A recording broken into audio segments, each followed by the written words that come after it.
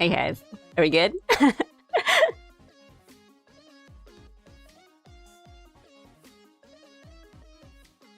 Oh yay, good. Sorry about that.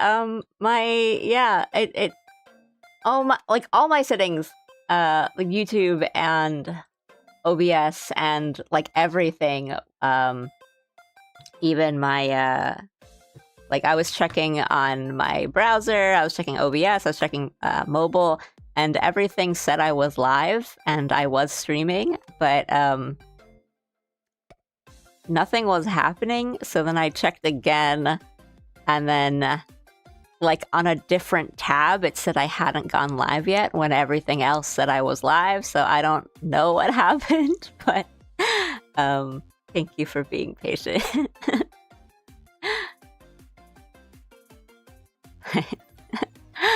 Good morning. Hope you guys are doing well. Thank you, thank you. Hope you had a good weekend. First weekend in December. Yeah, I don't know. I don't like. I really don't like. I don't really like fiddle with the settings that much off stream.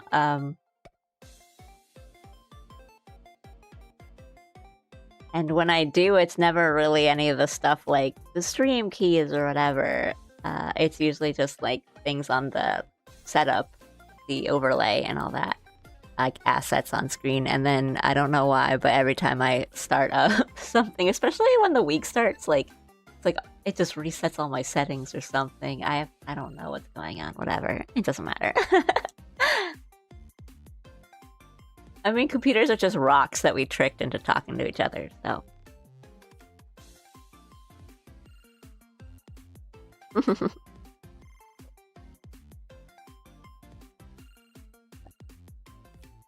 Yeah. I hope you guys are doing okay. I didn't really, like, say that much in the 5 minutes I was alone streaming to myself.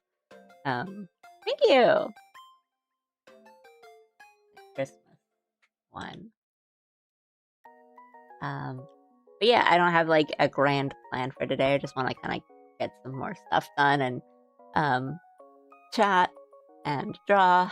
And as always, I might like jump around or get struck with something and want to draw something else. But yeah, I have like the Christmas alley to do.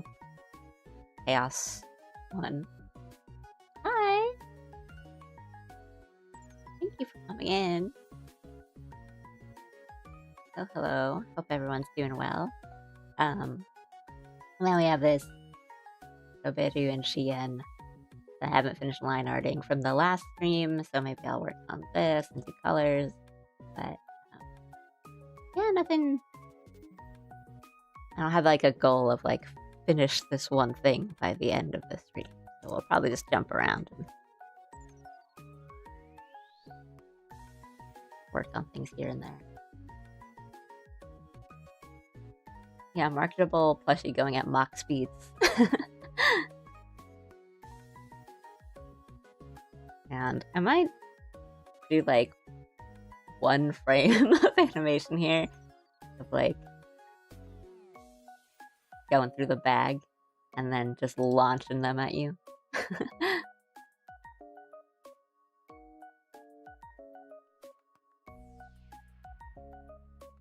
But for that to happen, I should do all the line art, probably in different sections, so it's easier to animate.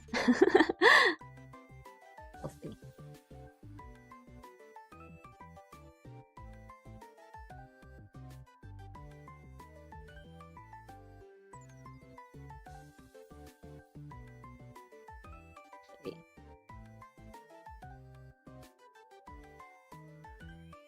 The only fate I know is Fate Night and Zero, and it's other. So that's many fates actually, so.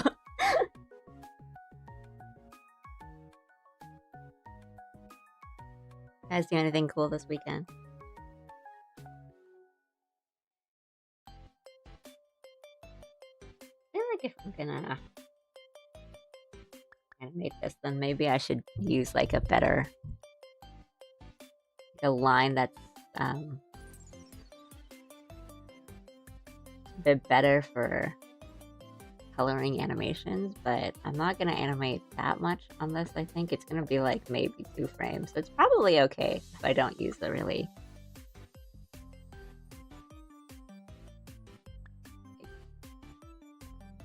sharp line for it. But it might feel better, so I think I'll do that.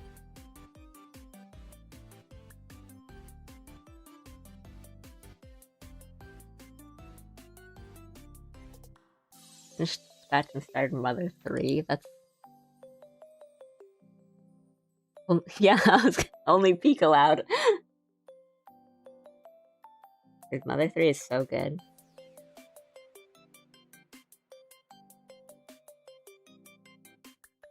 Get ready to cry, by the way. I won't say anything. Get ready to cry. For my last kendo practice for the year, we had a tournament. Beginners like me, and I finally got to have my first sparring match with armor on. That's awesome. How'd you do?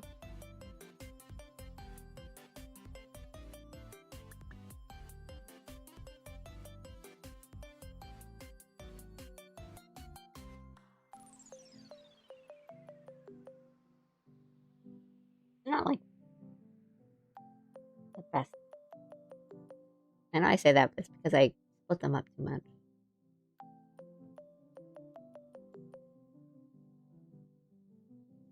Preview window here so you can see what we're doing.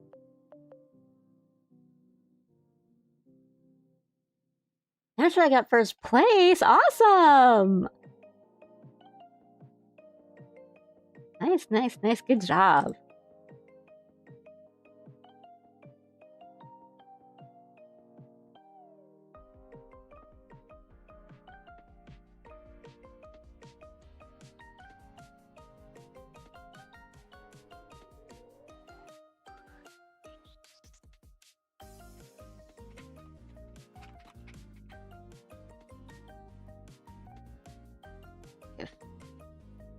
Any of my stream settings effortlessly.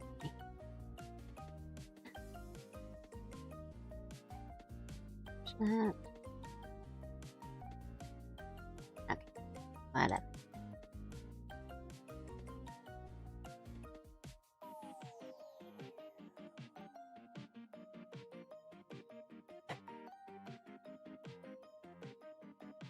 You got a medal for something else? Like you just got like a different... You're just a different award.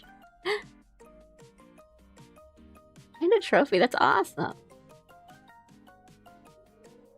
That's so cool.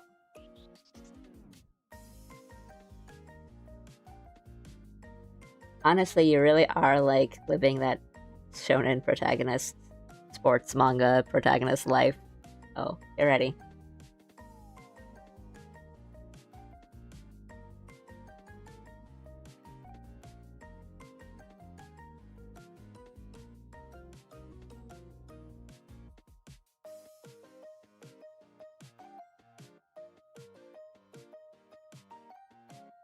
Make sure my lines here.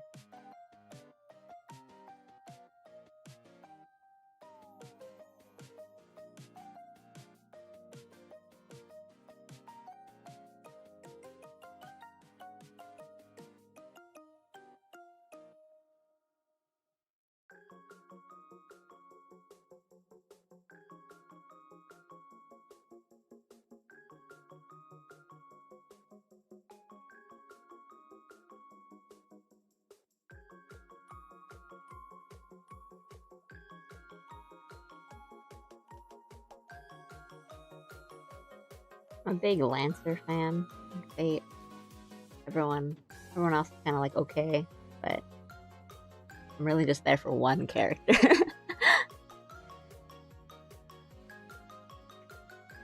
Ooh.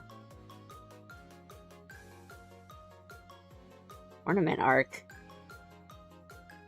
You have a few? That's crazy. Not just like one big one to train for, but like a few.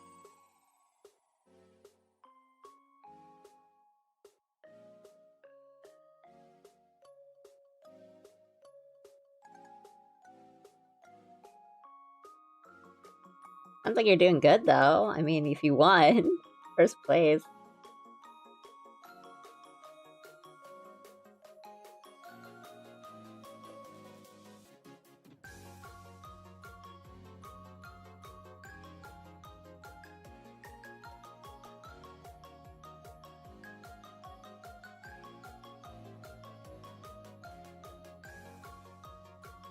Oh, right. I totally forgot how semesters are broken up, so I guess finals are coming up for you.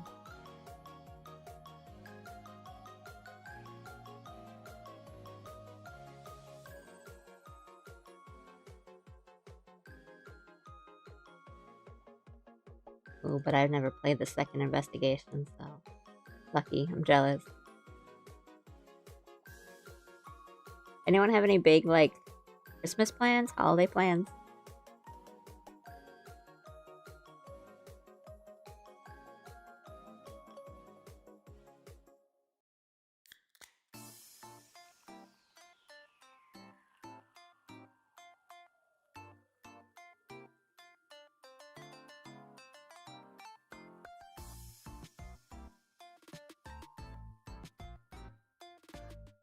Kinda don't.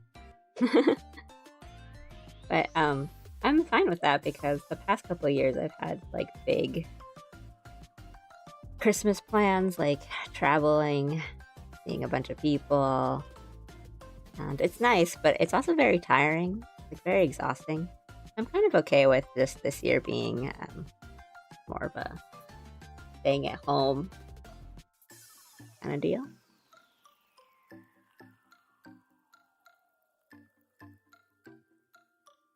A bit more relaxing, I think, for the actual holidays and holiday vacation.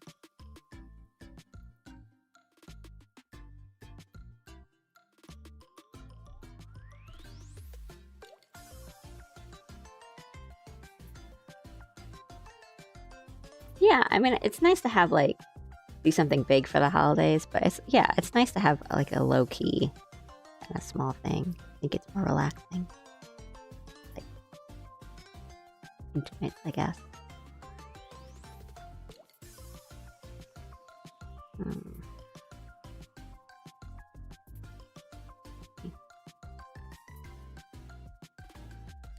Make these bigger.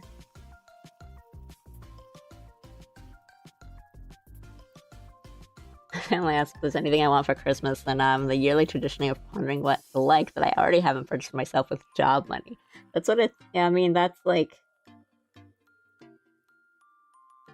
That's just how it is once you get older. You're an adult, and so it's like, oh, I can buy my own things, and then.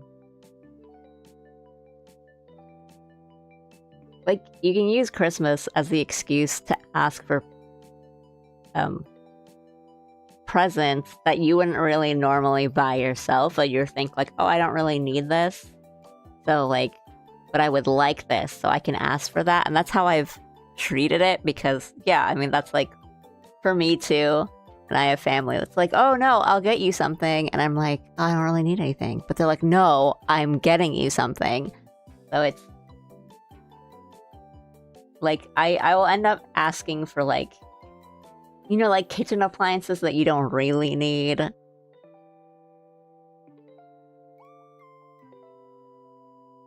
Or like, yeah, like clothes that you don't really need but you would like things like that. I think that last year, I don't remember if it was last year, but I asked for like a coffee maker. And it's like, I can just make coffee. I don't need a whole machine to make coffee for me, and I don't drink that much, and there's only 2 of us, so it's not like we need to constantly have like 6 cups ready or whatever. Not in the office setting, but it's like, well, I make like the drip coffee every day, so why not?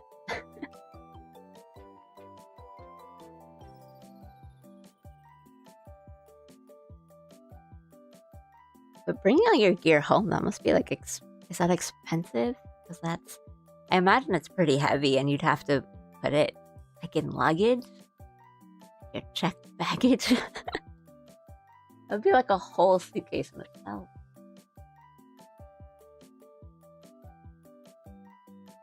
Oh, but I mean, end of the year, you gotta clean the house. That's like you just gotta clean your apartment, or whatever. That's just the rules.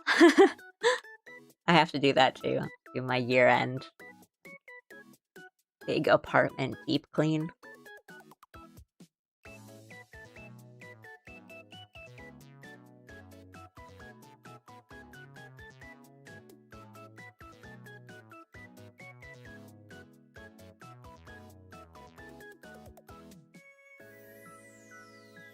I mostly get clothes these days, which is awesome because it means I don't have to shop for clothes.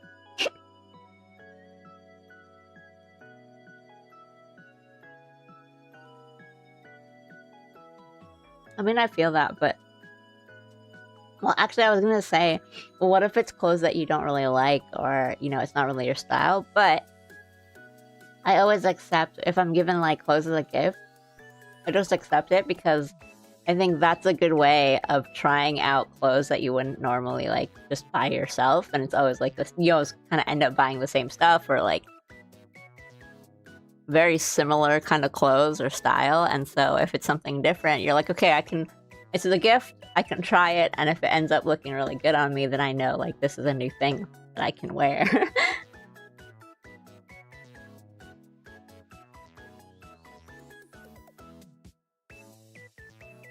But, you know, some people aren't that picky. Realizing socks are a 10 out of 10 banger gift. Yeah. Needing warmer in socks and shoes, but I'm low-key broke, so I'm praying someone just gets me some. Oh, Aru. It's in a bag pretty well, so it's just an extra bag. Okay, that's good.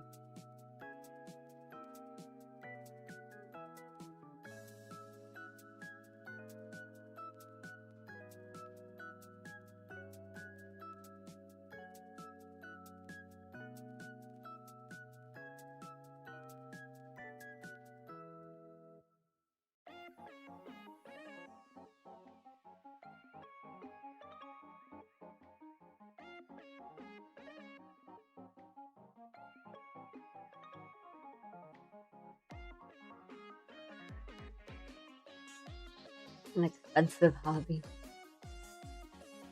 Oof.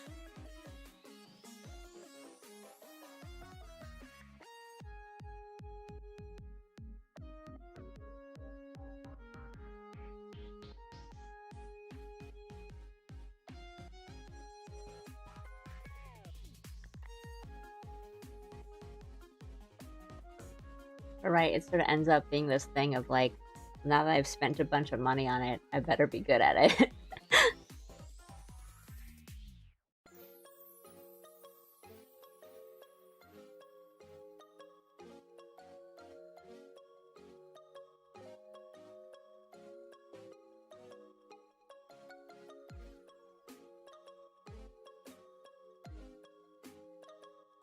I also kind of want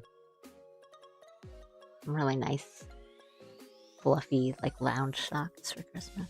That sounds good. The kinds that like you definitely could not wear outside, like with shoes on, because the socks are so like stuffed with fluff.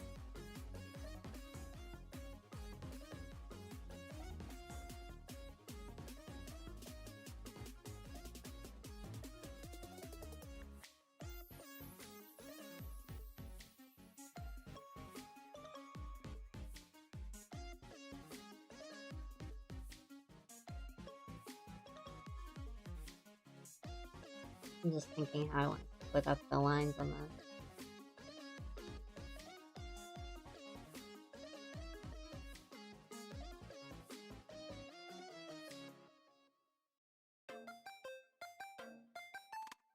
Only cat socks would kind of go crazy. Be real.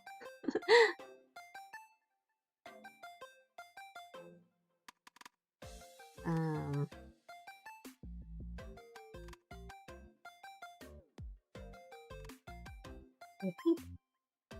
Hair can probably be its own layer.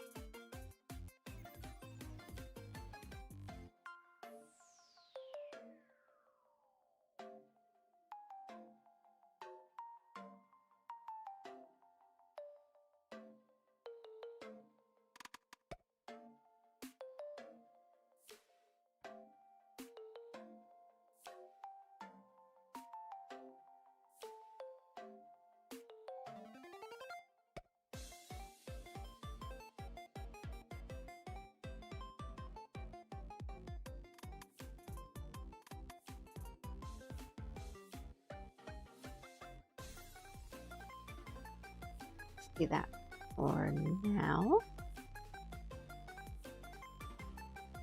Keep my layers labeled.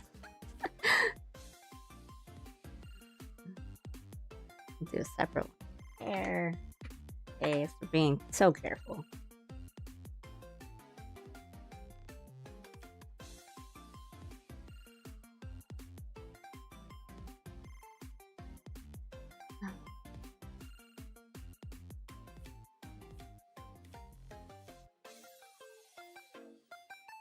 Move.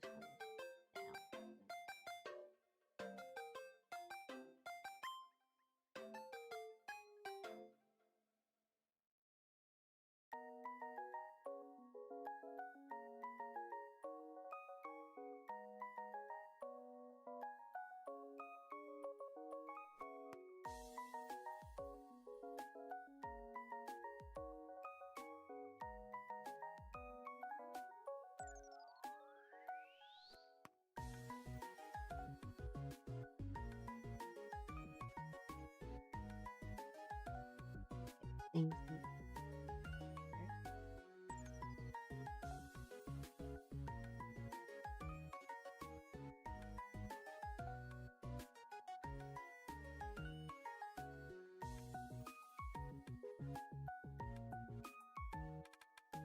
Has it gotten really cold where you guys are yet?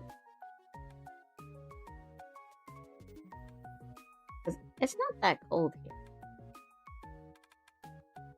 I feel. But I'm also just keep wearing all my heat tech, so maybe I'm thinking it's not cold and I'm wearing like the warmest stuff I have. But I mean I don't have my like winter coat out yet.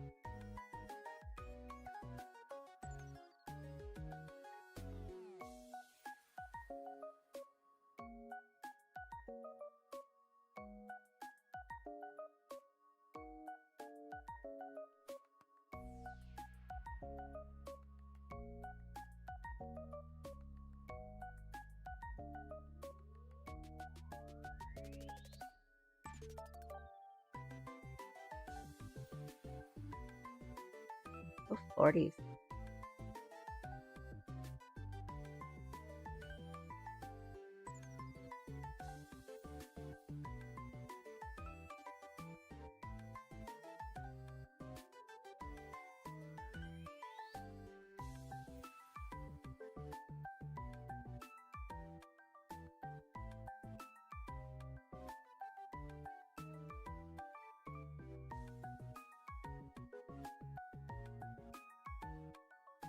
The temperature is so off now. It's all back and forth between Fahrenheit and Celsius.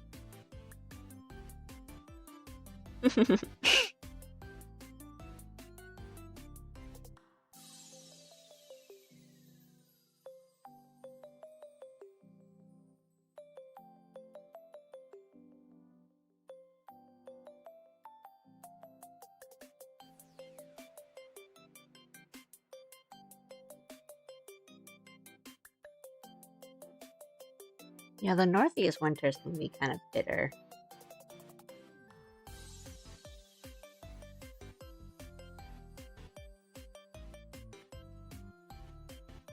And the city is like, city blocks just work like wind tunnels.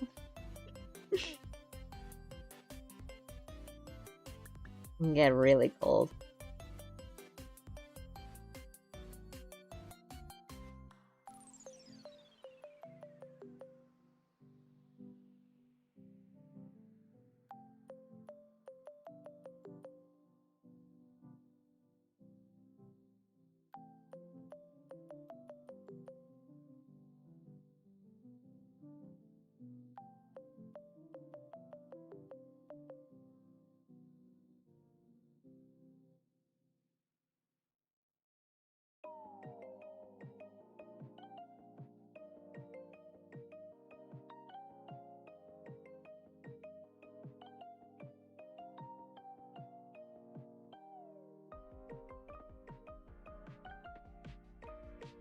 so that's...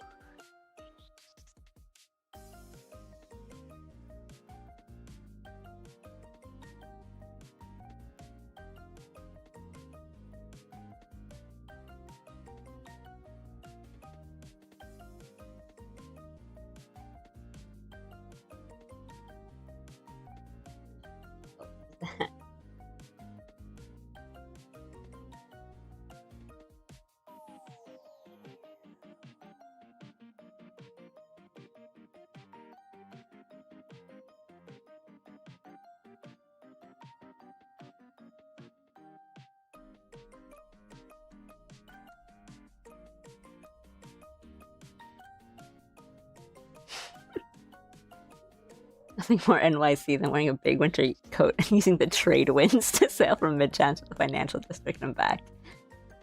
I didn't think getting swept off your feet by the wind was really possible until I felt the winds here. Yep. They really come at you. And yeah, they just feel especially strong when you're just like in a long city block and you're just surrounded by really tall buildings on any side, and it's just like you're just in a wind tunnel.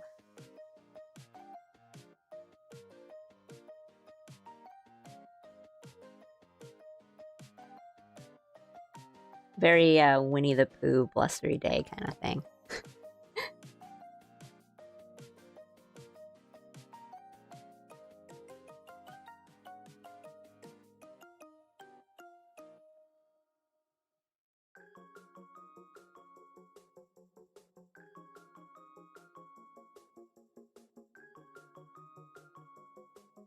Which I know I've mentioned it before, but that was always my like quicksand thing. And what I mean by that is like when you're young and you like listen or read or watch all these stories and you think quicksand is going to be a much bigger part of your life as you grow up, where you're going to have to avoid quicksand and you have to know how to get out of quicksand because quicksand just shows up in a bunch of stories like when you're a kid. But like, when will you ever experience that?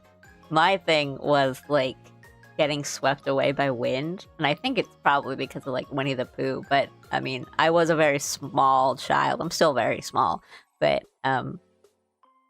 yeah, there'd be like really strong wind sometimes, and one time I had a umbrella out, and then the wind like picked up under my umbrella, and I just got like pulled by the wind with my umbrella, and I was like, oh no, that can happen.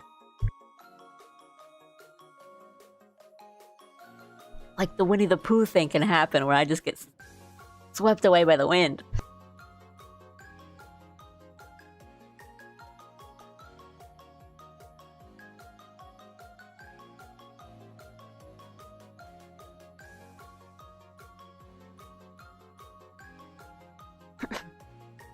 Oh. But yeah, that was my thing. I was so scared of being like carried off by the wind.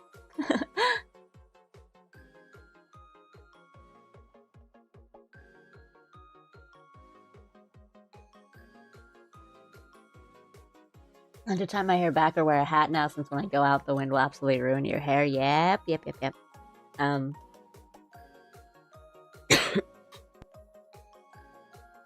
always had that experience of just like spending a lot of time doing your hair, and then you step out and the wind blows and it just completely messes up the past 20 minutes of your life. You spent so much time doing your hair, and then feel that.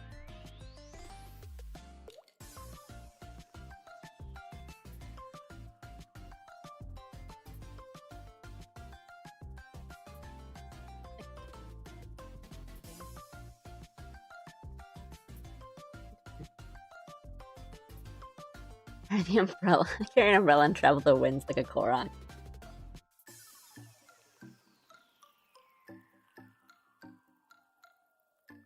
I mean, now it just sounds kind of fun, but...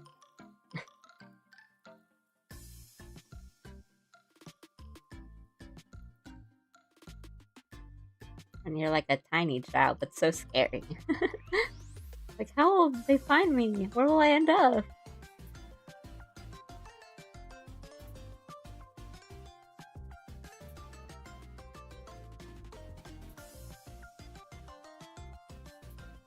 Or Piglet, a small bundle of trauma. Actually, rewatched like some of the really like the classic Winnie the Pooh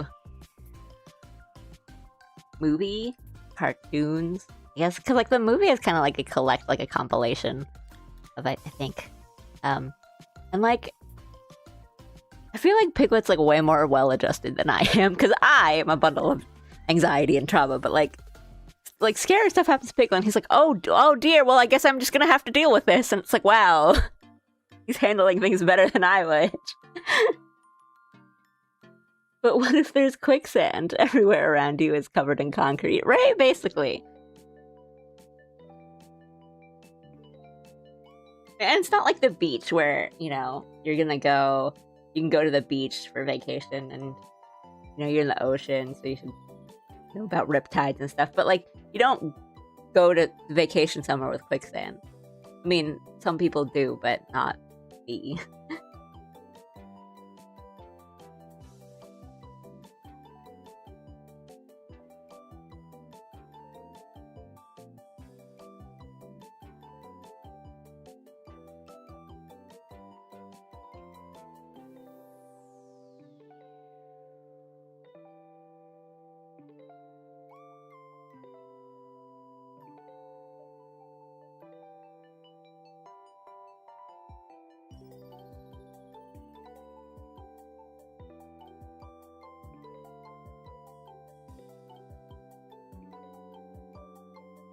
I think I remember thinking as a kid, like, oh, if I ever get stuck in quicksand, I need to, like, look up and see if there's any vines to grab and climb out of. Like, I had a plan for if I was in quicksand when I was a kid.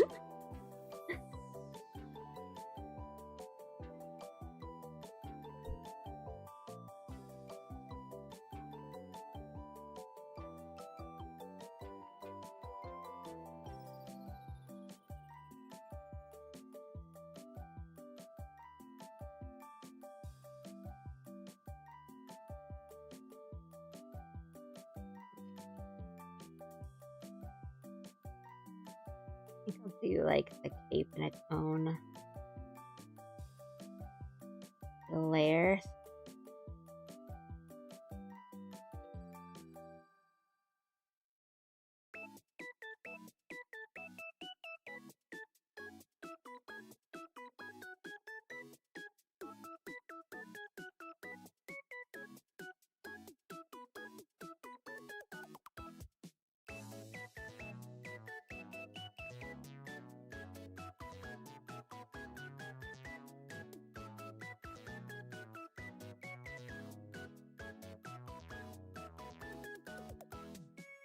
Really.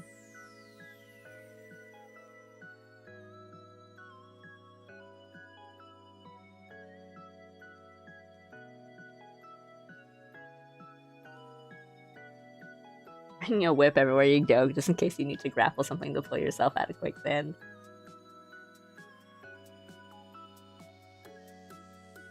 But, like, didn't you think that as a kid? Like, maybe I would need to have a whip. To, like, grapple myself out of something.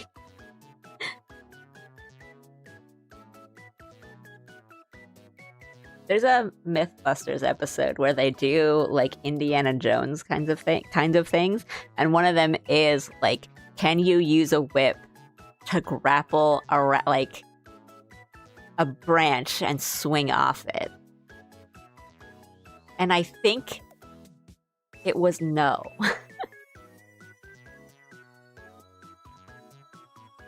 Because it's like, it's possible, but it's very, very unlikely, especially in the moment, because it's like, you have to have a lot of power and the accuracy.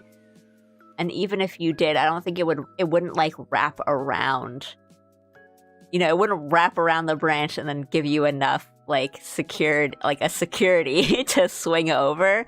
But there were like other things you could do. Like, I think you could do the Indiana Jones thing of just like knocking weapons out of people's hands and stuff like that. But I mean, a whip is like a weapon on its own. So yes, that would make if your hand gets hit with a whip, you're gonna probably drop something. But check the reality and substitute my own with a whip. I need to.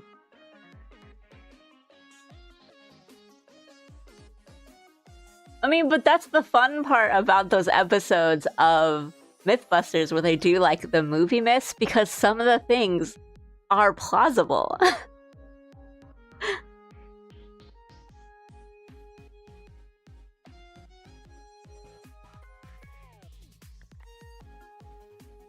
But I don't really remember a lot of the Indiana Jones. I remember some of the Star Wars ones, like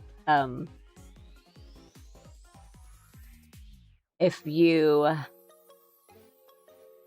were like stranded in an Arctic environment and you huddled, they do the Luke, like what Han does for Luke, where he opens the tauntaun and he just kind of shoves him in there, and then he builds a shelter in like an hour and a half. And like I think they tested that and they were like, yeah, you'd be totally fine, or like you'd probably have more time because the heat of like the animal is actually a lot, and you could be really fine in that. I thought that was interesting because I was like, I didn't think that would work.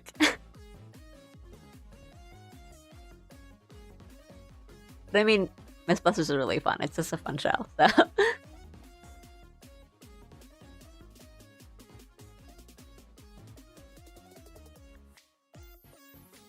And I might be mixing them up because I think on the Star Wars episode they did test, like, it wasn't a whip, but I think it was just like a regular grappling hook or some sort of thing.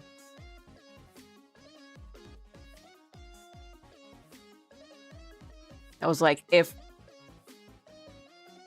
Luke grappled and swung across like a huge gap while carrying Leia, is that plausible? And it is.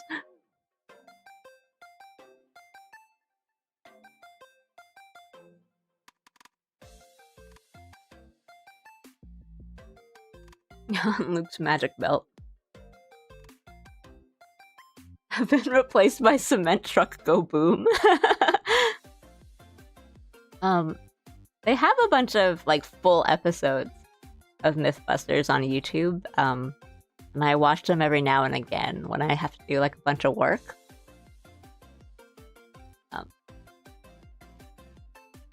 I'm just gonna be at my computer for hours at a time anyway, so I just kind of put them on as a nice like background thing.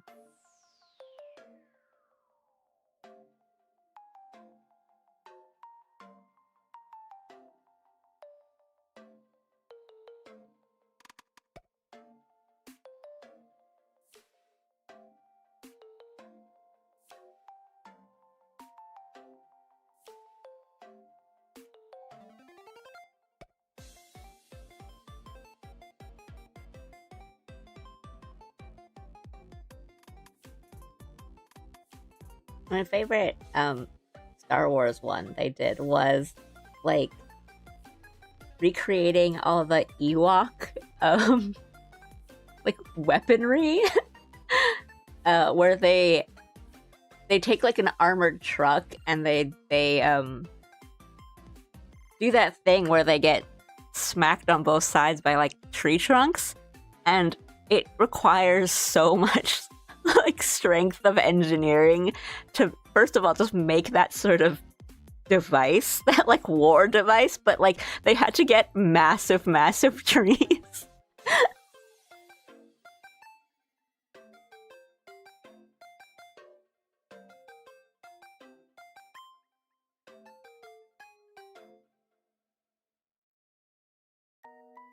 But like a lot of the episodes are really just like fun stuff, and like at the end it's always like, but what if we just blow it up? But they do a lot of really, I think, helpful kind of thing.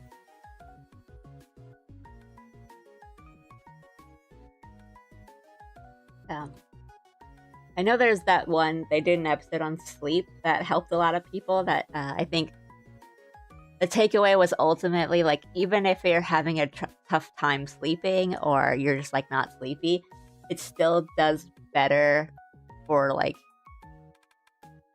your brain and your well-being to just lay in bed and rest and like close your eyes with the intention of sleeping or just getting rest than to just stay up, which has helped me a lot because it's like, oh, if I'm having trouble sleeping, like I can at least just like close my eyes and rest, and I know that's doing something better than just like worrying about not sleeping.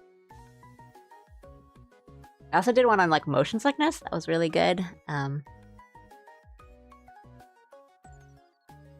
it was very scientific. They had a lot of controls and placebos and stuff, but it's good to know for someone like me who has a lot of motion sickness. Reminds me of when BDG tried to make all the wild foods.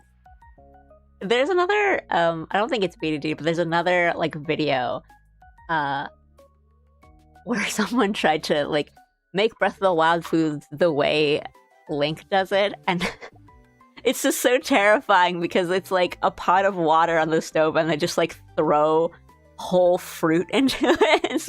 It's terrifying, but it's really funny. Ewoks are utter savages with the guise of a teddy bear. I know, like, Ewoks are, like, famously disliked, but I think enough time has passed. They're, like, the funniest things in Star Wars.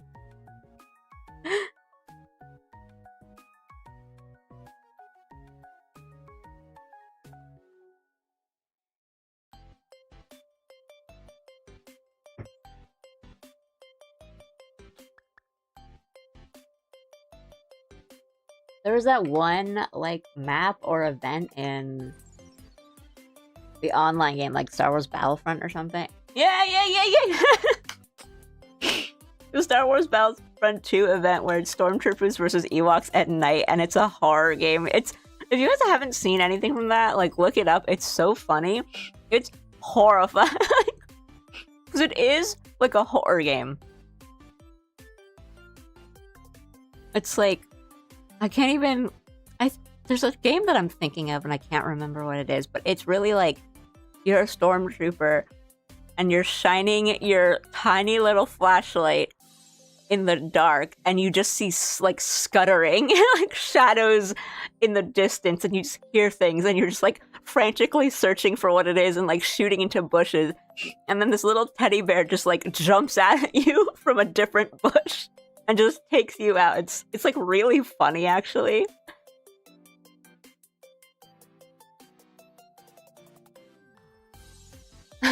Always be the Ewok.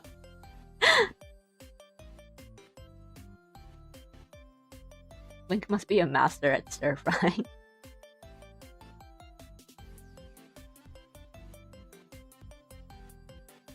Just always cook the full apple. I feel like.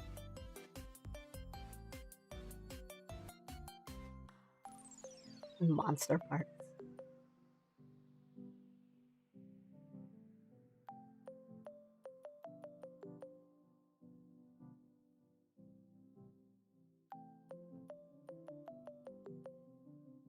I always want to eat the Monster Hunter food. I'm just thinking about video game food.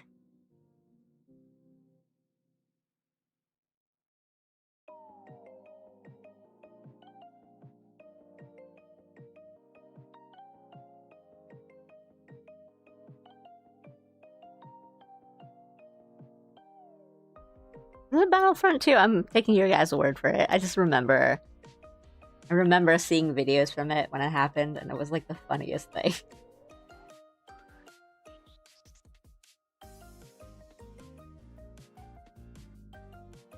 Or I know, like, when the PS4 came out, you could play Star Wars Battlefront for free for a while or something. I don't know, it's been a while. You walk much.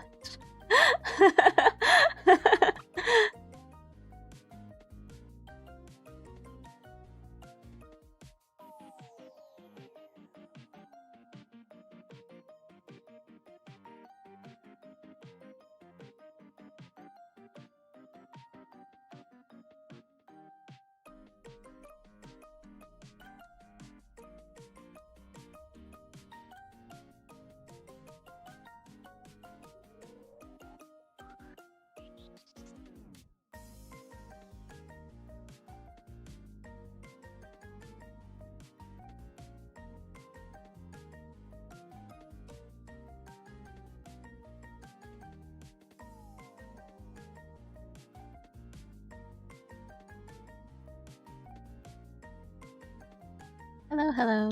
I'm doing good. How are you? Just drawing. Just drawing very slowly today. It's very chill. Drawing. Howdy, howdy, howdy, Sheriff.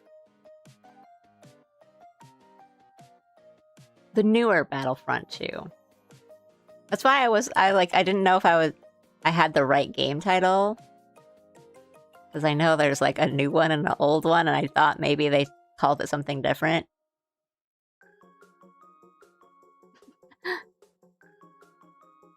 Thanks for coming in and watching.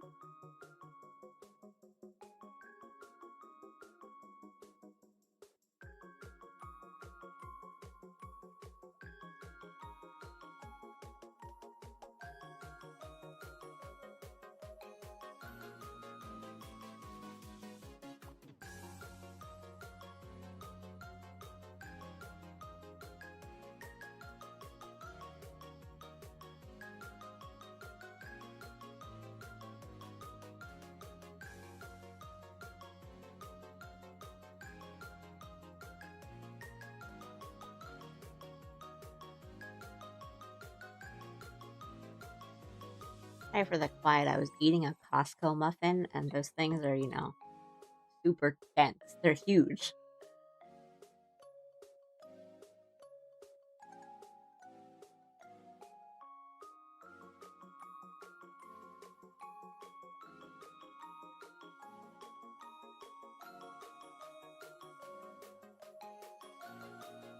Fine.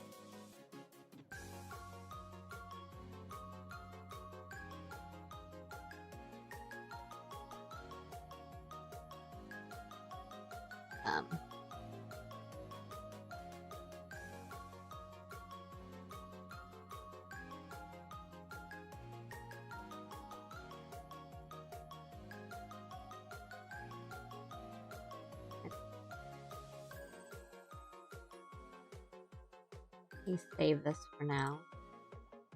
And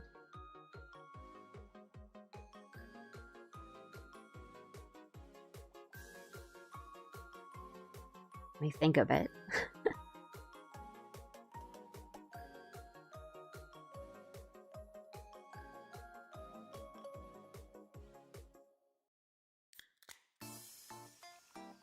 Playing Overwatch 2, I always carry the team. What do you play? Like, as in, are you tank, healer, melee? Because you can carry on anything, really. I mean, it depends what your team is not doing.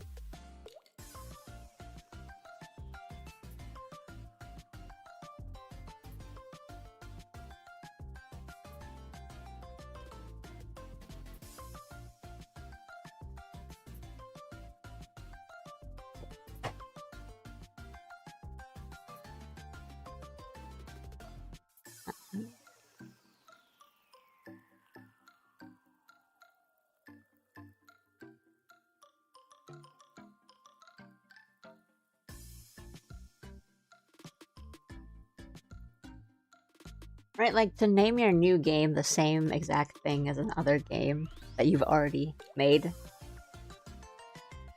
Or something.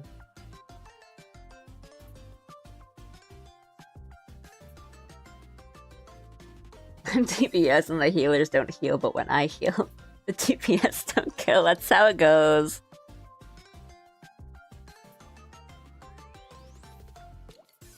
Let's see. Accidentally. Well, good luck. I feel like I can't really say anything because I'm just terrible at those kinds of games and like hero shooters and stuff.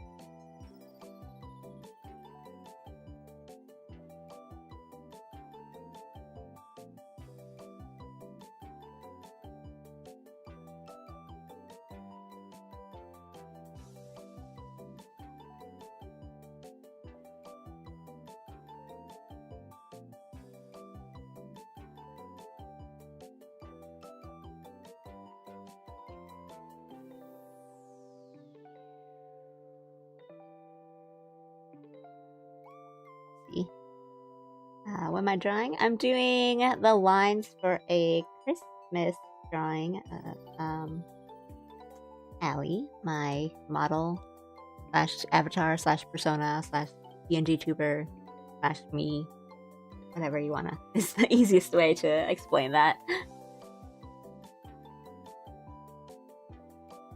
But I might switch over to something else in a bit. I didn't think it through enough. And I want to do maybe a frame or two of animation. I need to like plan that out.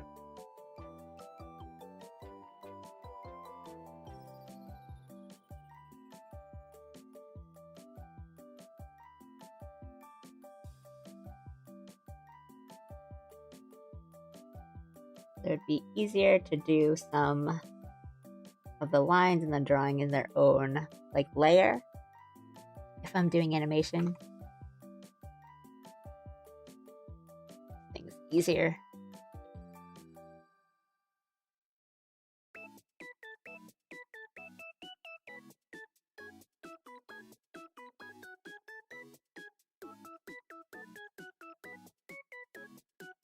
But I like to not have to use too much brain power if I'm drawing, especially on stream.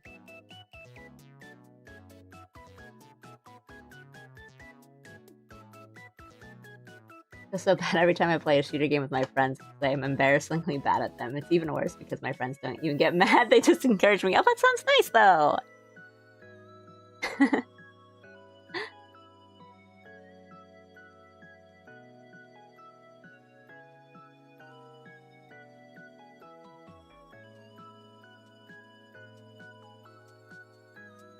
My toxic friend trait is that I try to get friends to play multiplayer games that they're not used to. Really don't mind if they're not crocked, but I know it doesn't feel great for them to dive. Yeah, I mean, like, that's the thing, right? Like, you, or one, not like you specifically, Titus, but like, whenever you play a game with someone, it's like you kind of don't really mind. You know, if they're trying their best, like legitimately trying in the game and they're not that great, and it's like, okay, well, yeah, you just started, that's fine, or like you don't really play these games.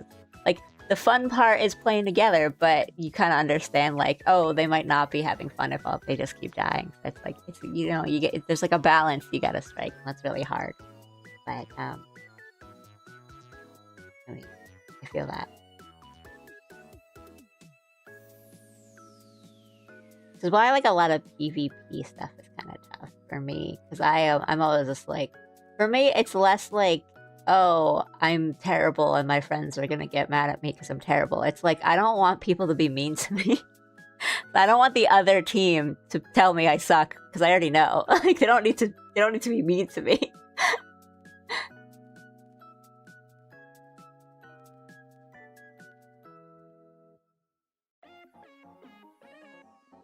Okay, like, I mean, but that's also something, because it's like, oh, I'm not very good, so I don't want to worry about like DPS or like tanking. I'll play support and do heal. But like, support is so important.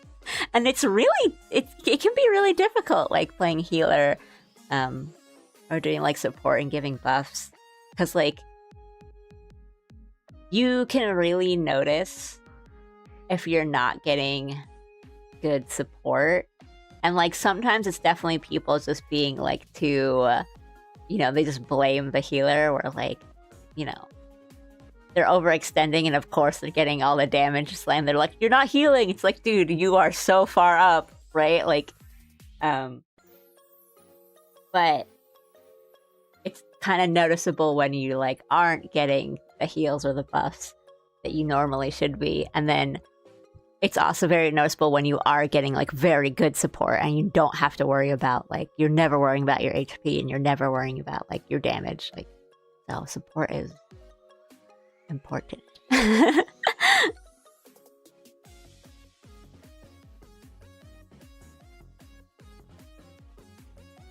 never like actually played any of the Battlefronts. I just watched a lot of people do it. But they like some of the modes seemed really fun.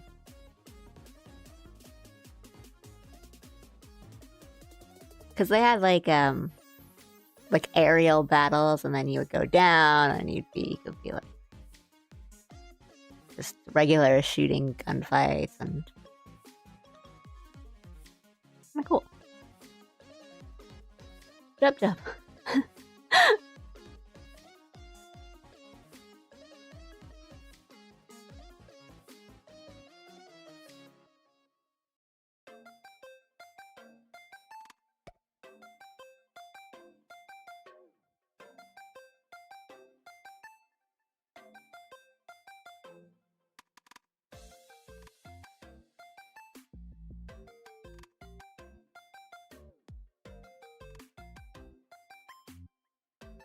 And speaking of support, I've been having a lot of fun playing Scholar in Night Rain.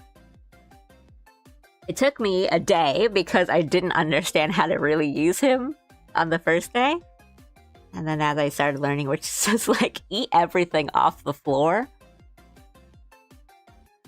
Oh. Yeah, it became really fun.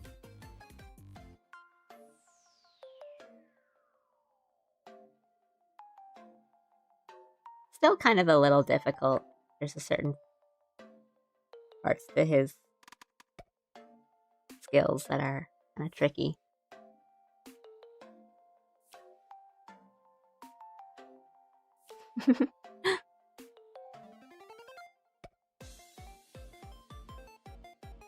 Hi. Oh, good. You can just come in and say hi and disappear.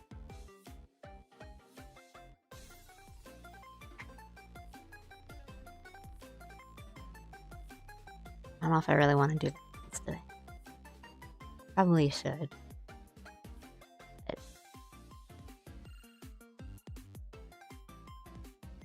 oh, wait.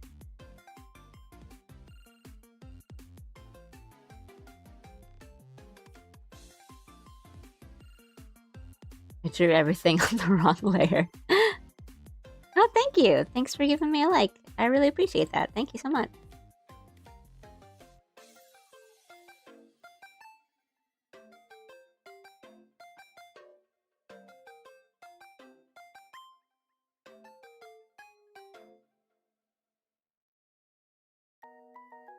That's very nice of you. Let me move that to the right layer. Because, yeah, I think I'm just going to have to redraw that anyway because of the arm goes out. So I don't really want to think about that right now. So let's save this. I did. Skirt Santa outfits are so peak.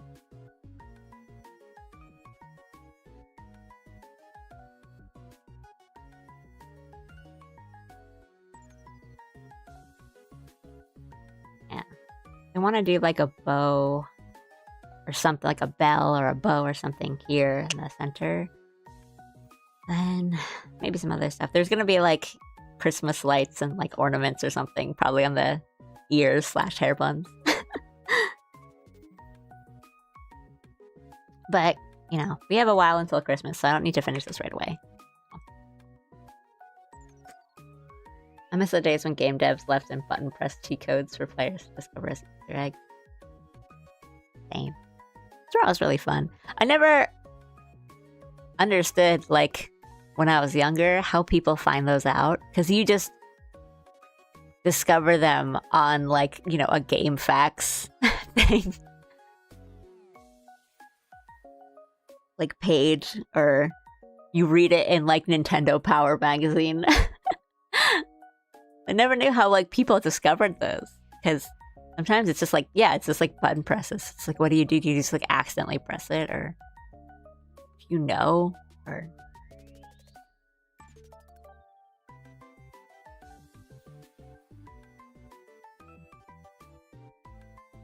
like just it doesn't really have to be like an Easter egg cheat code, but I just liked when people when like games had something really silly that you could unlock, and then you could make your game really silly. Like I'm thinking about the birthday party. Is it Halo 3? There's like a little thing that you can unlock in Halo, I think it's 3, where like every time you get like a headshot, confetti comes out, and then there's like a sound effect that goes like, yay! I think it's like funny. Because like it's silly, but it also makes you feel good because you did something good in the game at like skill wise, and you're like, ooh, like the game's congratulating me.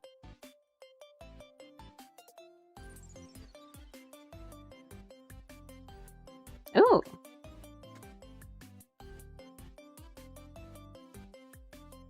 Like berries like here, like on the cape. It's kind of cute. Or like it could be more like a brooch thing rather than like a brooch? Rather than like a pin. They want to do maybe something like here or something like here. For Jurassic Park for Genesis, and putting Nyuk Nyuk would give your Velociraptor omnidirectional flight? No way. No. I don't believe that. Is that...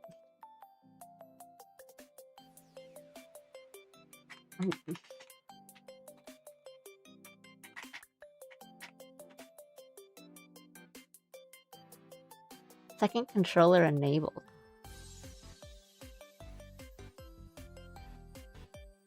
A classic debug cheat code, the Sega Genesis game, enabling a special mode with the second controller to fly through walls and explore freely. No way. No way.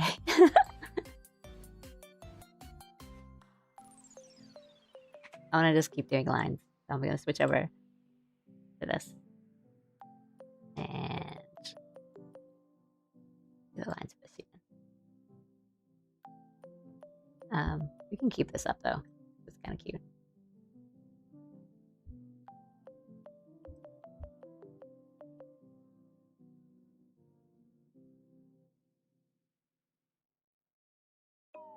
Ribbons hanging. Well, that wouldn't be too hard. I'm just like, where to put them? Where to put them?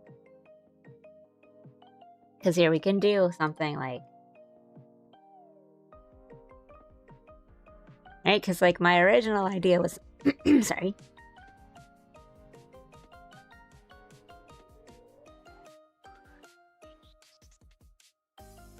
Something like a big jingly bell. And a really big bow. One of those big, like, Christmassy kind of bows. Like something like this.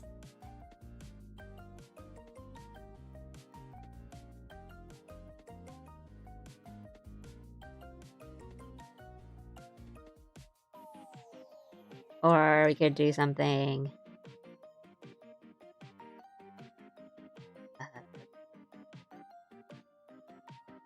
This is what they look like, right? The berries, like a holly. Or we could do it kind of like a pin to the side.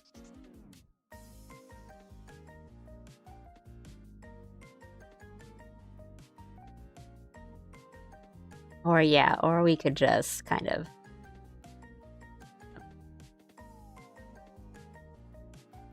make it like a big old ribbon or something. But yeah, these are gonna be like...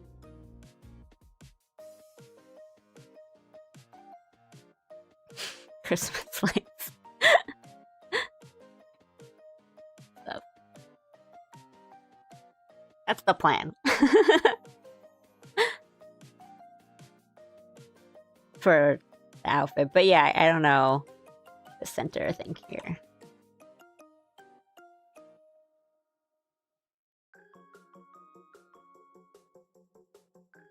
Oh, you know, we can just put... You can put one of them here too.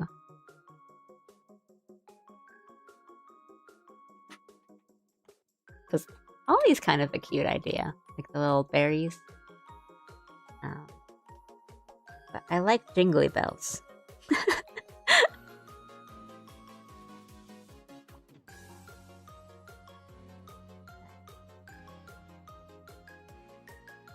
got a lot of space. We could always just like do an extra little like belt or something here with like sleigh bells or something.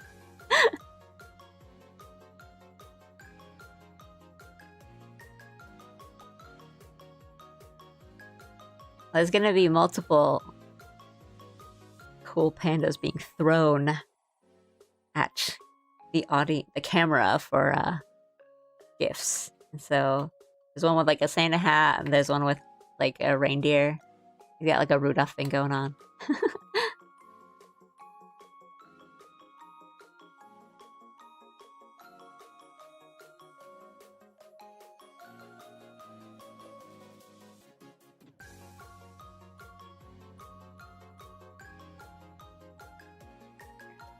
Said I was gonna switch over to a different file, but we are not gonna do that now, I guess.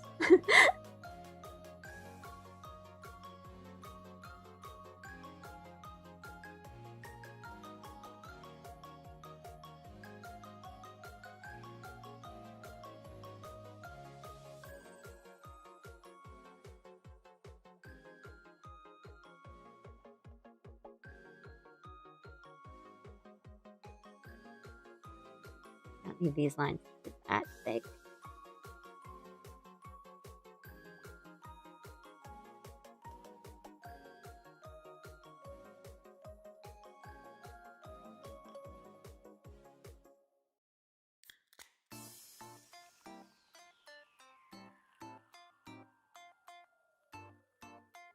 Reindeer onesie.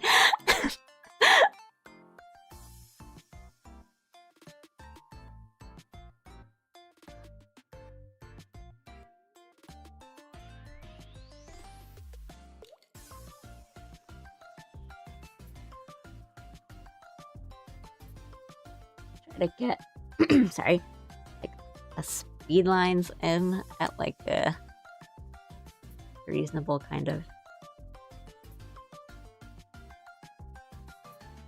rate.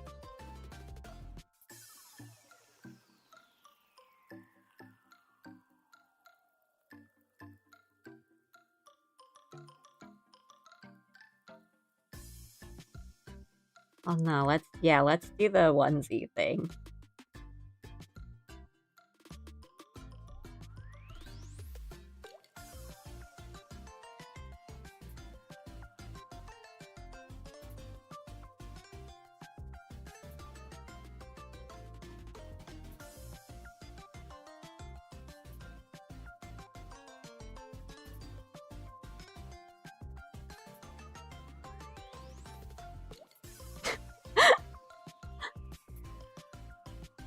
Yes, I'm multi-streaming. I'm streaming on YouTube and Twitch. So on the left side of the overlay is the YouTube comments, and on the right are Twitch, which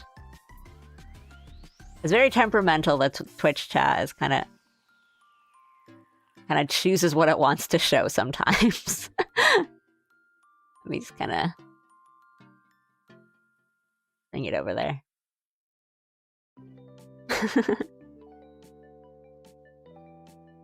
Oh, hello. Love the decked up Christmas ear bun ornaments. Thank you. I'm gonna try for the reindeer onesie on cool panda, my little mascot over. Where's my cursor? Over here.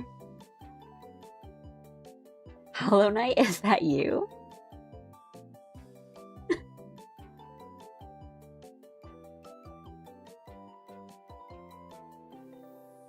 It is now.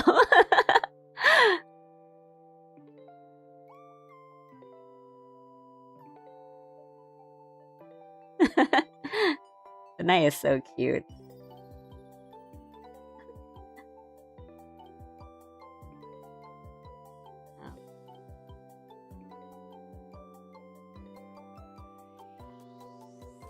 Try to get some believable speed lines. I think we don't need to go too crazy because we can just kind of do that in color.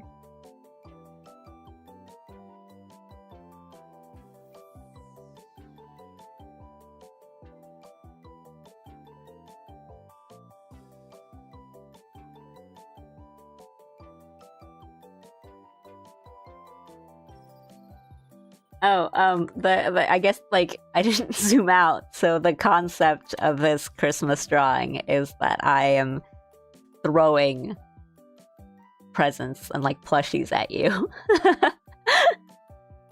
So they need to be coming. They need to be like really coming towards the camera and trying to get some of these speed lines in. Your style gives me a lot of Pokemon vibes. So thank you so much.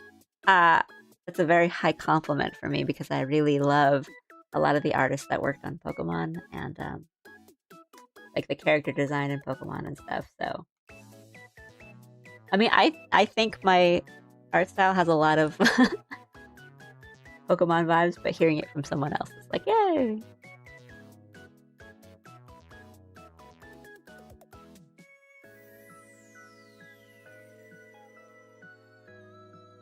Here, I'm gonna cheat a little.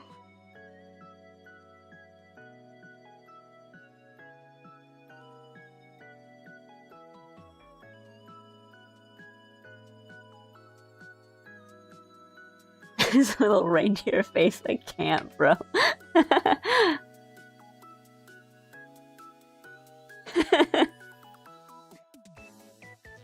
There'll be like motion blur and stuff on it, so it'll definitely look like it's like hurtling towards you. And then we'll probably like, you know, like move it into different spots so it kind of looks a little better.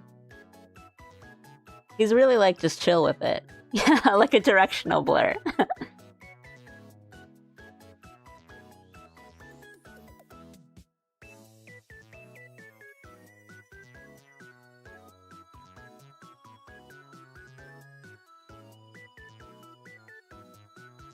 I think the one that's gonna be closest might just be a regular full panda, but the rest gonna have little outfits.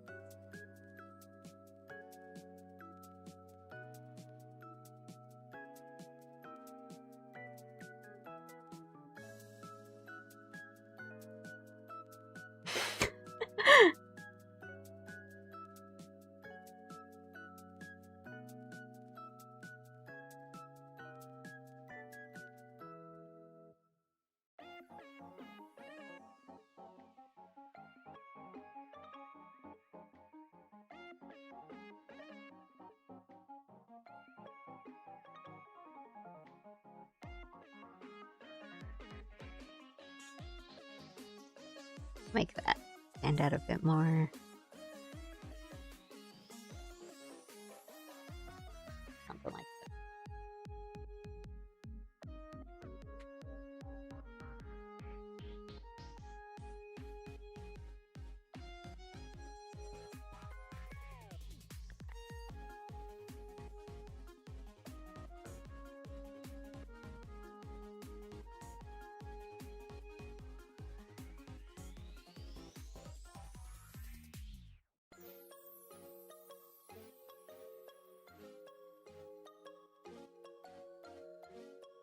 Get some speed lines.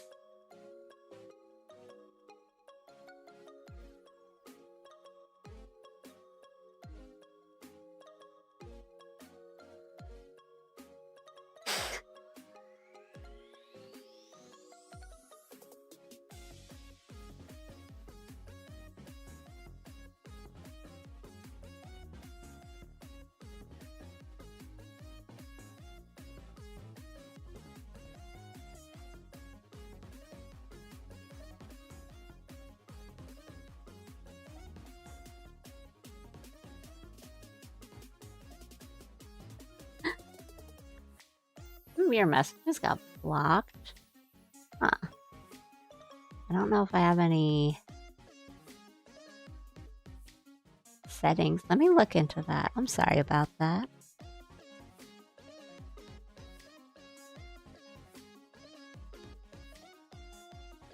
I'll check my settings in a bit, or like those sorts of things, because I don't see why it would block any of your messages. Or maybe, I don't know, maybe there's just like a lag, a latency sort of thing.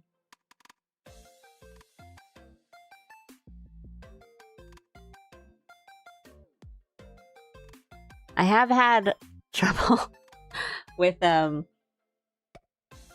Twitch and OBS in the past week, so it might be just that they're not showing up properly or something. Sorry about that. Yeah, it could be that.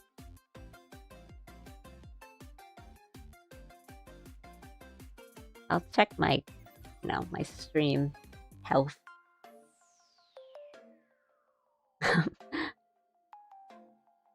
Oh, right. Yeah, there's a lot of stuff going on. Yeah, I see your style. My brain is full of Pokemon things. That makes me happy. I'm really glad.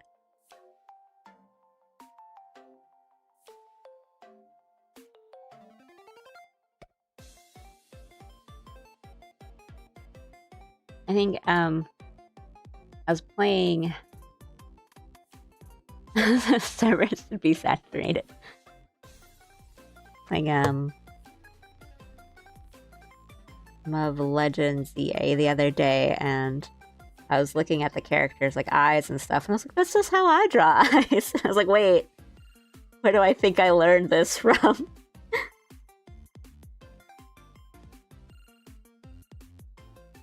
Yeah, I'm glad. I don't think it's any like shouldn't be, your fault. I don't think you're sending any messages that would be blocked or muted words or anything. So it should be fine. I think it might just be a lag sort of thing. I hope.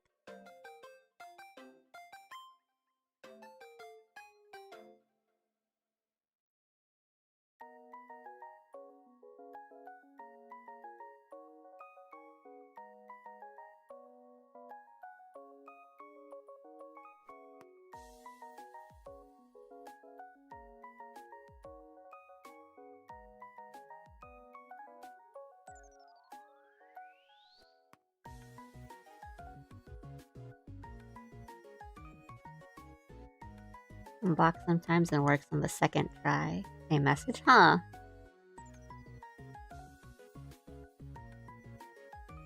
So weird. I don't think I have any like really strict sort of chat bot kind of thing up at the moment, so it shouldn't be.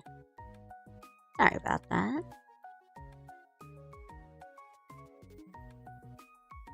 It's also just sort of showing, I think, 2 messages at a time on stream because this is a chat box setup is carryover from my game stream setup because that was the only one that was working. The other chat window for Twitch messages were not working. I just carried it over. For my game streams where the chat windows are smaller.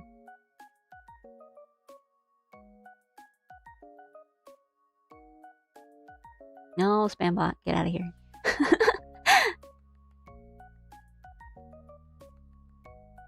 It's like a random behavior. Well, then we can just be angry and shake our fists at Twitch. Let me...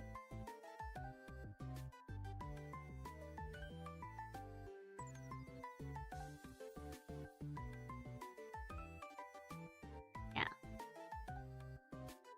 It's probably nothing to worry about too much.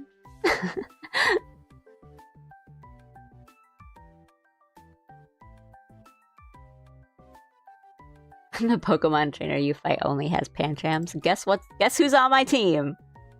This is like one of the first Pokemon I caught and kept on my team.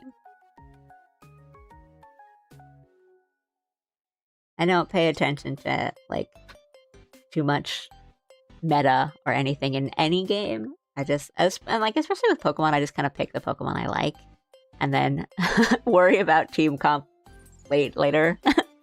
Like, okay, I need to get some actual differences in types, but I really like Pancham and Pangoro, so I got them early and just kept them on my team.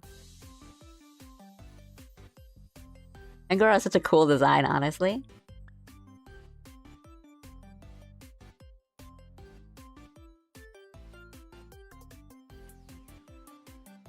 Oh, I'm on the wrong window, that's why. There we go. That. Okay, I don't want to think about doing the arms right now. Maybe I'll switch to doing lines on a different image because I just want to do a bit more work.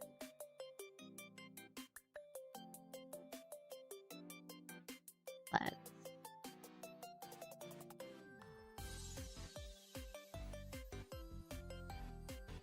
work on this CN. My reference photo up.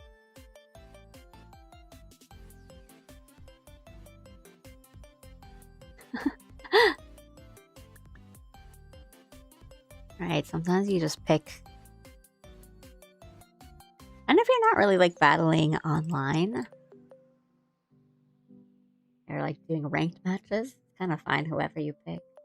As long as you like balance out the rest of your team.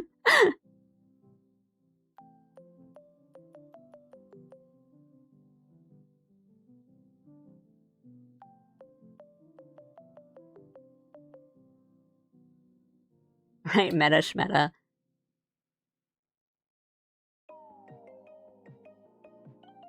I mean, that's like the tough part when there's like a bunch of Pokemon that you think are cool or you really want on your team, but they're all the same type, and you're like, yeah, I gotta choose one. I gotta choose one. It's like, I mean, I totally understand. Like, Howlich is really cool. I really like Howlich's design. But like, oh, I have to. Fighting Dark, it's too cool.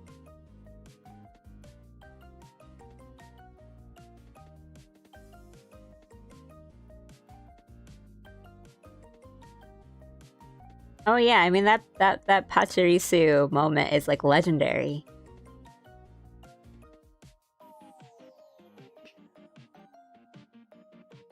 Oh, if one of the like plushies being thrown was just like a brick or just like something else that's like completely different.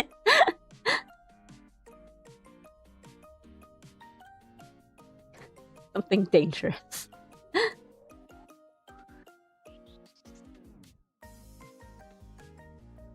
Think fast.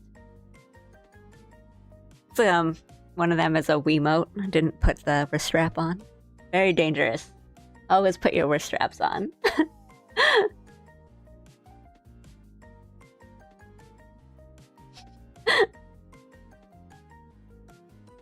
A brick with a painted panda face on it.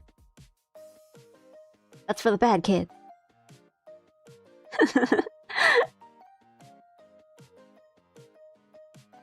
Ew. Not the Wii bowling mishap.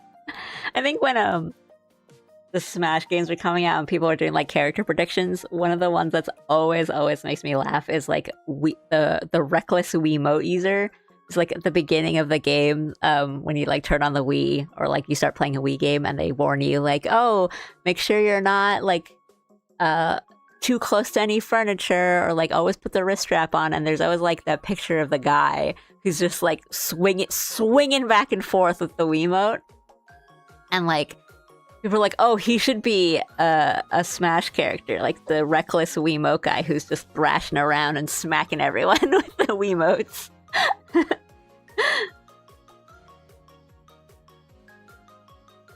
I can proudly say I've never lost control of a Wiimote. But I always kept the wrist straps on.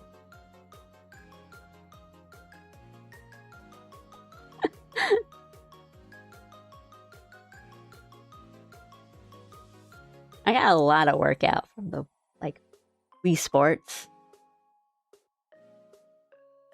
Wii Tennis that was my thing. I don't know if you guys had like a Wii Sports game that you always played. But I really enjoyed tennis for some reason.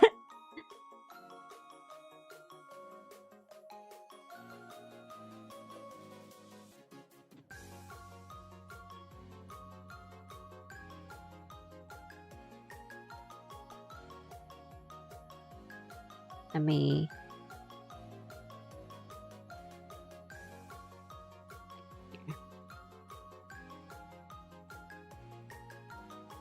Connecting two emotes by the wrist straps to get real nunchuck.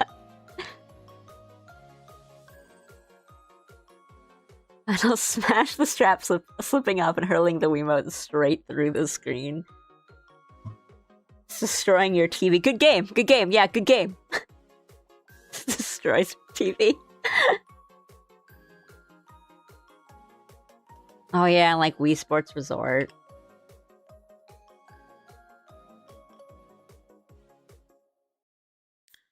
The Wii Nunchuck. Like, the thing with the Wiimotes is that I think, you know, because it's all motion controls and you're just playing like Wii Sports and stuff, you can get really active and get like a decent amount of like actual cardio kind of exercise from it.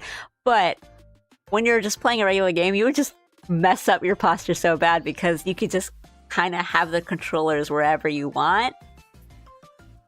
And you're holding them like remote, so you don't really have to like I would just lie down like horizontally on the sofa with like my hands like over my, just like in the weirdest positions, because you could play the Wii in any position. Just ruin your posture.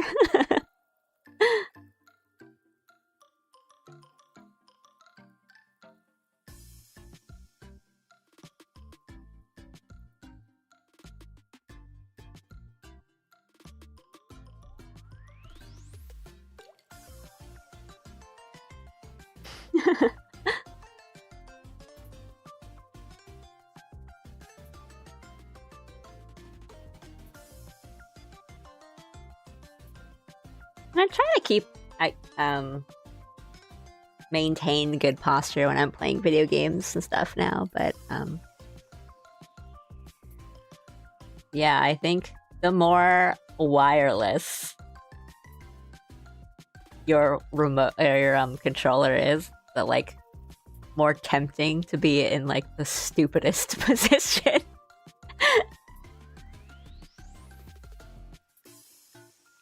It's just like just lying horizontal on the sofa with like one leg over the back of the sofa and like your arms like over your head on the pillow.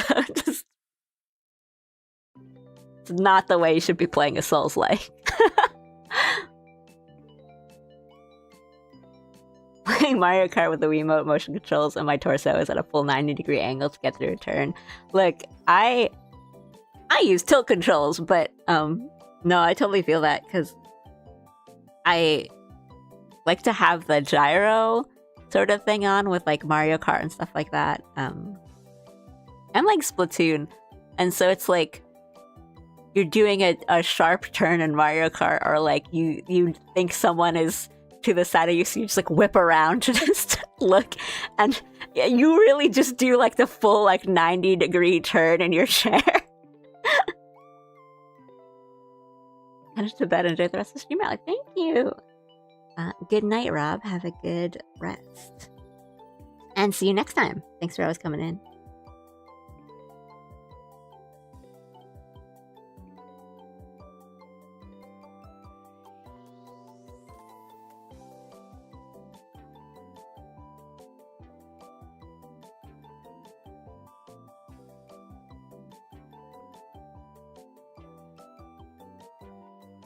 But, I mean, even if there aren't motion controls turned on, I will just turn my body with the turn.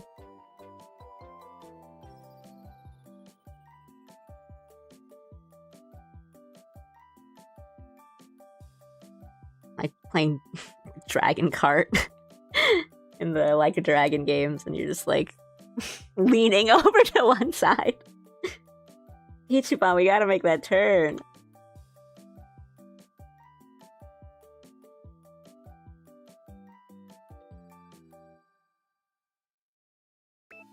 I'm playing Splatoon with motion controls, and I basically turned around my entire body while my face was still facing the TV, so it looks like I had gone through a weird saw trap.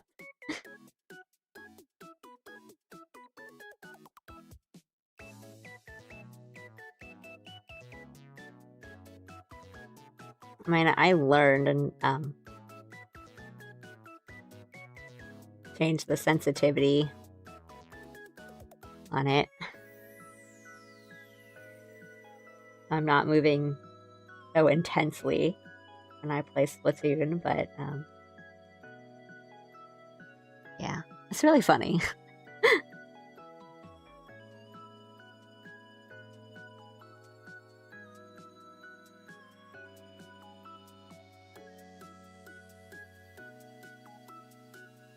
Now what's going on with this jacket, crop jacket thing?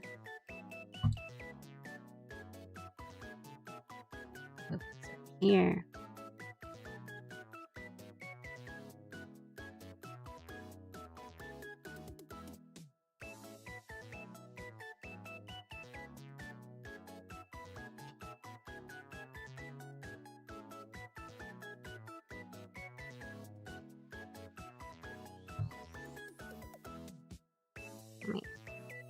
Lost my reference photo. Yep. Clicking the wrong windows.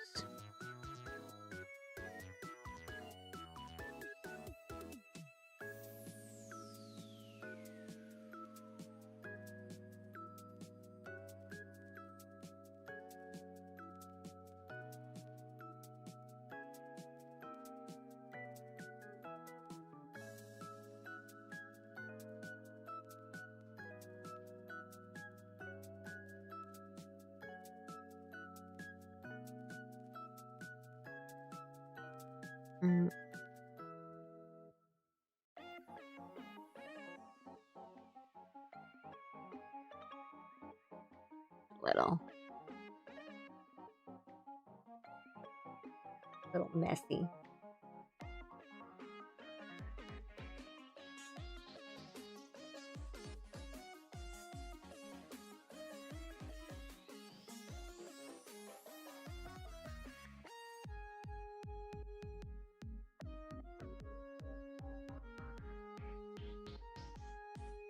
This is okay.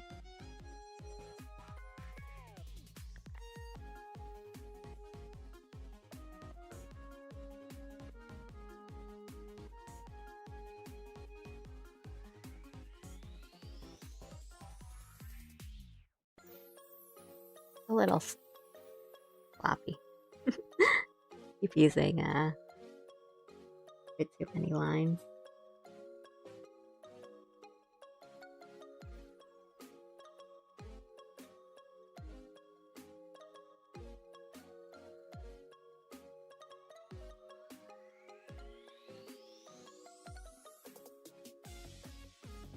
Oh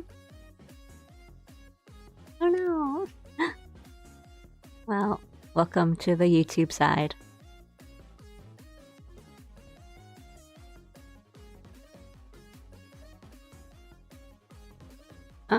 I mean, while I'm at it, I'll like pause for a bit and check my chat settings on Twitch to see if anything is.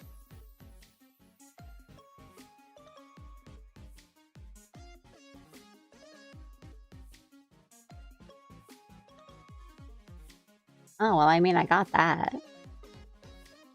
Yeah, I don't know what... Because, I have the settings on that are like, even if a message is blocked, I should be able to see it, and, I don't see any messages that say that they were blocked.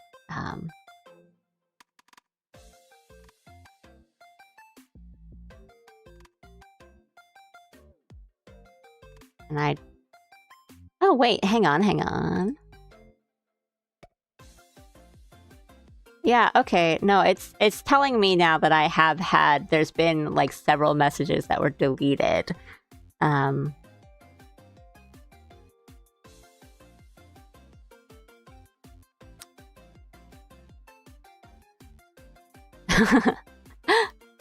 Let me...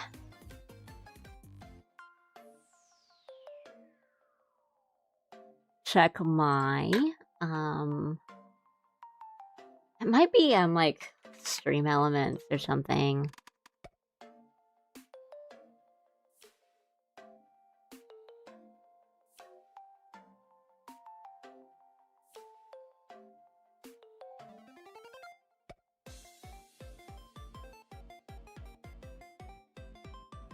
Me...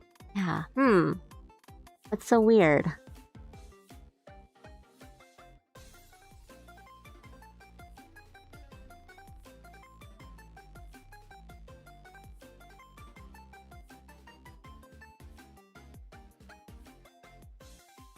My bot is like turned off too at the moment, so I don't know what's going on. Huh.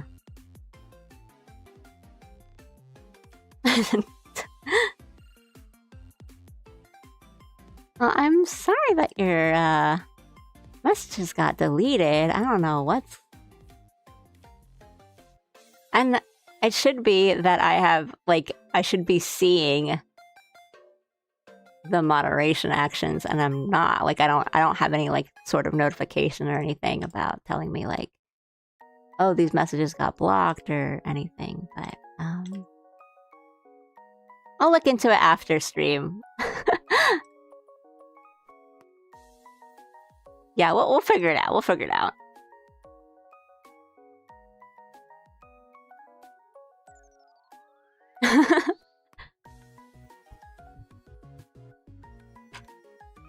Yeah, we'll figure it out after stream. Yeah, but welcome to the YouTube side, I guess.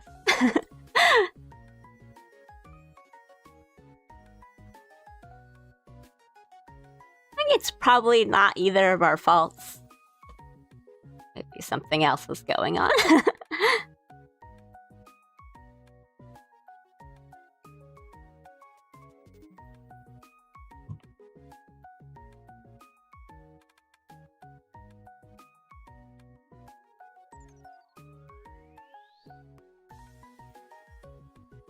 Yeah, it's probably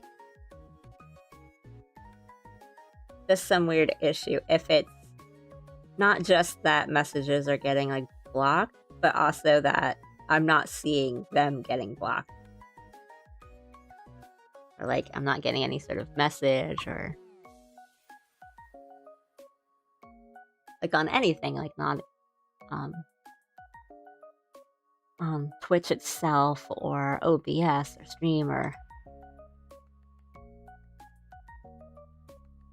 Oh, okay. Alright, well then I think that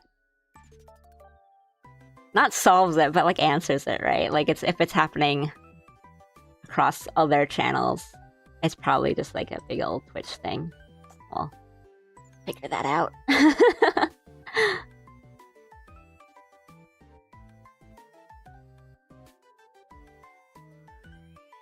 Oh no. I hope it's not like a your account thing, like it hasn't accidentally given you, like suspended you or shadow banned you or whatever the equivalent is of that.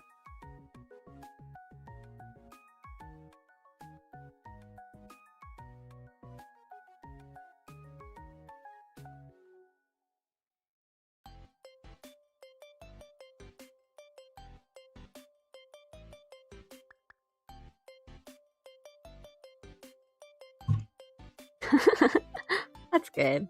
But I don't know, sometimes, like, they're like mod systems just kind of pick up on weird things and then accidentally hand out suspensions for the most innocuous thing.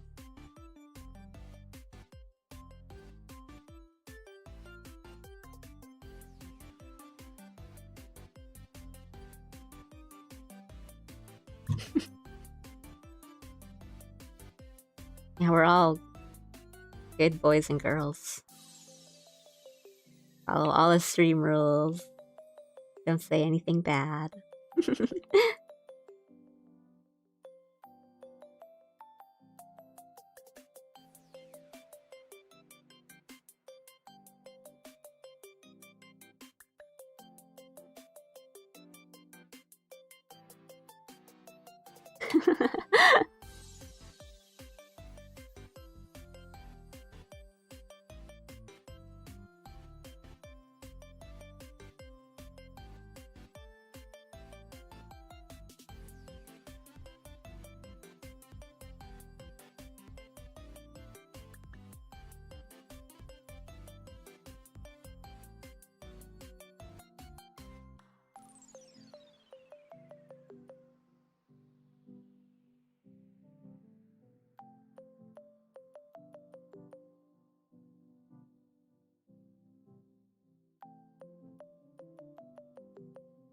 And I would do lines and colors on my stream, but my stream title, but I've only done lines so far.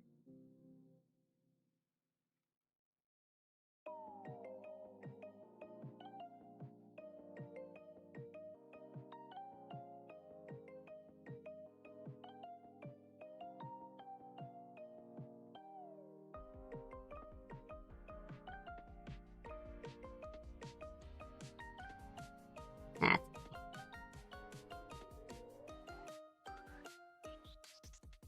I don't want to.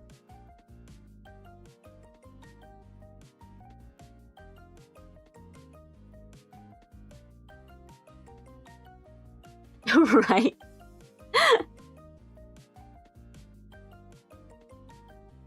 Worse things have certainly been said on this platform than joking about throwing bricks as Christmas presents.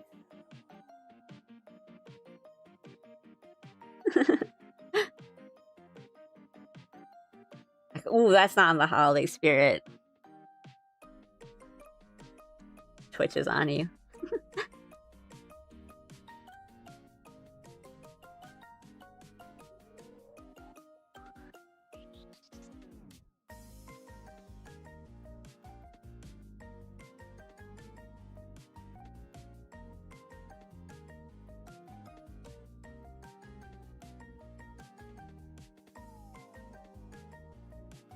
Eraser.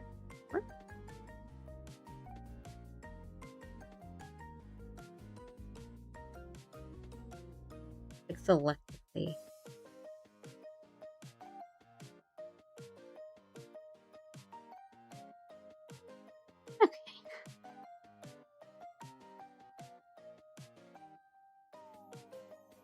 Okay.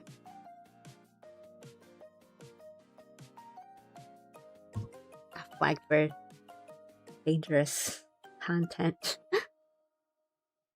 Well, that's what I was saying. I was like, maybe they like accidentally flagged something you said as really like, bad when it really wasn't. Those sort of things definitely happen.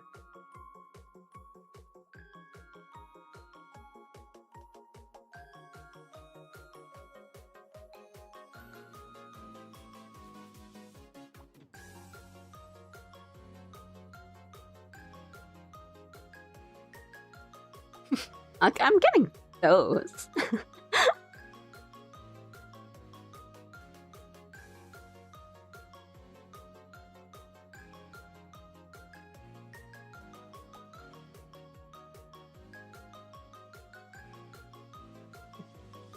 Probably, yeah. I imagine it's just a Twitch thing.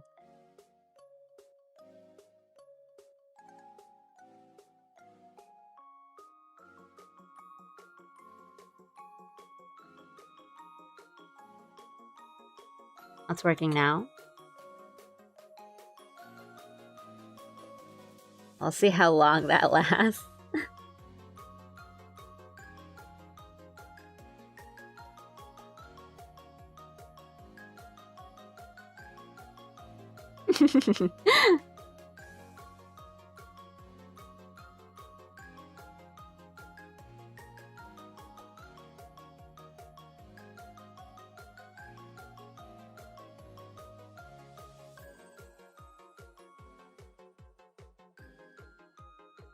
Whatever's more comfortable for you. I don't really mind, like, either platform, really.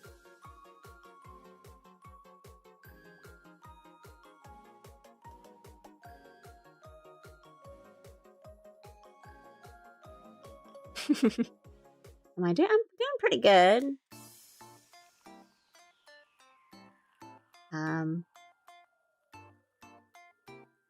Felt a little more productive the past couple of days, just with drawing and getting stuff done in those drawings and not doing the thing where you just draw like 2 lines and you're like, that's enough for today. I did a lot.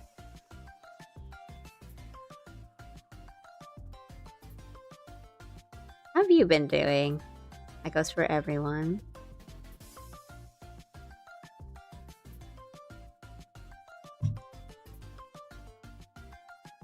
I mean, I feel like that's how I've been lately, where I'm like, well, I really want to draw today, and then I'll do like 2 lines, and I'll be like, wow, that was a lot of drawing today, huh?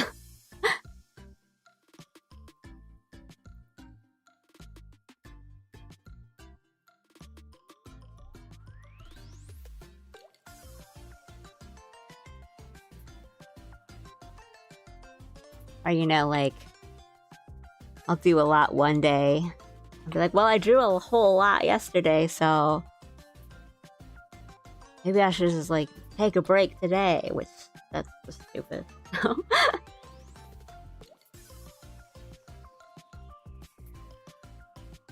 Shoot, I'm so late. Nah, Ryan, you're good. You're not... I wouldn't say it's, like, that late. I mean, people always come in, when I'm literally ending stream and, like, wrapping up, so I would not say you're late.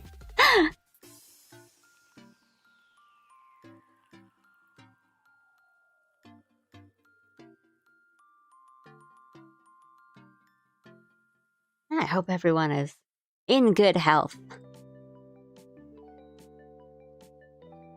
Finals, time to lock in. Oof. Yeah. Glad I don't have to think about, like, finals season anymore. They say being out of college for so long.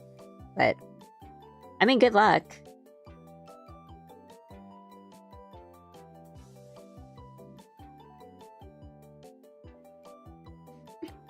Wonder who'd be coming at the end of... Like, a lot of people end up doing that. It's not just, like, you, but, I usually have at least someone coming in. It's like, hey! And it's like, as I'm saying, alright, well, like, see you guys next time. You're literally the only streamer I watch on YouTube. My community is much stronger here. Yeah, I don't know, I guess everyone who watches me is just on YouTube.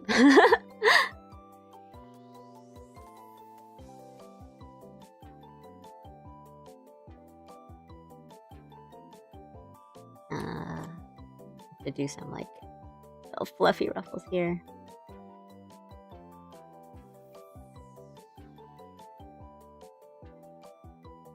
But I don't really have, like, a strong preference on where people watch and on what platform. It's just this stuff is kind of just set up for YouTube, but that's not really hard to change, so.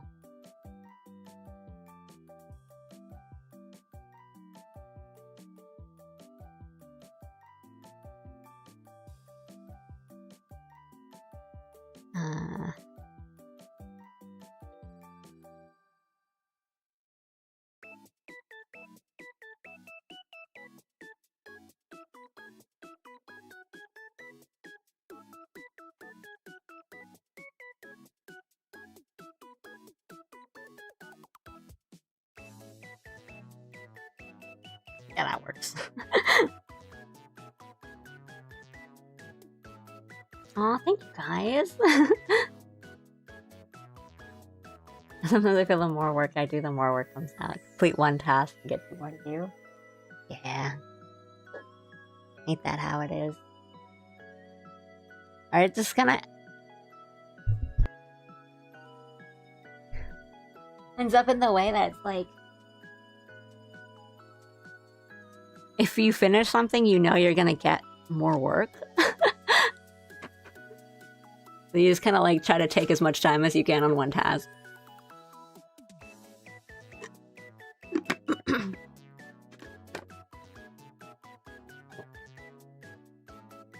Always look forward to Ali's streams. Thank you! I'm glad you guys enjoy them.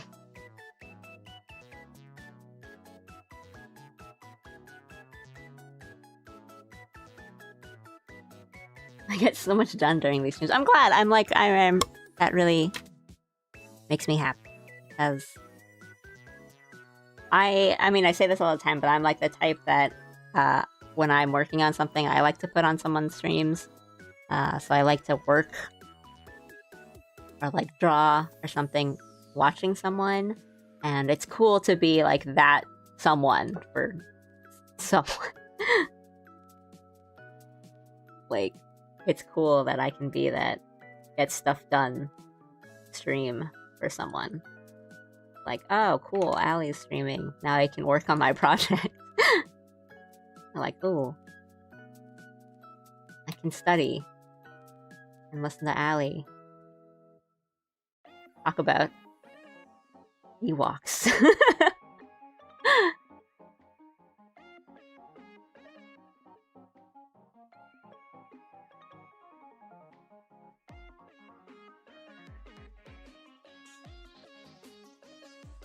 You get someone else's voice instead of the ADHD voice.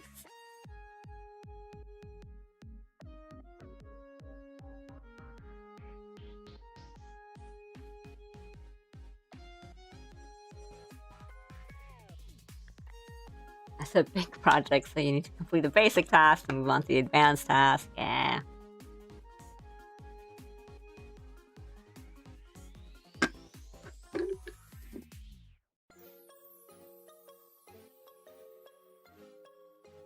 I mean, those always just kind of suck, because then you don't really want to finish the basic task because you know the next step is a lot more difficult. Like, oh, okay, I could handle this step, but... yeah. No.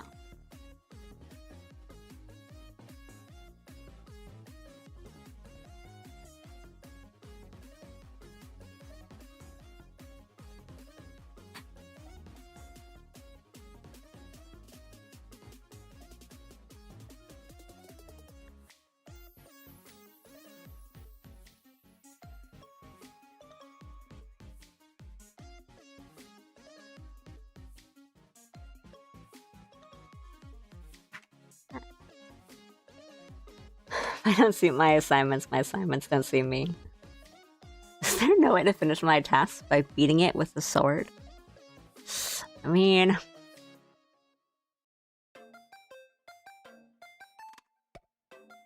what is completing your assignments but beating it with the sword of your mind?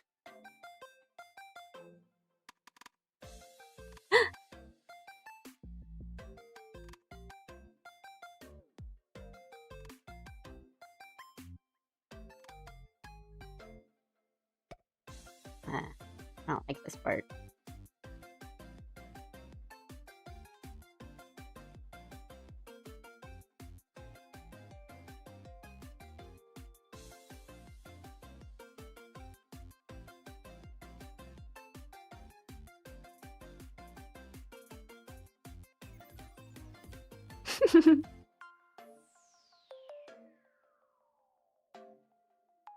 Oops.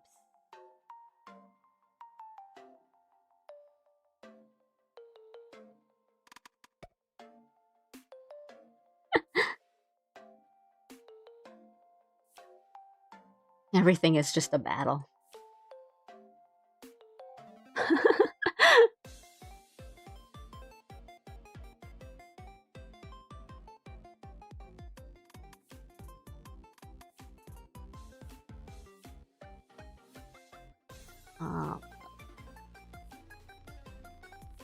I think it's just like these weird little belts on the side.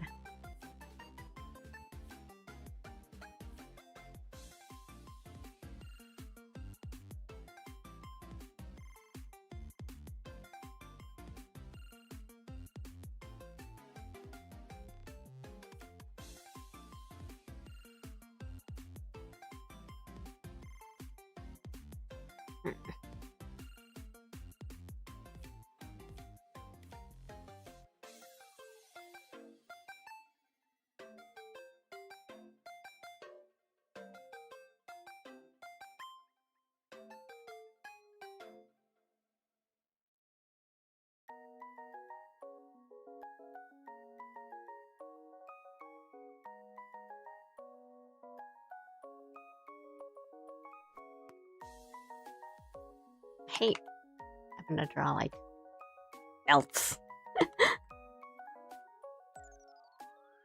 Oh, well, that's good. I think it's good to, like, enjoy your work, even if it's a lot and it's stressful and stuff.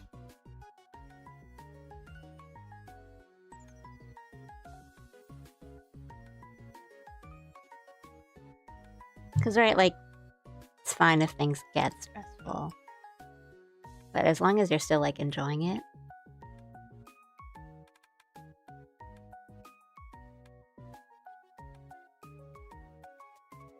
Here, I'll do it on this layer. I can just see it and erase it a little bit better.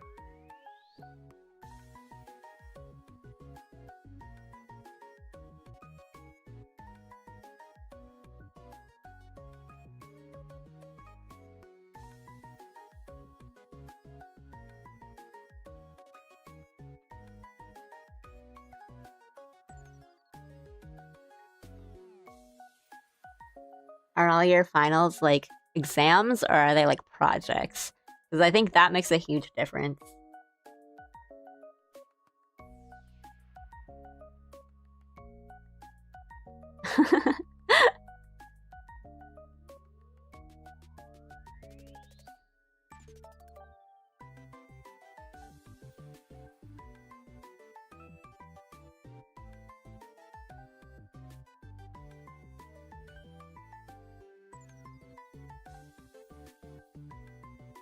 I think, like, ultimately you kind of learn more from having to do a project or a paper or something, but they're just so much more stressful and so much more work than just studying for the exam.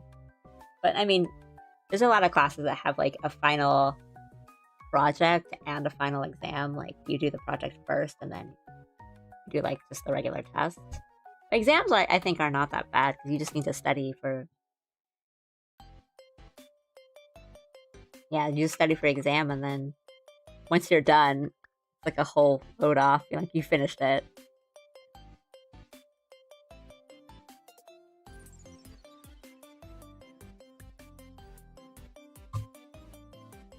Oof.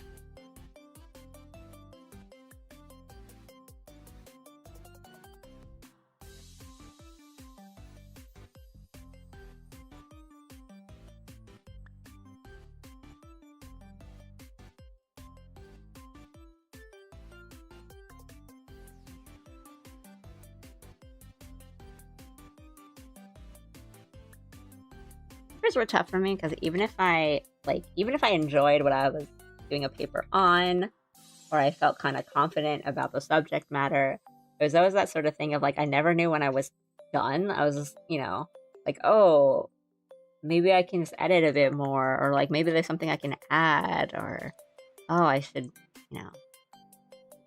maybe I should just change this entire section. So that was always, like, the rough part for me, where I just never knew when I was really finished. Until, because you don't want to get to that point where it's like you're at the deadline, so you have to be finished. It's like, that's never really fun. It's not a good feeling of, like, well, that's all the time I have. I have to, like, say this is finished and turn it in.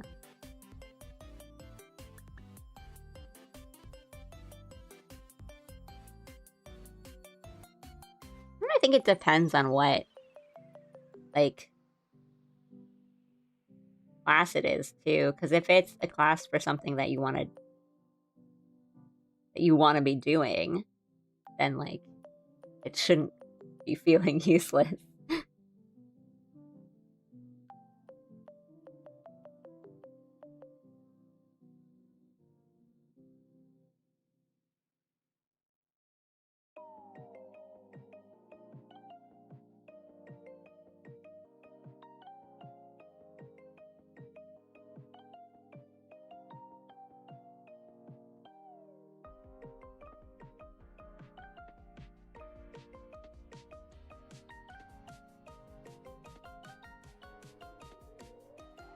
A lot of it is just kind of like, it's what you make of it, I think.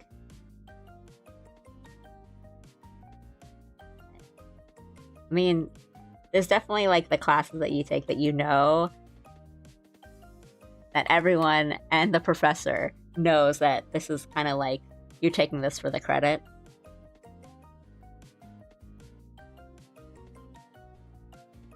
Doesn't mean it's like fun or interesting.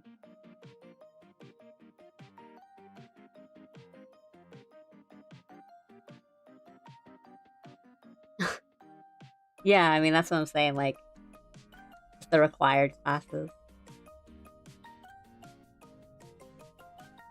There's still ways to make required classes interesting and fun. A lot of it is, like, how good your professor is, too, so. Either way, I'll be going to treat myself at the end of exams, regardless of how well I did. As you should.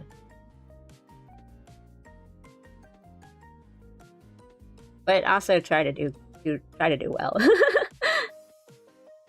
Because if you think you did well, then you can treat yourself even more.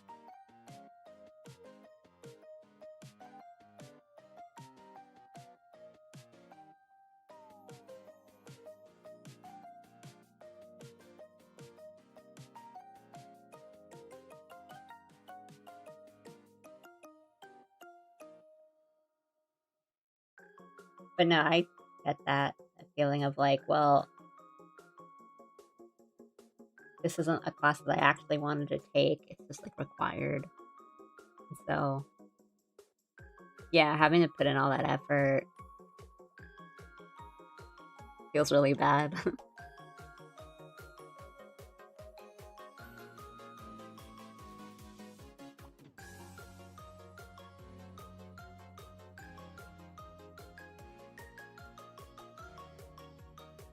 I've definitely had classes where, you know, I went into it thinking like, oh, this is just gonna like the required credit. You know, the math or the science or humanities, whatever credit that you need. It's like, oh, well, I just need the credit. It's not gonna be that interesting. And then it ends up being like a really fun class. But again, I think a lot of that depends on like the professor.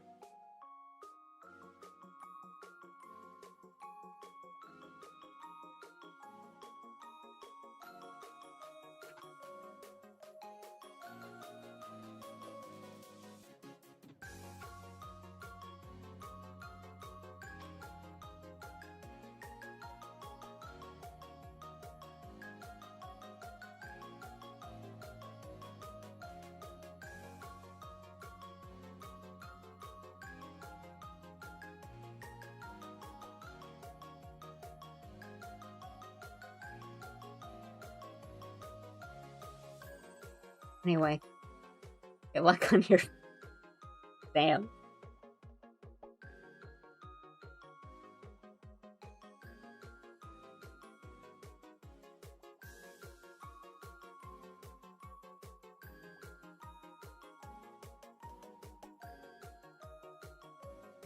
you prefer having all your exams kind of like at the same time? You know, like, because the schedules are all, like, all the exams are scheduled, right? So you can have one that's like a week after the rest of yours, right? I think that's so annoying.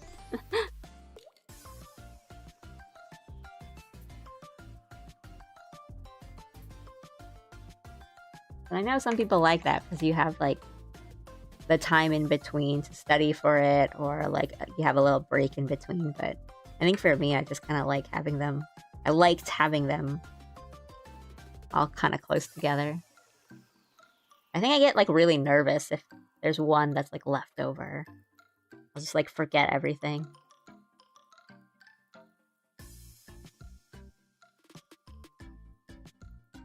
Ah, a bunch of them crammed to 1 week and then one like way later.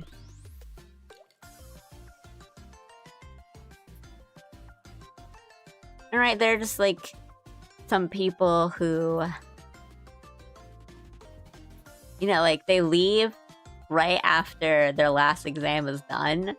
So when you have one of the like later exams or like exams like scheduled late into the final exam schedule, and you just watch like the campus get emptier and emptier. It's just like miserable.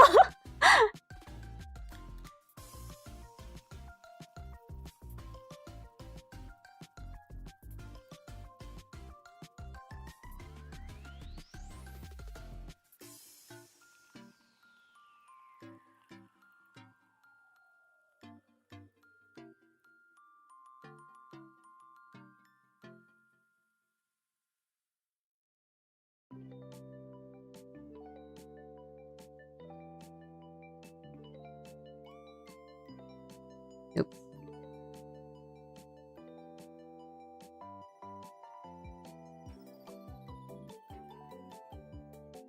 Last exam was on the last day available. December 30th.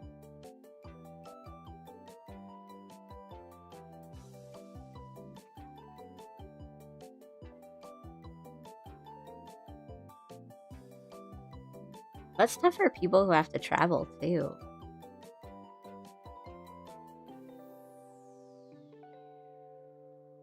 Then you just have like a later flight or train or whatever you need to take out.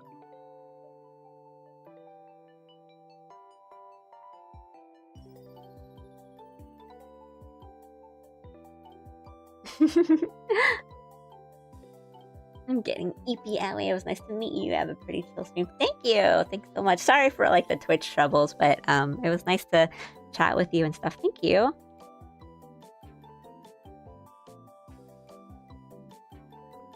Have a good evening. And hopefully I'll see you again soon. Good night.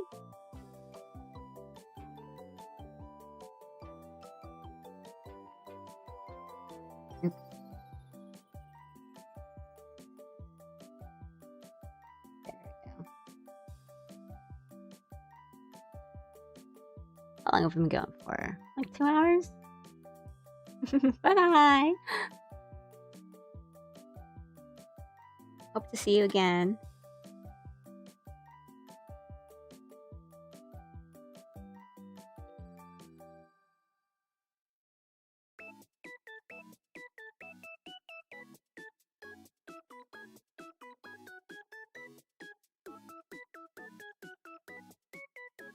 Yeah, I don't know if all the craziness about like flights and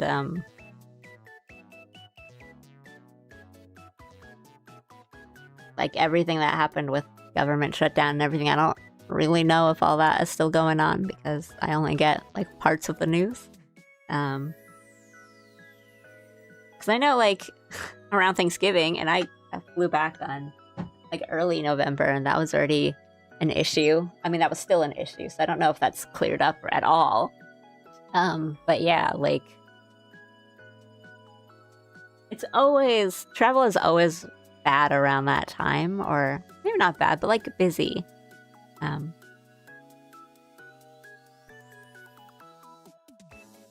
think I've only done like a Christmas Eve flight once. Because I've definitely done like December, January flights, but not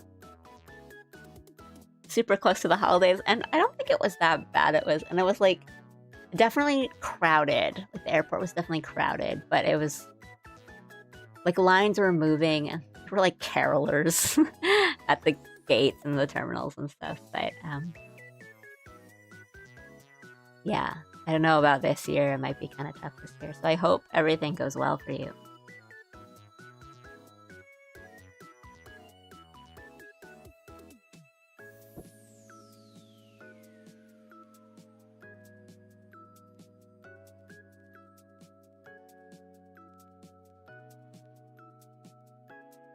But I guess maybe like domestic flights to busy, like big cities might be a lot worse than just kind of smaller. Still domestic flights to still cities, but are not as big as, you know, like New York.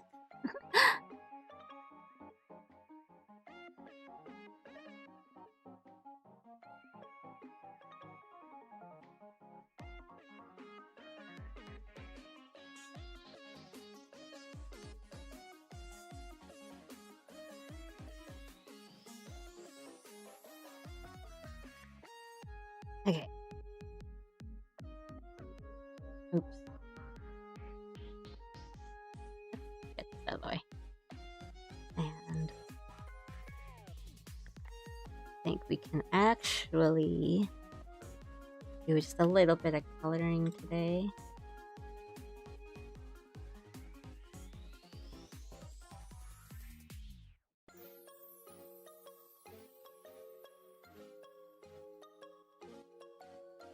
Getting the empty spot.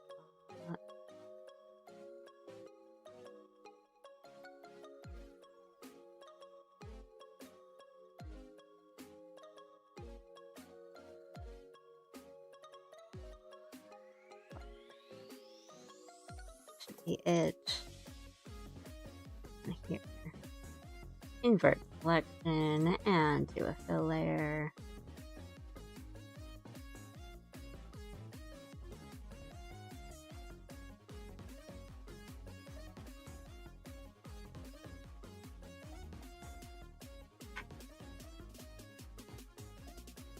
I have only flown out of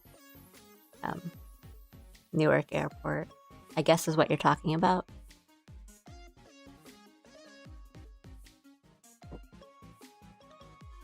Huh. Is it like... No, I mean, it's really close. Like, I don't imagine it's that hard to get to, but... The part I always hate about travel and, like, traveling on planes is getting to the airport with all your luggage. Like, I hate that. Like, even if you've got, like, an Uber or, like, you're being driven, you still need to take your really big, heavy suitcase. Even just to, like, check in and, like, baggage check. Having something that's, like, that big and heavy and it contains all your important stuff, it just, like, stresses me out.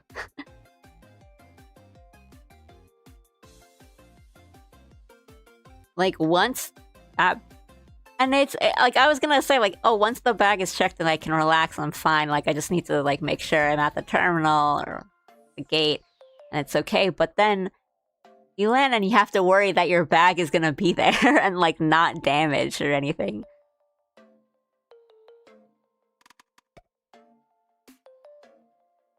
I've had my bags, like, I've opened up my suitcase once and I had, like, the little, like, notice that's in it. It's like, oh, we've, like, random security check. We've, like, checked your bag. And, like, they didn't take anything, but I just always have to be like, okay.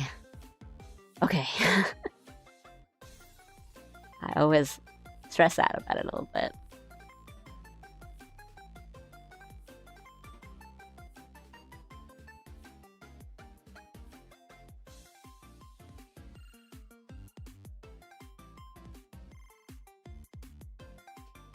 Kind of worse one for you when your plane gets canceled during a stopover, but somehow your bag continued to the destination. Oh my, that is bad.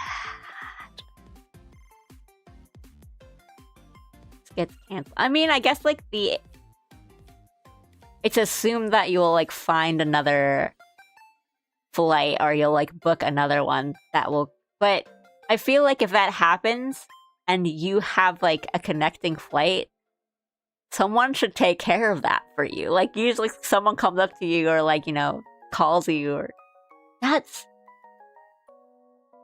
Oh, and you're, like, with your meds, that's so bad.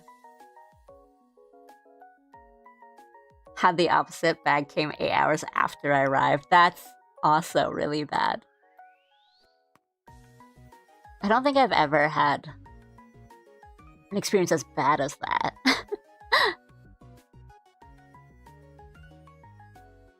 I mean, I do consider myself pretty lucky of not having to have those issues. Like, I've definitely had, like, random security checks, and that's always me. And I've had some, like, rough connecting flights. Like, you know, the plane gets the first plane gets delayed, so then your couple hours between your first flight landing and having to get into your connecting flight, the couple hours shrinks to like 30 minutes, and you can't get through security and immigration and customs or whatever you have to get through because you've landed in a different country. You can't get through that in time, and so you have to reschedule to another flight. But the time that has happened to me, it was definitely like stressful, but we were able to do it pretty quickly. It wasn't too big of it. Like, we weren't like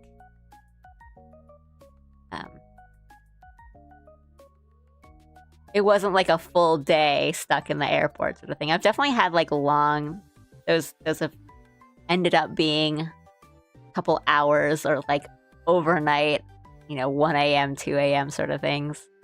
But nothing truly terrible.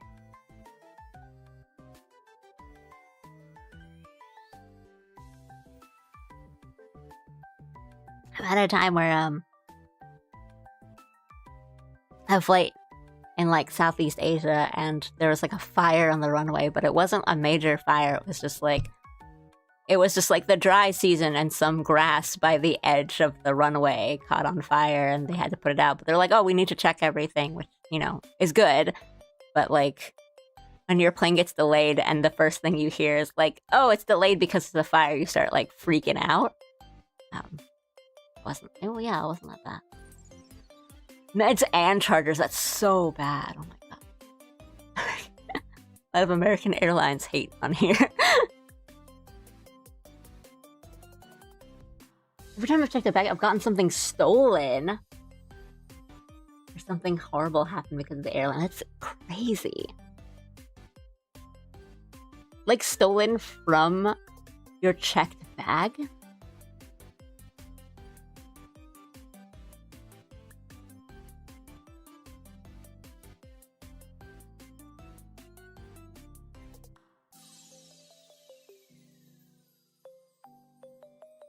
Oh my goodness. Do you have locks? Do you use locks? That's crazy.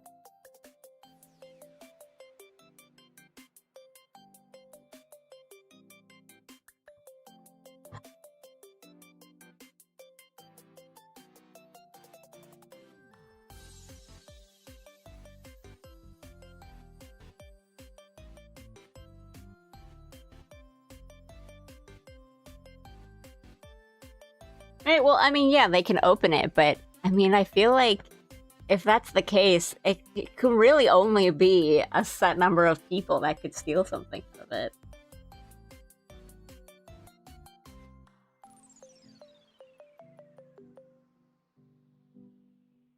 There's still cans of salsa. And not even like a notice of like, we had to take these. It was just like, just taken.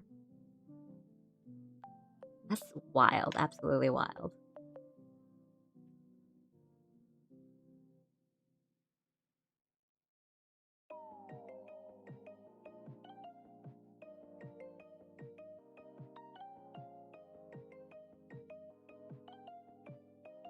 Like, a laptop and an art pad, that's really something.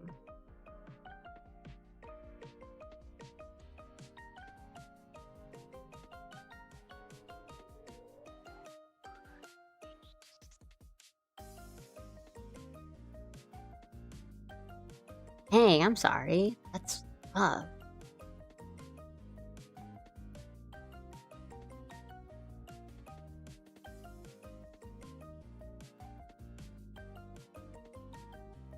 Man, I've like never had anything like that happen.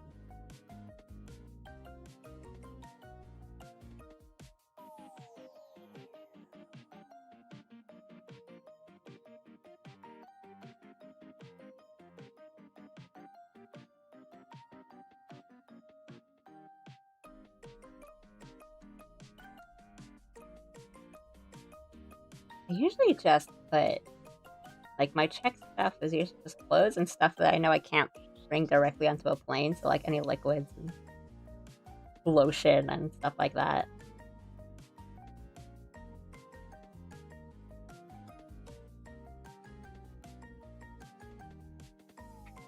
And then anything like really valuable, like cameras or like a game console, those always just come with me. That's crazy.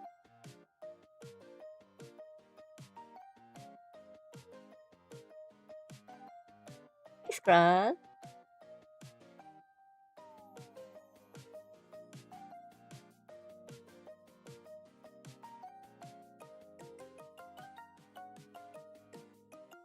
Nice to see you.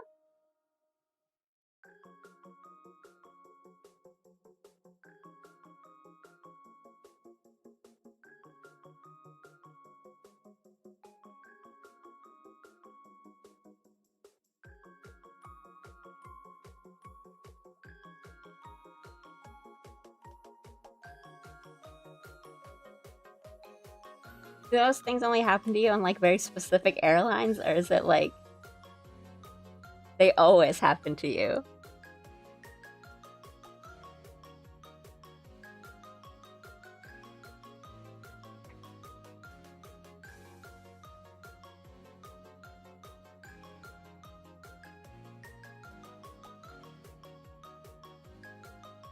I feel like if I had like a laptop stolen out of my checked locked suitcase, I would just not fly anymore.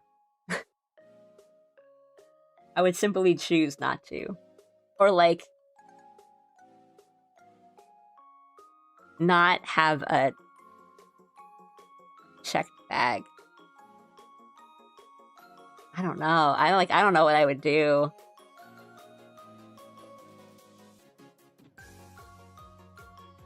Oops.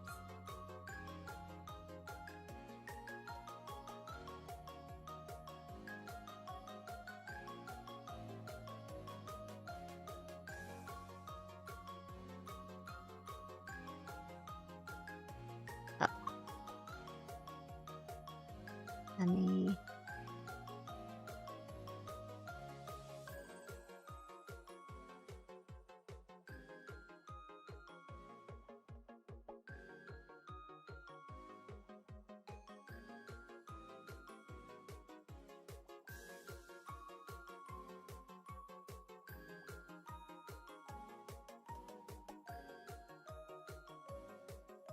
I'd say like I'm really kind of paranoid about that kind of stuff of like my stuff getting lost. So I'm always really careful with it, or like I'm always just kind of holding my stuff in front of me all the time.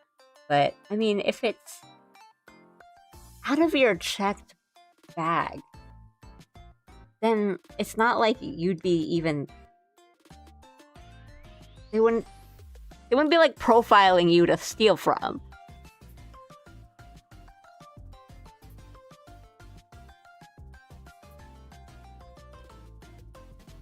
Absolutely wild.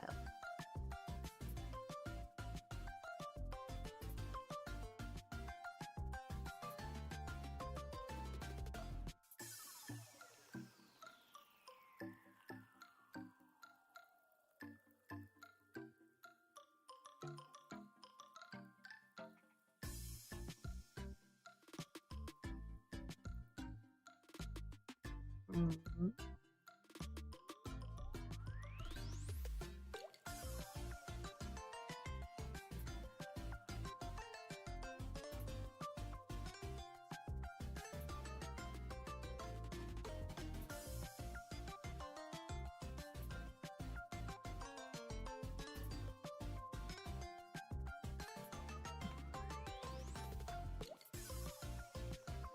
Mhm.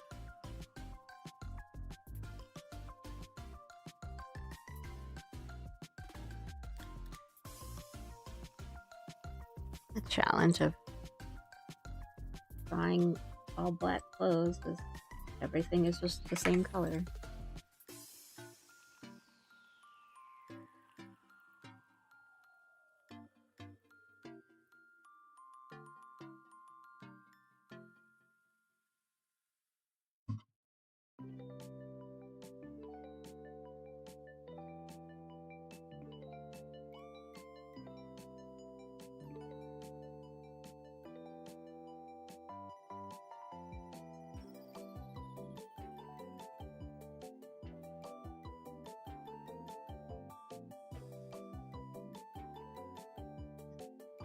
that.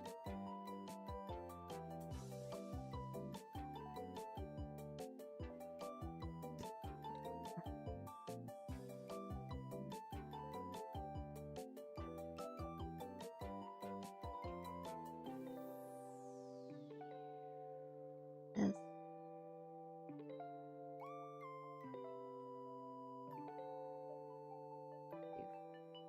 Fill it in.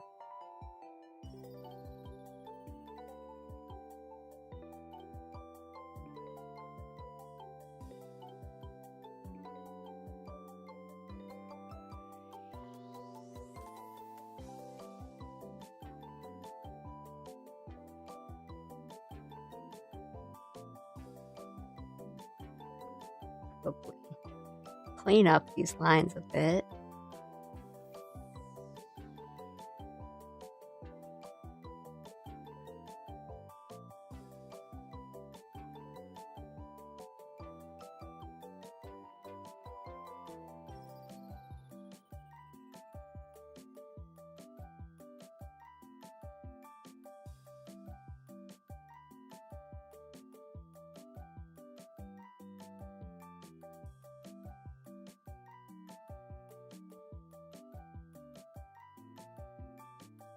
These little gaps.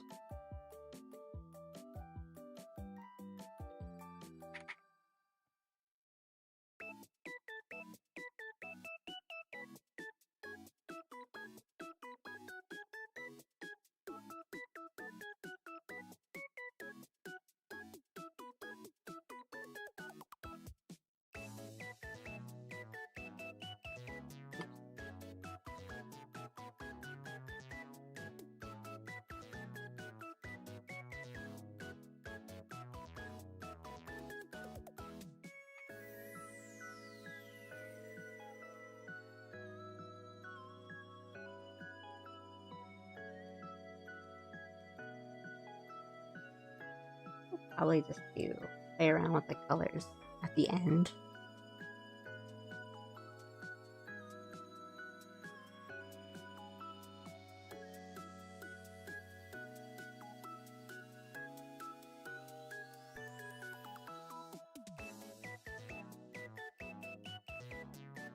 So much black to color in.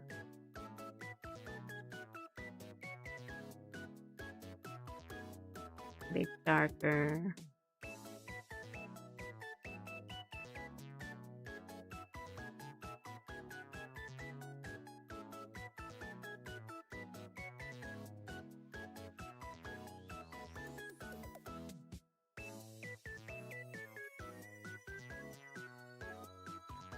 That's okay.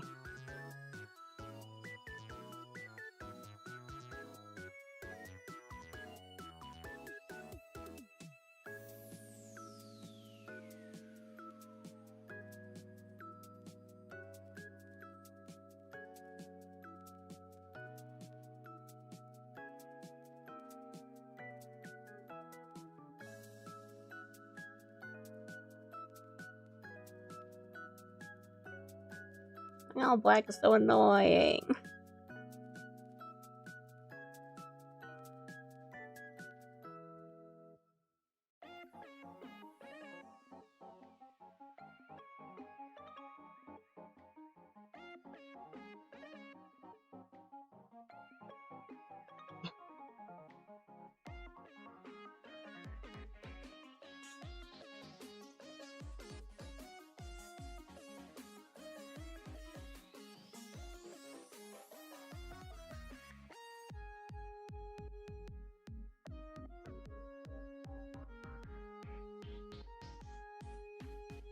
Get these filled in.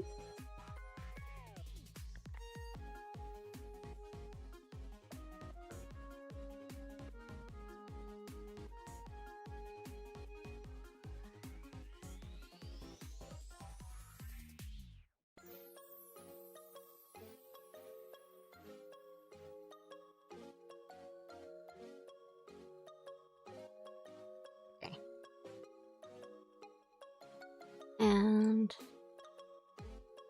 thing is still black and white.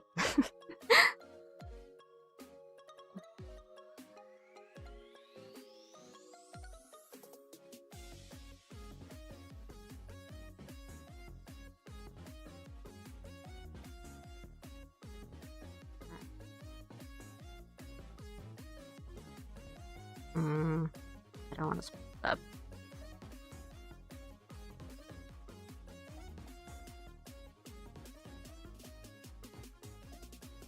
And probably do everything in this shirt in one layer. And then we'll do all the things in the jacket.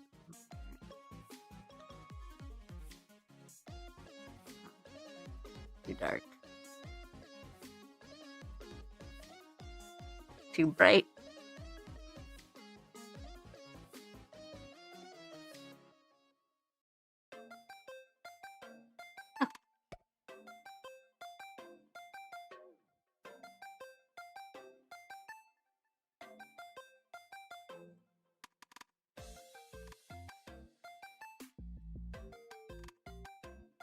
It's filled.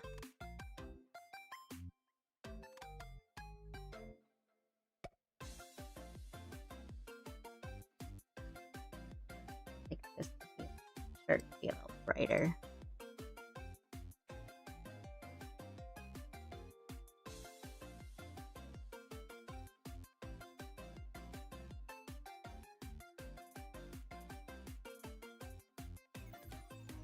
No cap.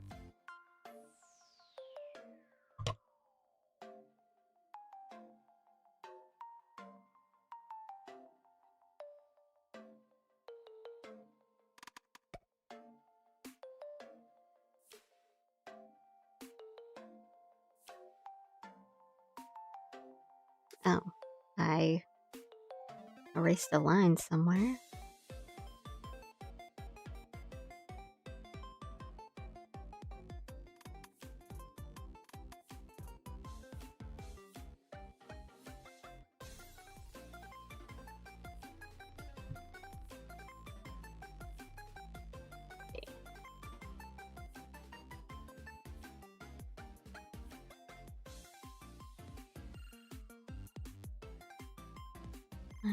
These can colored on their own layer. Fine.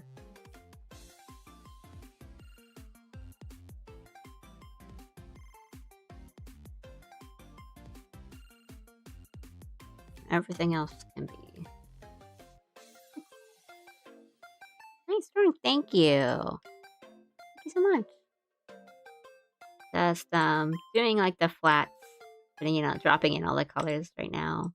And it's annoying because there's a lot of little gaps that I need to make sure are filled in before I continue. And I personally find it really annoying to draw like all black outfits because they look really cool, but you gotta be really careful with your colors because you don't want everything to just kind of blend in with each other and kind of look like the same thing.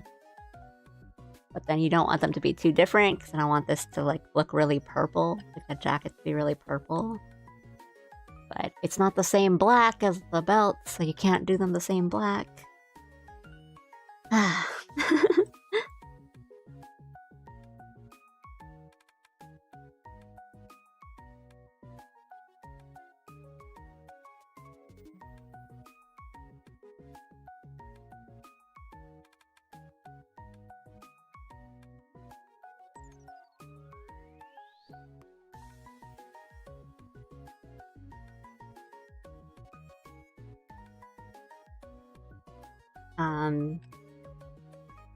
Let me answer those questions in reverse. So, I think cat people have 2 ears or 4 ears. I think it depends on the individual cat person, because some cat people definitely have like a set of human ears and a set of cat ears, but there's a lot that don't. That just have the set of animal ears. So, in the case of Gian, who I'm drawing right now, he only has the cat. Well, they're not cat ears, but like the ears on top. But, some cat people definitely have 4 ears. And then, like, where do you put the headphones? Is their hearing better, or is it standard? Is one set of ears better than the other? So many questions. I did that on the wrong layer.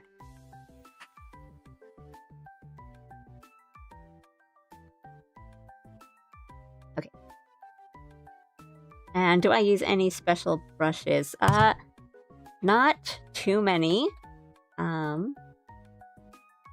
The special brushes I use are mostly for line art. And it's more honestly for how the feeling of the brush rather than the actual look of them, because I don't think these lines are particularly... Yeah, there's not a special texture to it. Art looking good, thank you. I mean, even if I zoom in, there's like a little bit of like texture to it. There's kind of like a thin, like a thickness to it. But it's just a popular brush that I downloaded off Clip Studio Assets. I think it's kind of one of the more popular ones on there. The one I use specifically for line art is called Saku Pen. I have it in its Japanese title, so I don't really know how you would look it up in English. It works, but the one I use...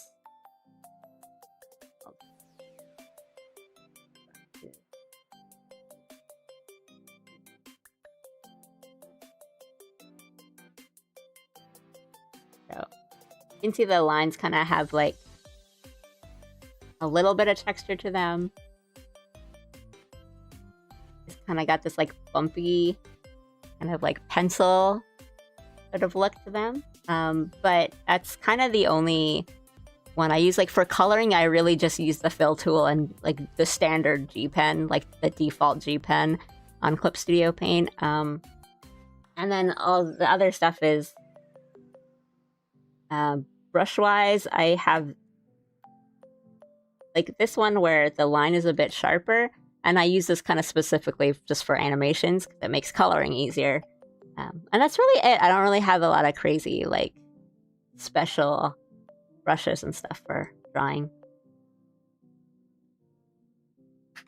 But that's me. That's just me. That my art style is, I think, very like cell shady, and it doesn't really require a lot of like paintbrush kind of stuff.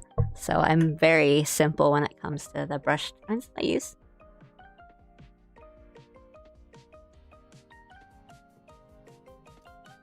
How long have I been drawing? I've been drawing for a really long time. Like,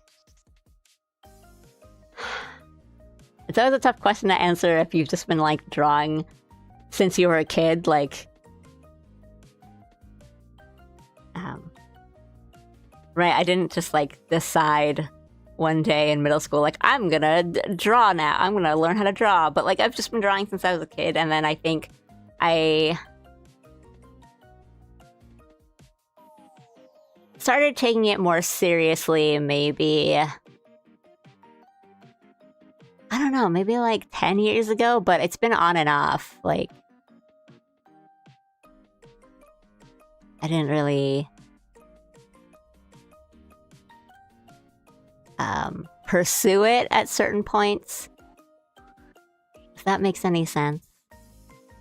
Like, you always kind of shift back and forth and like, oh, this is a hobby that I do for fun, but I can also make money off it, versus like, okay, now I am hired to do this, so.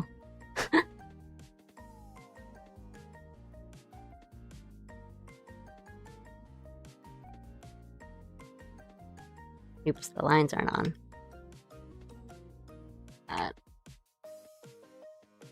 I don't like love these faces, I think. I don't know.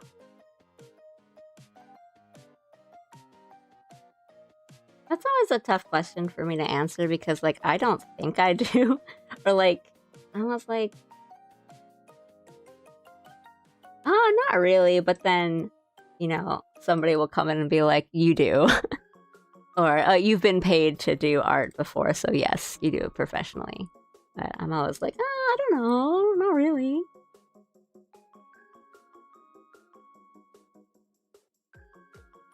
I have done commissions before, but I don't have them open right now. But that's kind of why I'm working on this, because I want a nice like sample image for commissions. Because I do want to open commissions fairly soon.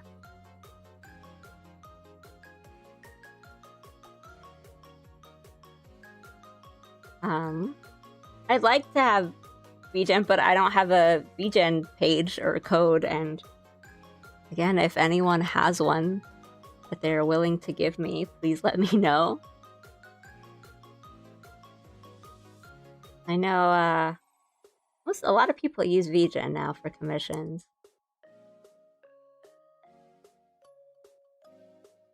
And so I'd have other avenues to do or like accept commissions on, but I think like because VGen is so popular now, it'd just be kind of easier to do it on VGen.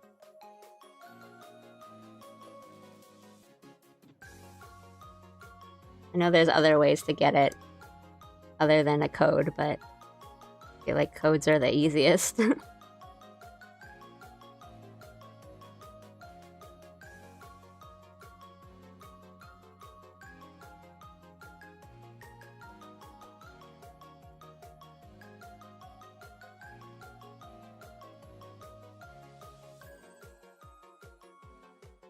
I don't know. I never know. 'Cause everyone has their preferences, right? Like, there's some people that don't.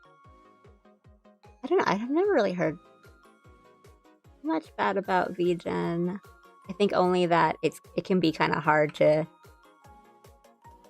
get discovered on it or get new commissions if it's not already just from somebody that's already following you on Twitter or something.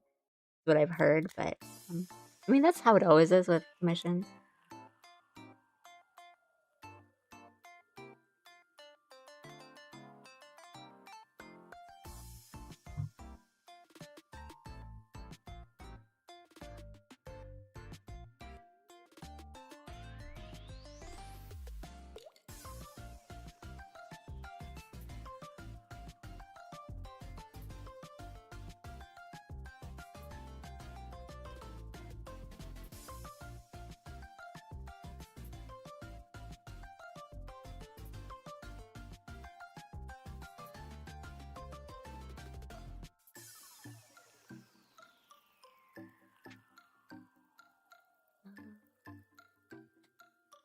Move that a bit.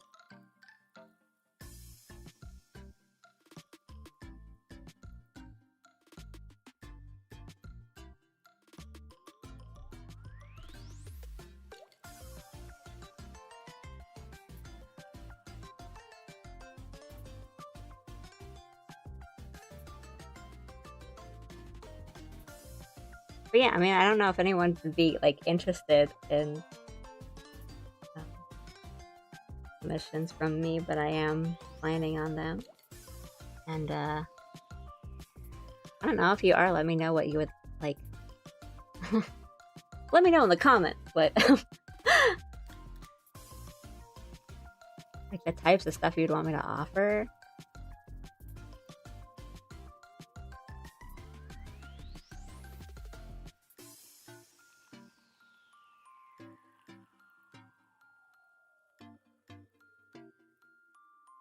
I'm gonna do like fangs on the both of them here.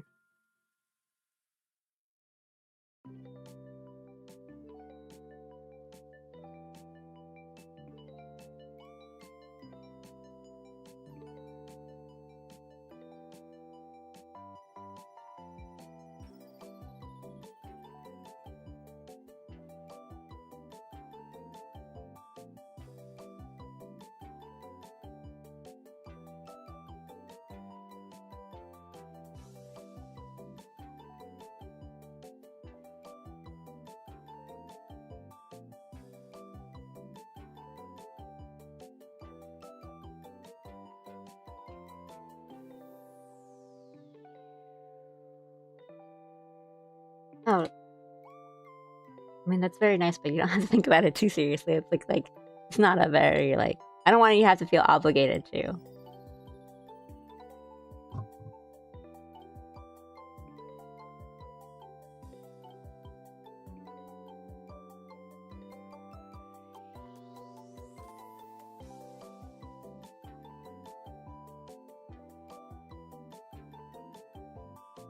VGen is nice also because there's a portfolio tab that shows what's been previously done. That's handy. It's kind of a annoying to always have to set that up yourself, so that's nice.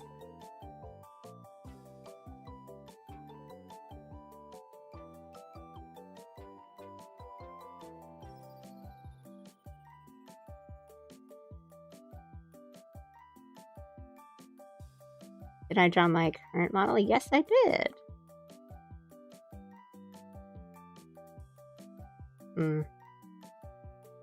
How much I like mouth here.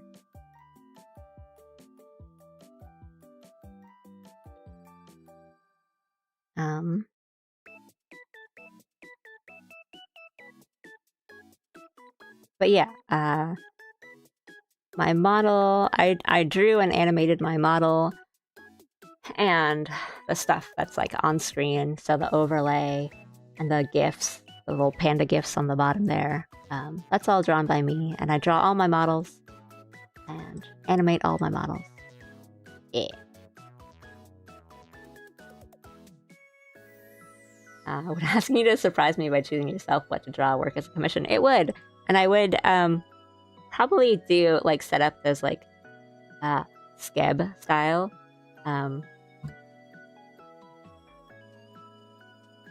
commissions, which if people aren't familiar with them, it's like a surprise me.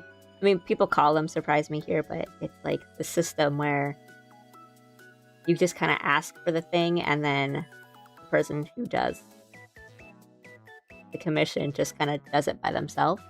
It doesn't really like, there's no like long back and forth and edits and stuff. It's like, here.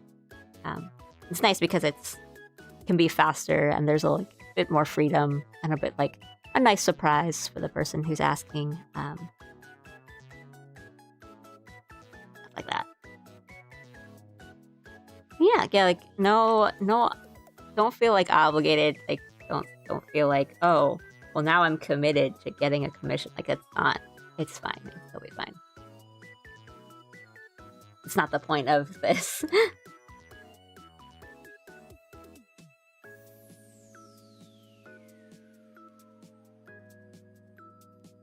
Alley cat trading cards.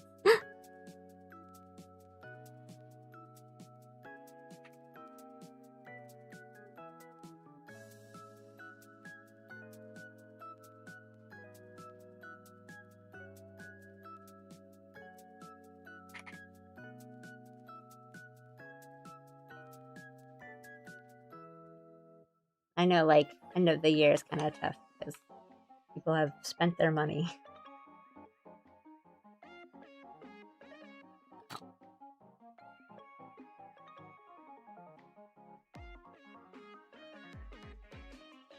All good.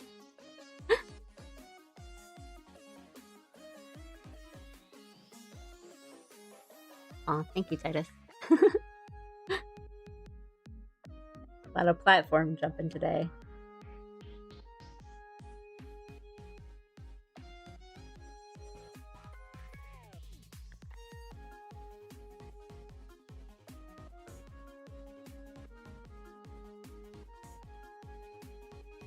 Well, that's good. But yeah, I just wanted to let people know that I have been thinking about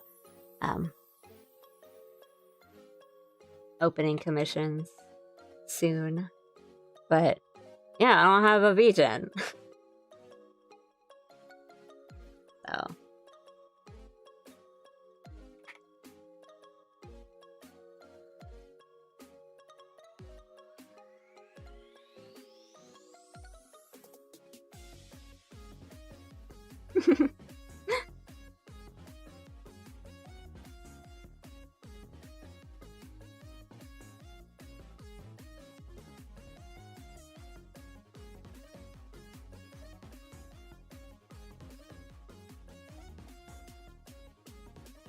great divide.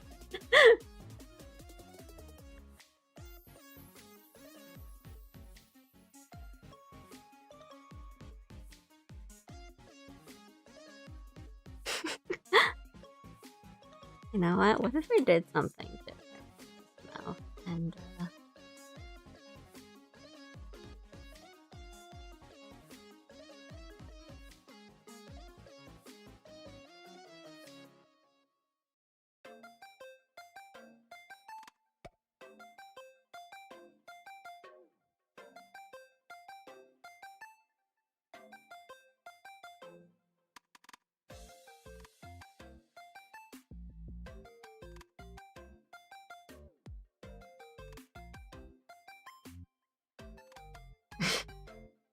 John v. Jen? No way!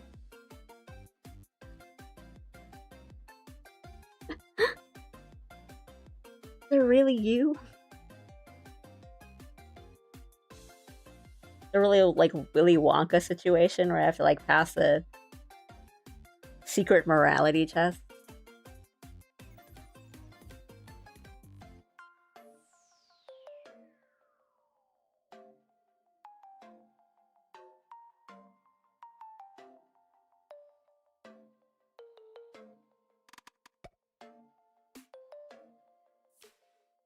It'd be a little too, like...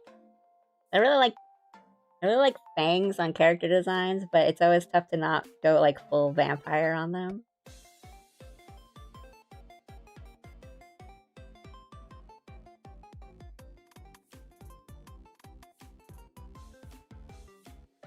I also did not draw this mouth with the intention of it being open, so I'm just seeing if I can, like, kind of warp it into something that'll work.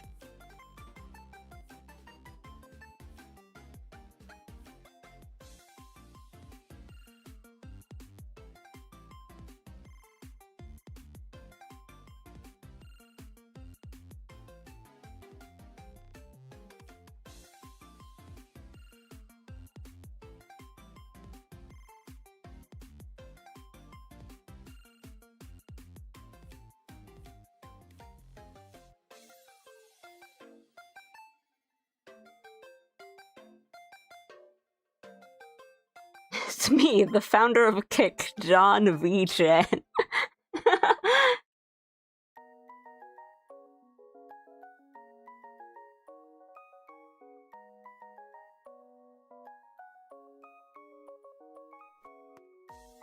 Yeah, no worries. Okay.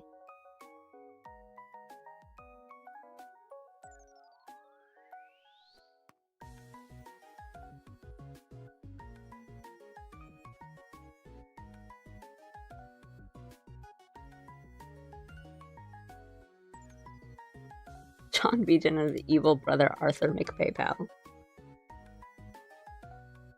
Really kind of, like, more acceptable than the actual PayPal guy. We're not gonna talk about.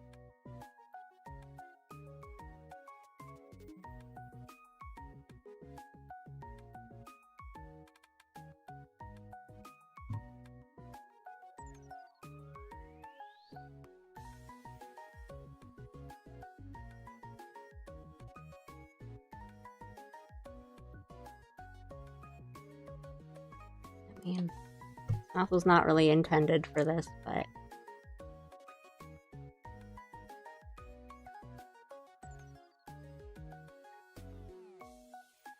Emma is just so picky about drawing mouths. Like, I don't really like it.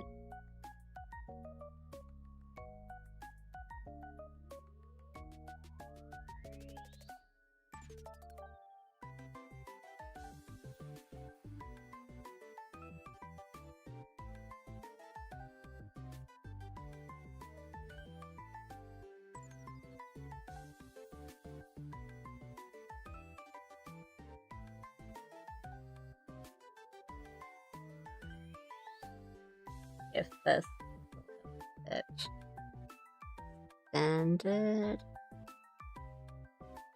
be better.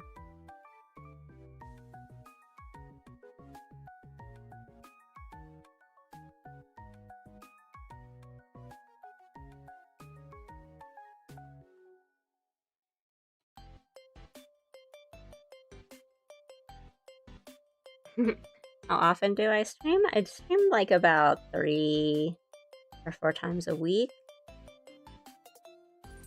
Usually on... I want to say weekdays, but I know it's probably still Sunday for some people. If I'm thinking about this correctly.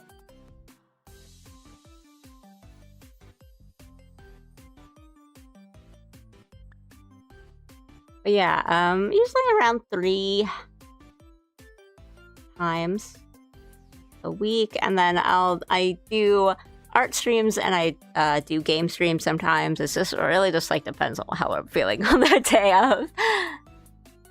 So right now I've been doing more art streams because I just feel like drawing a bit more this month. And right now I'm playing 2 games at the moment. I'm just gonna hopefully finish one before we add another. I'm doing a 9 Souls, which is like a Souls-like Metroidvania difficult game that I'm really enjoying, and the other one is Coffee Talk, which is a very chill, more visual novel-y kind of like we read and we go through stories. It's fun, good time. Good math makes good character design. Manners maketh man. Kinda nuts that you do a little curly cue of white and suddenly there's a 3-dimensional inside mouth. I think mouths are really, really hard to draw for me. I was kind of am never too satisfied with how I do it.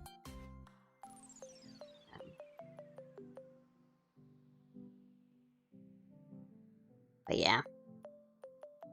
Looks great. Thank you so much. Hey, it's been a while. Oni, nice to see you. I think it's been a while. I don't remember seeing your name for a while, but I mean, with the YouTube changing everything to usernames now, I'm like, I don't remember if I see people's usernames at some point.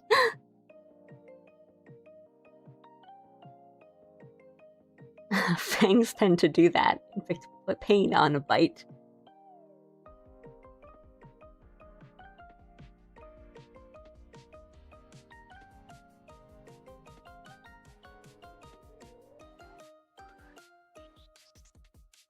See, I like fangs and character designs, but I don't really like care for vampires who are like supposed to have fangs.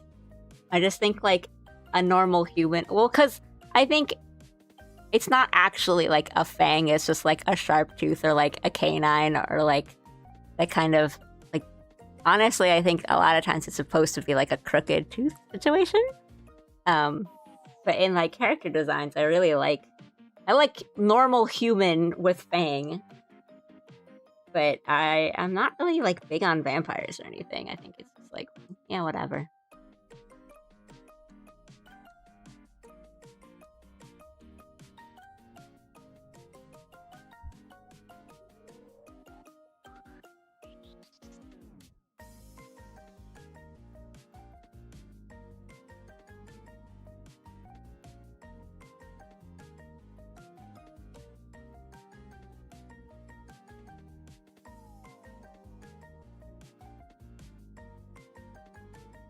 Yeah, there's like a name for it.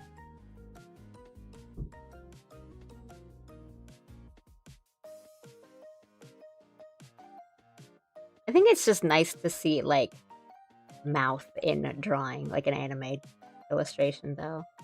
Like, I mean, I think that's kind of what drew me to Horikoshi's art in the first place, like Boku no Hero Academia. Because he drew like mouths and like teeth, like sets of teeth, like really distinctly, and I dug that. I was like, oh, that's really cool. Like, you usually don't see this.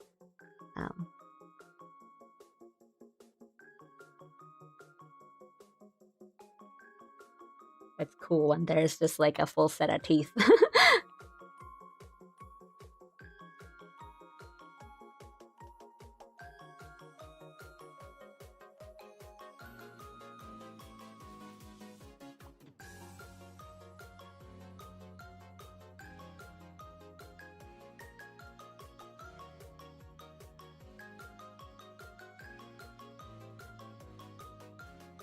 Yeah, it's lucky when your username and your display name are similar, but I know for some people that it's not the case.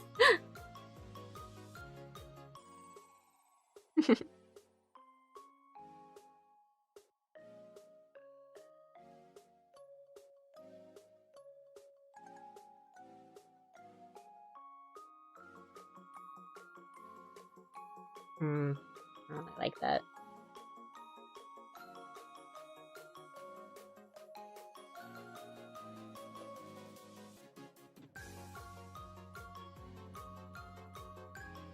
Well, I think you can change like your display name on YouTube for sure, but kind of recently they did a change on the chats, like for live streams and stuff, where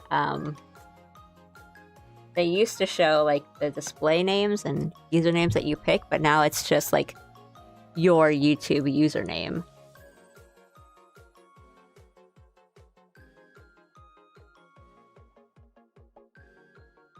Yeah, I don't know if I really like that.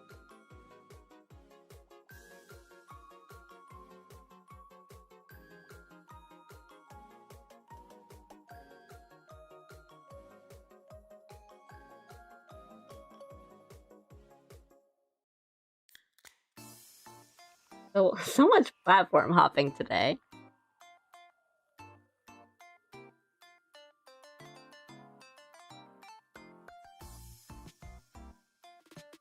I do appreciate the Twitch views, though. Very nice.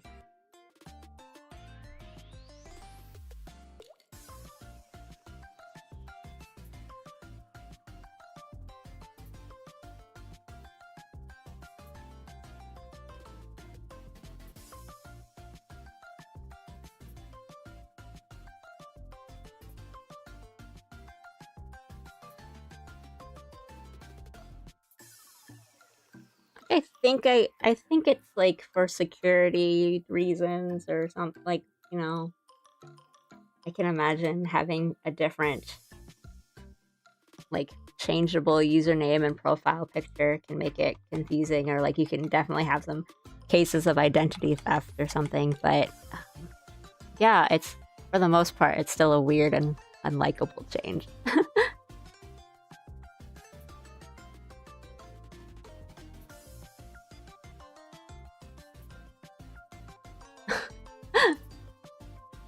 Born to dilly dally, forced to lock in.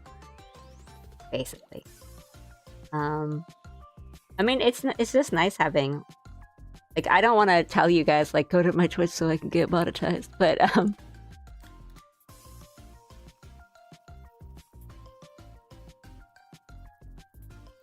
oh! Tenet! Oh! See, we're all like, oh, it's Tenet, hi! Right? Look, we're all like, oh, it's Tenet, it's you! Like, we thought you haven't been here for a while. But, right, it's like, it's that, right? We just didn't know it was you. This is so different. But yeah, just whatever platform is, like, more comfortable for you is fine for me. I'll get them either way. I do think Twitch is, like, a little easier, I think, to get into any sort of monetization options,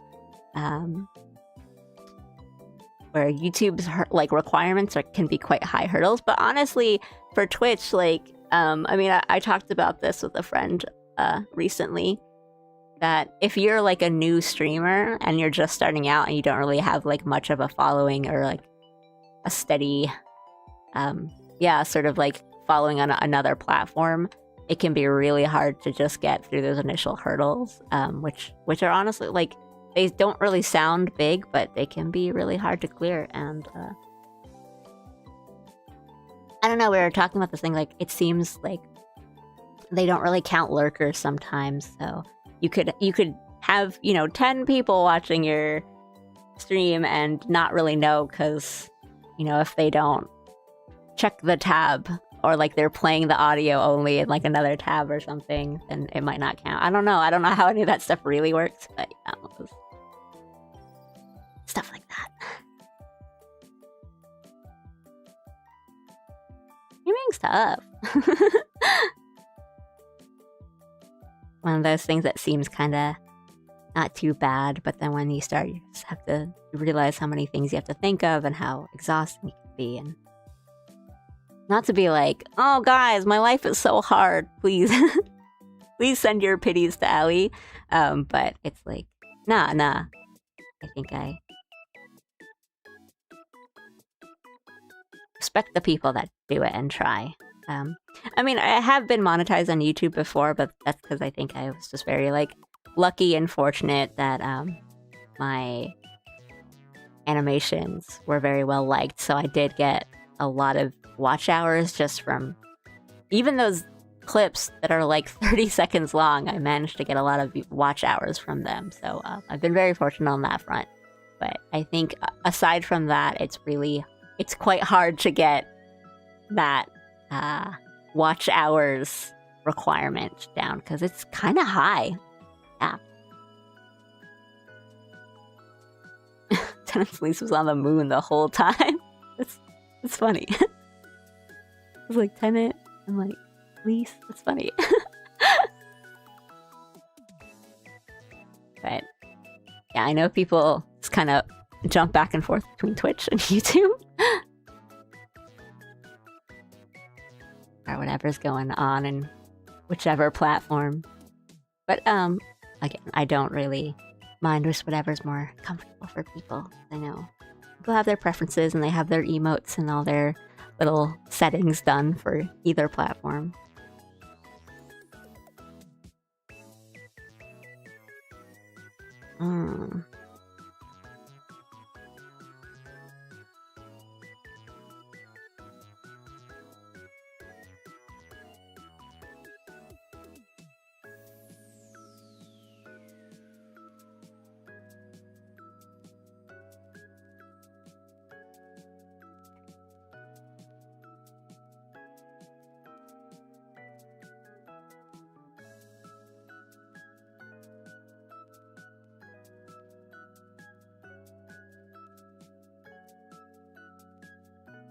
Don't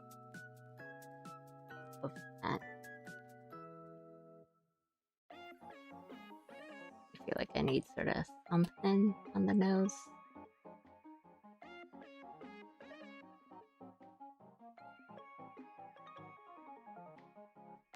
Nah.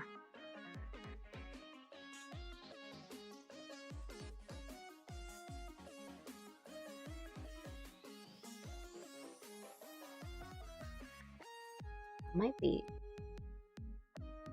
Highlight is kind of weird.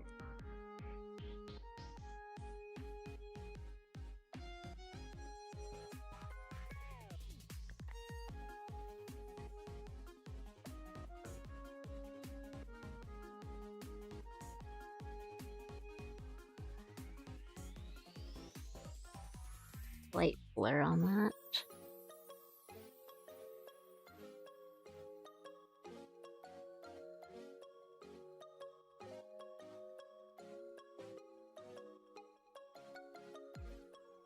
Let's try again.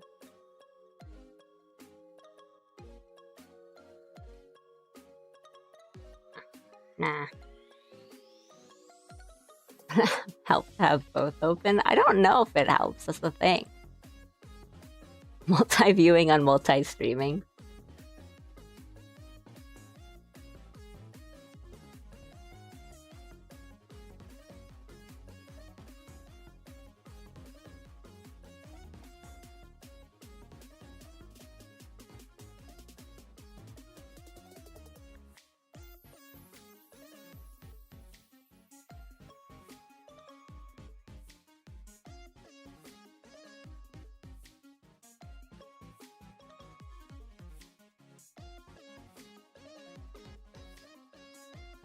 Better. I think there's like a lot of differences. I mean, I think the main one is just that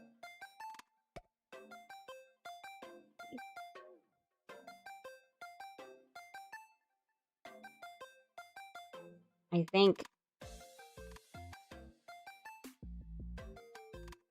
except for certain like VTubers, or maybe even on like Japan versus US kind of side,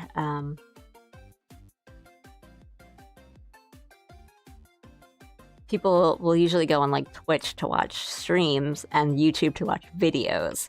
So sometimes if you're streaming on YouTube and you're not like already big, it's kind of hard to get your streams seen.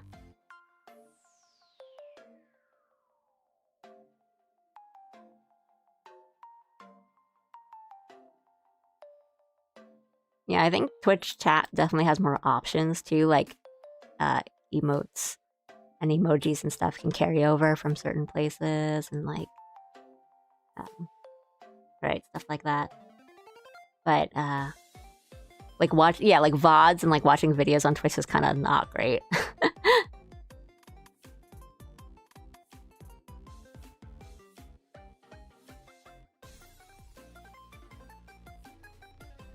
I mean, I'm on YouTube for the. I've said this quite a few times before, but so some of you are probably sick of me hearing it, of me saying it. But like, I just started on YouTube because I had a YouTube channel already, and I think that's a lot of like the appeal of having a live stream on YouTube is if the channel already exists, you're just like adding to the channel, or people already know where to find you, or something like that. I don't do any like Instagram or TikTok streaming or anything like that. It's just YouTube and Twitch for now. I'll probably just stay that way.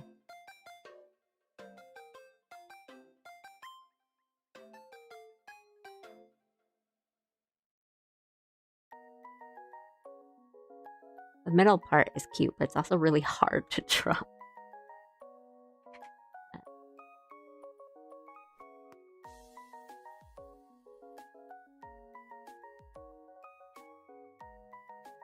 Not me not labeling any of my layers again early.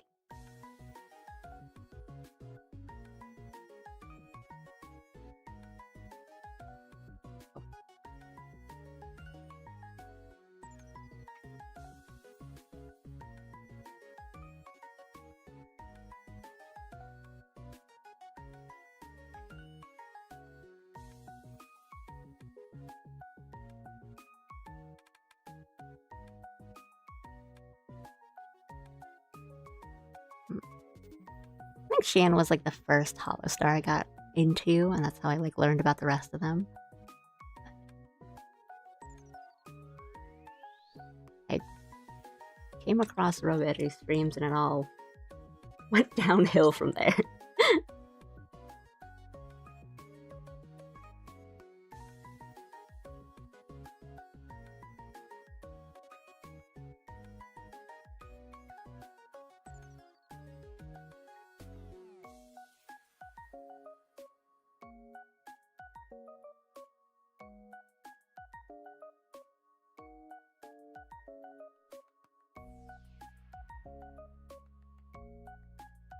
I think Xian is really hard for me to draw, actually.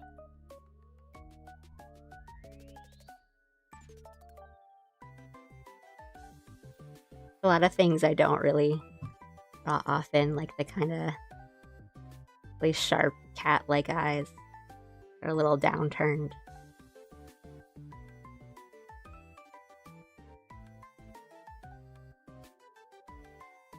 A bit more like Splendor, where I think Roberu and Ru's gonna have more of a masculine sort of build. Does that make any sense? I don't know.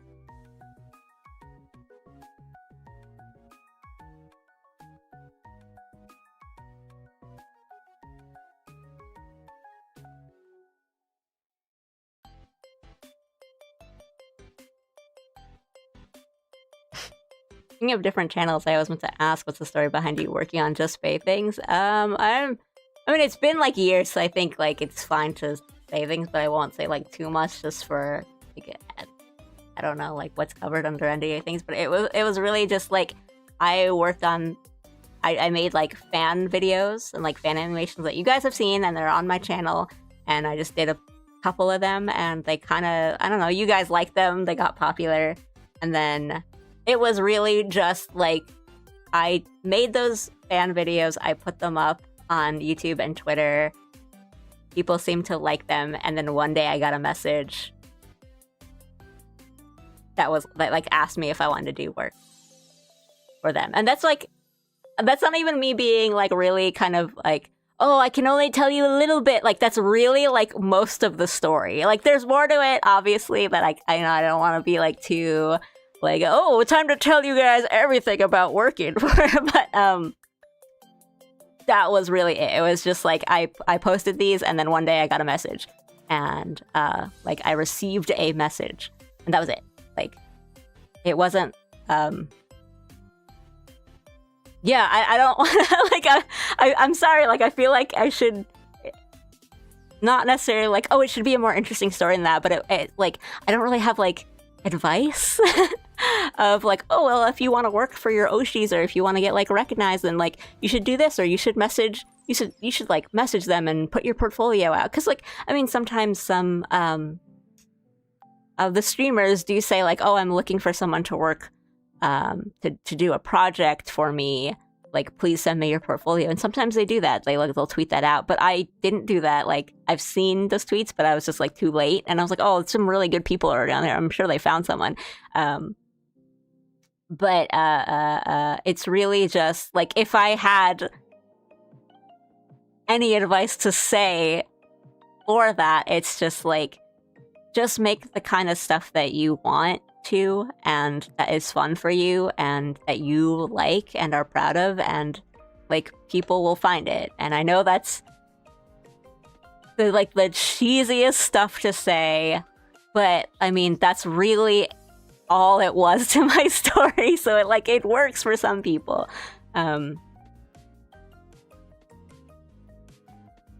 So, like, this was, like, the one project I did for them, and it was years ago, but, yeah, I did the, like, I think it must have been, like, what, 2 years ago now? For, Bay's birthday, she did a bunch of projects, and one of them was animated shorts that are on her channel that were animated by me.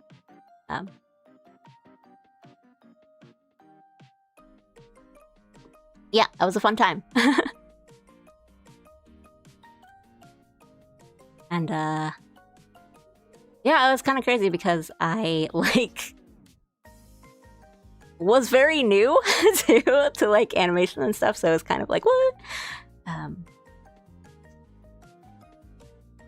Thank you. Yeah, it was really cool and fun, and it was definitely, like, a big surprise. Like, I actually, the first time I saw, I thought it was, like, a scam. Like, honestly, like, I thought it was somebody impersonating, the people that I got a message from. That I was like, there's no way this is actually, like, you know, Hololive or whatever. Like, this is a scam. And then I checked, and I was like, oh, wait, no, it's the official accounts. What's going on?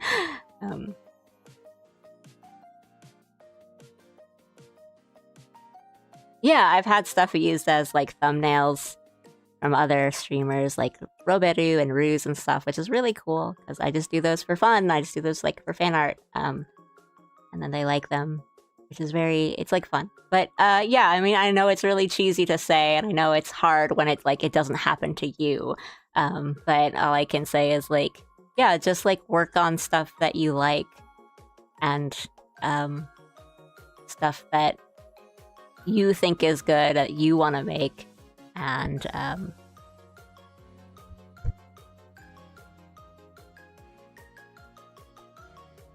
right.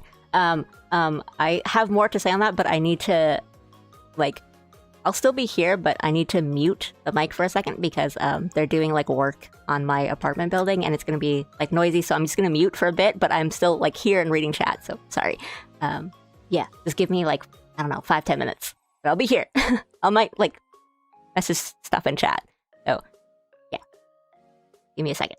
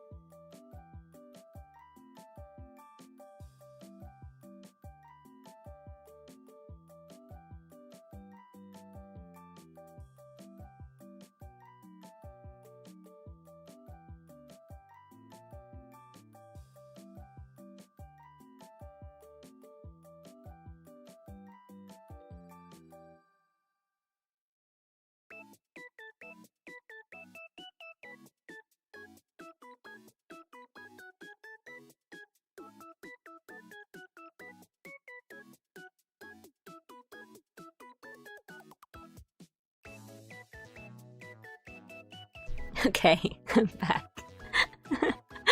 Well, I mean, I was here. I'm unmuted now. Let me get rid of that. Thank you. You guys are so nice. You guys are so nice to me. Let me, like, actually respond to some of these. But yeah, I typically animate on, like, 12 FPS just because it, cuts down on, like,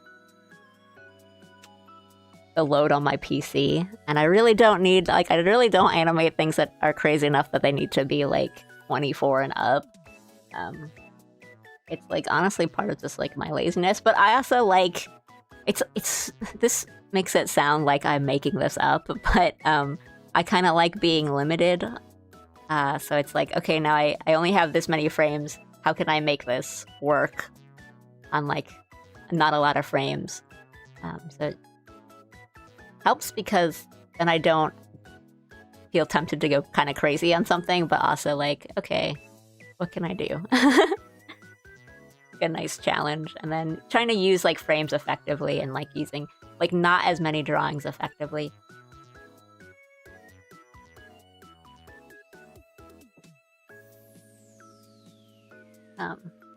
But I was like the classic cel-shaded anime vibe of your animations and art. Thank you so much. That is, like, what I am trying to achieve vibes-wise with my art, so I'm really glad that that comes across.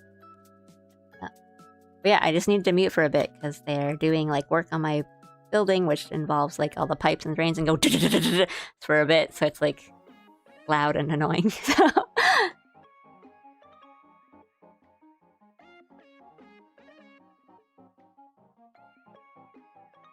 I like the cool panda lore of being the CEO of Coca-Cola.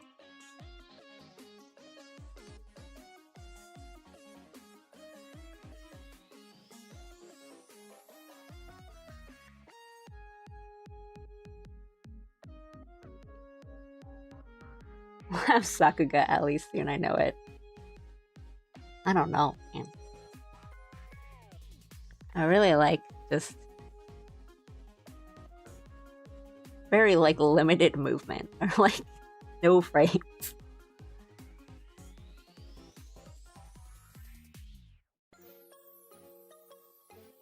Limitations make cooking more fun for me, right? Like, it's when you only have a few things to use, and you have to, like, really think and be like, how can I make this work? That's the fun stuff.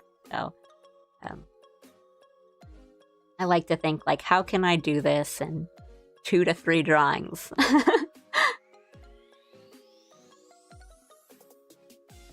But what if I could make it better?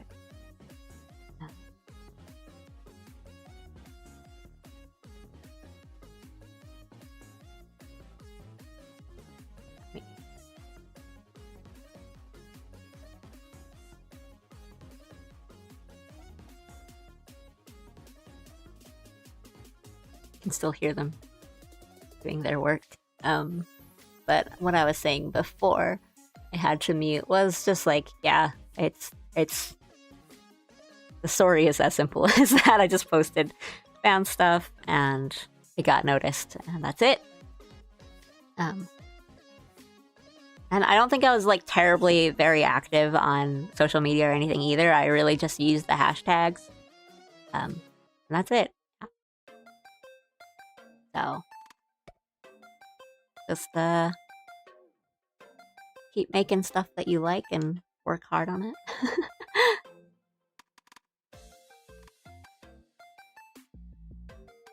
How can I elevate my microwave mac and cheese? Yes, Blender is correct. Use cayenne.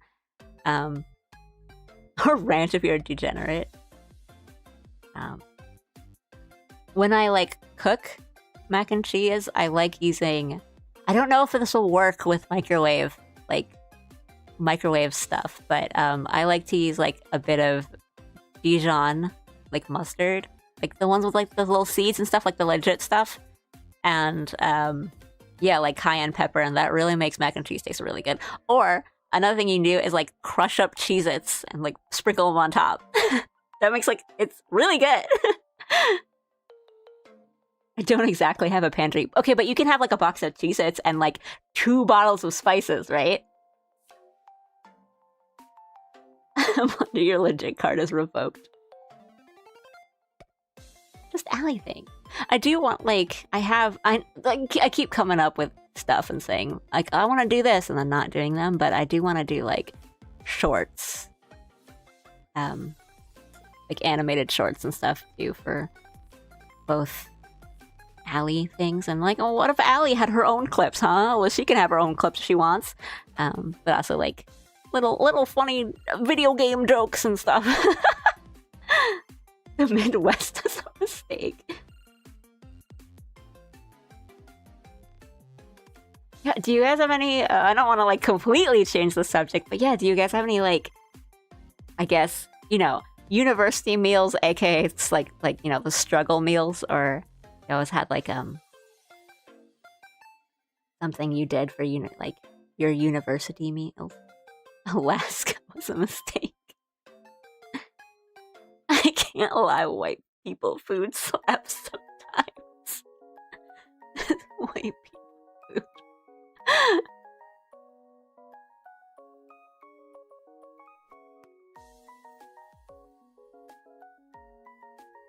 Well, it's tough because I can't remember the things I did in like freshman year when I didn't have anything like a way to cook, because all the like past that you could have dorms that had like kitchenettes and stuff. So I always sprung for those, because like having good food really changes like your mentality and stuff.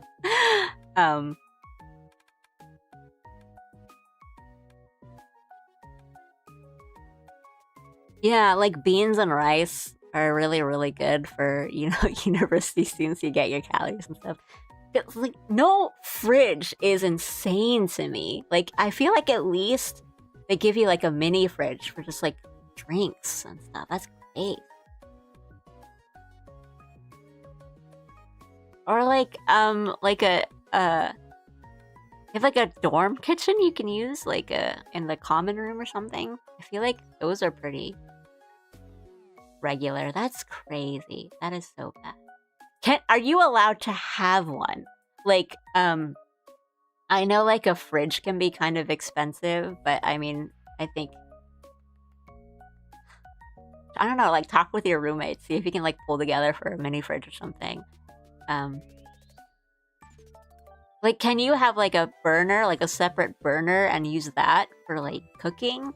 Like a, you know, a camp stove sort of deal? Or, like a microwave, or like an electric kettle, just like a water boiler is good, like for ramen and stuff. That's great. Like, not even a fridge. I think that's crazy. Pesto sauce saved my morning toast from only having sweeter stuff like jam or peanut butter. Oh, that sounds good. And yeah, like salads. Salads are good. Salads are easy.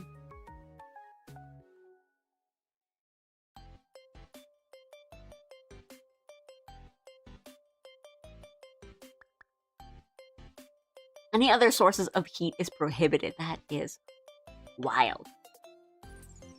I mean, you can do a lot with like just hot water though.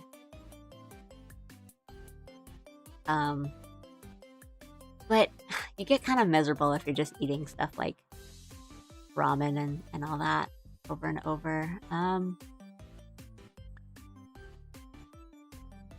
But like, you have a microwave?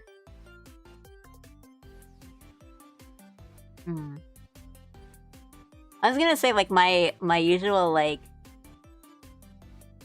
I don't even think it was really like struggle food, because it was more like I'm lazy but I really need to eat a meal.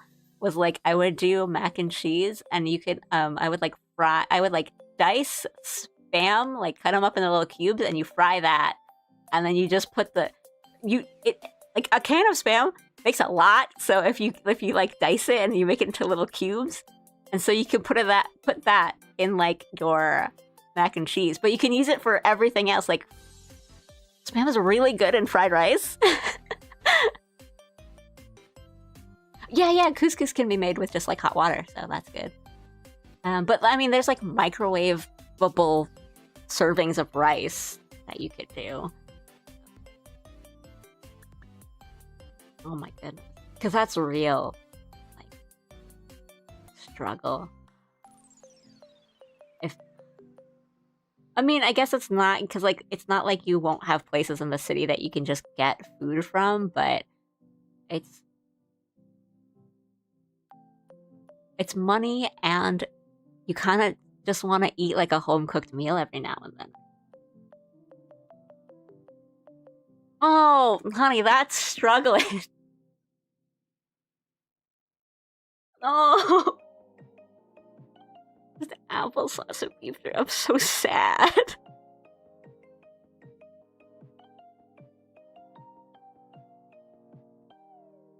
No microwave. That's first pork chop. No, I'm so upset.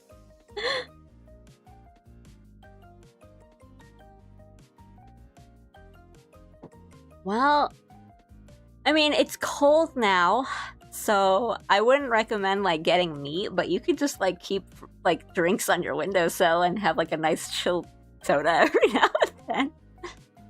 Yeah, no worries. Thanks for watching. Thank you. I hope I can get a code. Yeah, I hope to see you on a next stream or a stream in the future sometime. Thanks for watching. And thanks for following. Thank you so much. Good night. Have a good night. Good morning, you're the boys in the picture. This is it's Roberu and Shien, from Hollow Stars, but it's like last year's winter outfits, because I like last year's winter outfits more than I like this year. And I never got to draw them because I was away.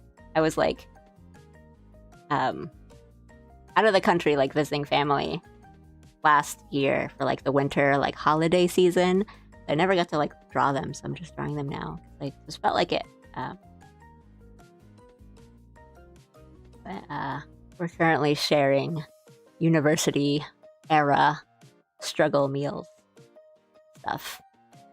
I'm trying to help one of our fellow members of chat live for the next 2 weeks.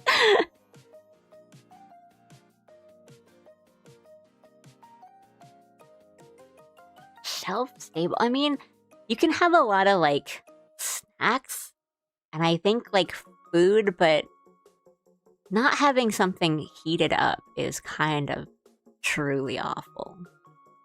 Because it's like you can have, bread and stuff, enough stuff that you could make like a sandwich, but like a hot sandwich is so much better than like just a regular sandwich. I think in terms of like comfort and like having something nice that you can feel is like a full meal, and like I like me a salad, but when it's, especially if it's cold out, like that's not like a full oh yeah, I mean it's not like done.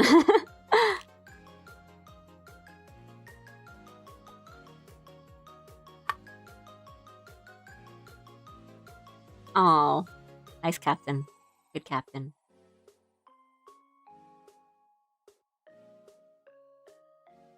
Yeah, like cured meats and stuff, like chorizo and just if it's cold enough, you could have like a little charcuterie lunch. Hey, morning, long time no see. It's all my like old regulars are here, and I'm recognizing them because of their names. A special day, special ramen.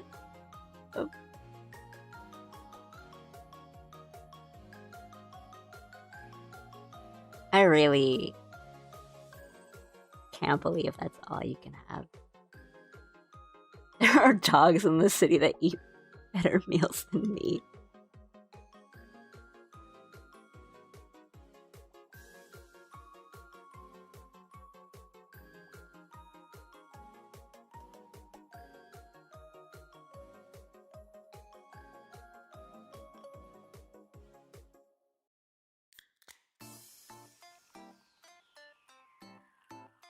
Is it like, because that's the thing that surprises me, because I would imagine that, like, if it's the city, it's either you're gonna have like it's turmoil. It's either gonna be like a dorm room that's way too expensive for a student, but it has all this stuff, or it's like kind of bare bones, but they let you bring in stuff. Like we don't really provide you anything but, you know, the bed and a dresser and a desk, but you can bring in a microwave and that's fine. So like that's why I'm surprised that like they don't. That's like against the rules.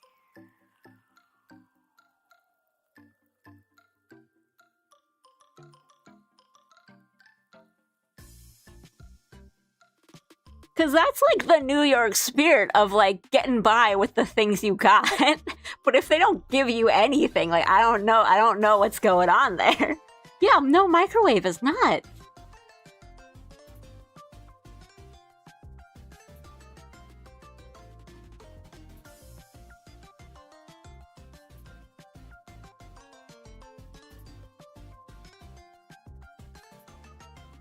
Right, like I feel really well, because I did go to like a city university on the East Coast, and our rooms came like I mean they were pretty expensive, but like they had appliances, and it was like you can't really bring in new ones, but like you have these. And yeah, I mean I'm thinking about like my freshman dorm, we couldn't like cook, and I think we had a microwave. But like even if we didn't have one in the room, there was like a common room in the dorm that had like a microwave and like all the regular kitchen appliances, and like you could cook and like use the stove and the oven. But I'm surprised that there's not even like a dorm room that like a common room, like a common space that you can do that. Because like even aside from just like cooking and living, those are places where you study, so you like would have a food and snacks, and like that's crazy.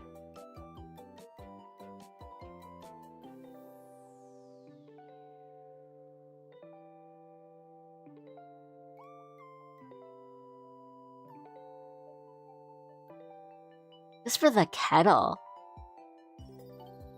Do they just expect you to just eat out all the time? Ah, I see.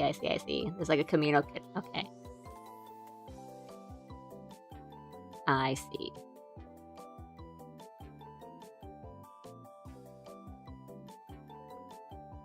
Ah.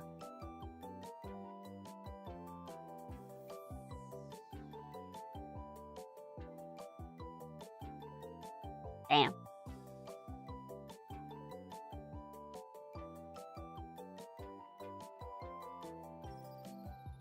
Right? Like, even the cheap ones at least have like, you know, like a really old microwave that just does its function and doesn't really have anything else. But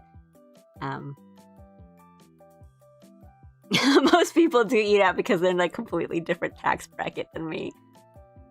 Yeah.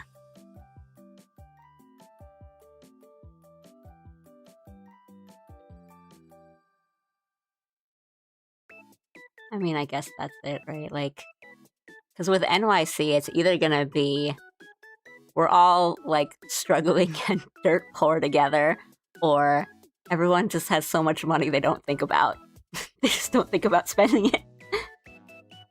Yeah. I mean, I think the students, from what I have gathered, is like you're either crazy rich or crazy broke.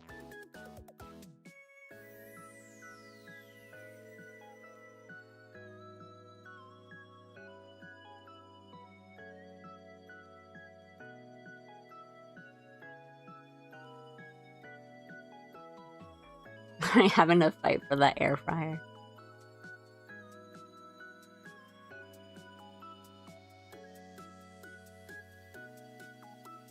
Wait, if it's NYC, is there like a Daiso or a Daiso equivalent like a Five Below or anything near you, because they have a lot of those like kitchen gadgets where you can do things where like you can make, if you can have a kettle, they have these things where it's like Tupperware and you put like the water on one level and you put uncooked pasta on another, and like it lets you cook pasta in that without really having like a pot on a whole like boiling water on the stove heating system.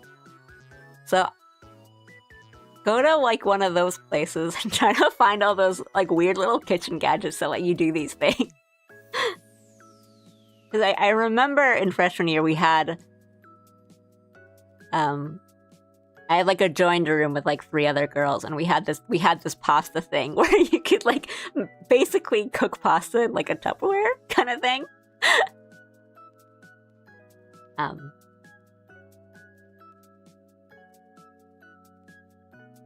that helps. There's also like, oh, it might be hard to find, but you can get like pouches that are just sauce that you can heat up in something that's like hot water or boiling water. That's like curry or like they're not really like MREs. They're like retort pouches. Retort. How you say it? I don't actually know how you say it. Or like pasta sauce, and they're in like a bag, like a pouch, and you heat them by placing them in hot water or like and then the sauce heats up, and then you just pour that on like pasta or something. Have a secret air fryer outside the dorm. Like, just keep it in a box and then go outside and plug it in somewhere else.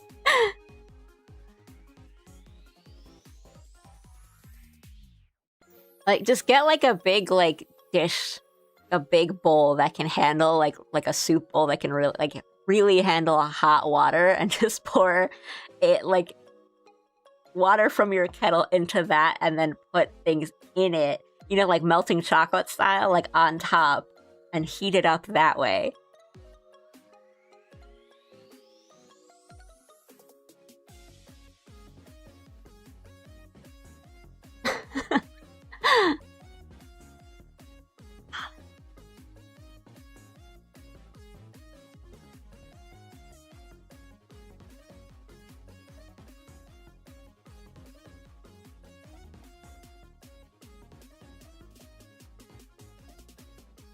I mean, it's that or just like living off snackies for a bit. You know, just get a bunch of like different little crackers with all the different little like flavorings on top of it.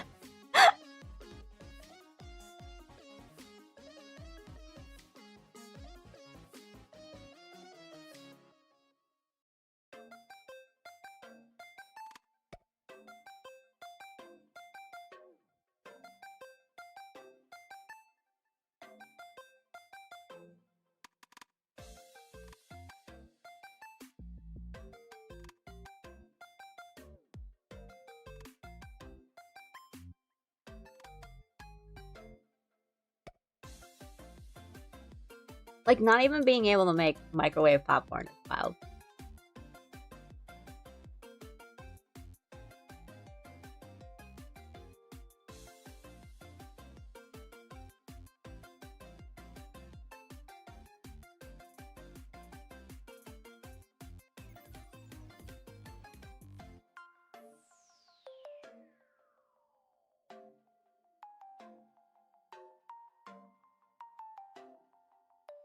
Oh yeah, I mean, I don't really recommend just like living off snacks because, I mean, it's unhealthy, but also like, yeah, you just sort of feel miserable. But if everything has to be like shelf stable, well, you can keep fruits for sure. You can handle like fruits in like yeah. I think just having like a little like bowl of fruit in your room, that should hold. Like, I don't think it's bad. Oh, unless are they expensive?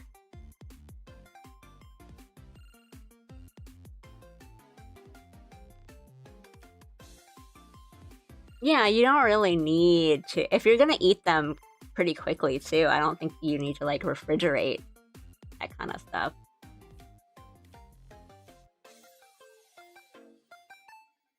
Ah, yeah.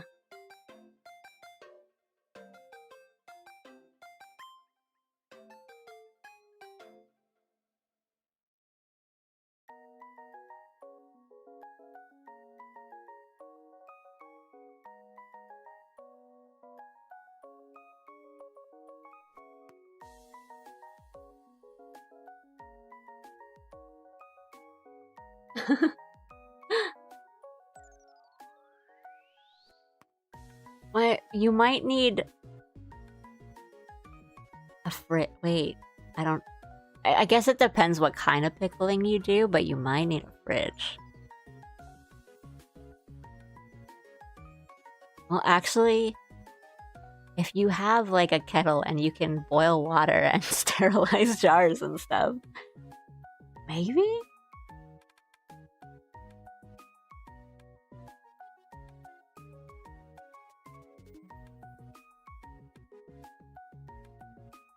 Oh, right. I was thinking pickling because I've made pickles before and it's really easy, but that's what I was thinking of. I was thinking of like how to stretch something for a really long amount of time.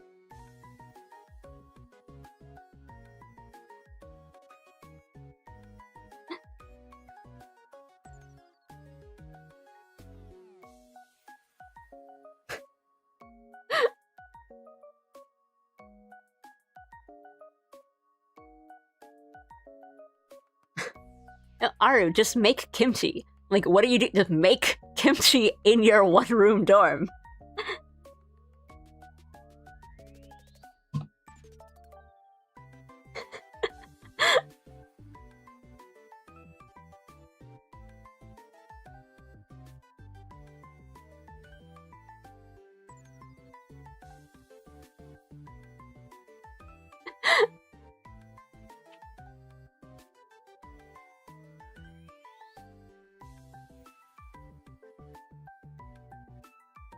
Oh, honestly, I don't know if I could handle having not had it. I feel like just the sound of ranch mac and cheese is weird. I'm sure it probably tastes fine, but like the sound of it is weird.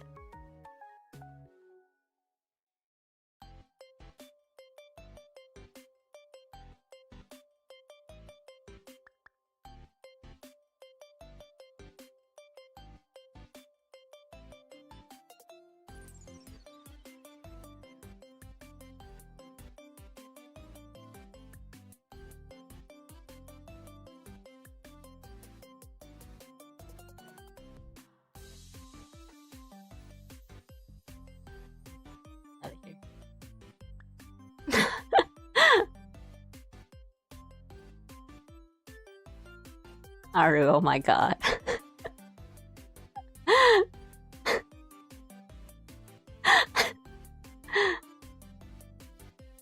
It's such a sad thing to hear.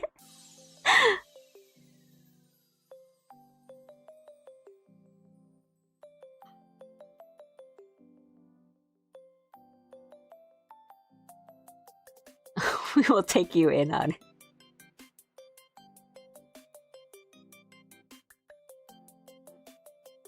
Like alley cat community programs, like making sure Aru has enough food to eat.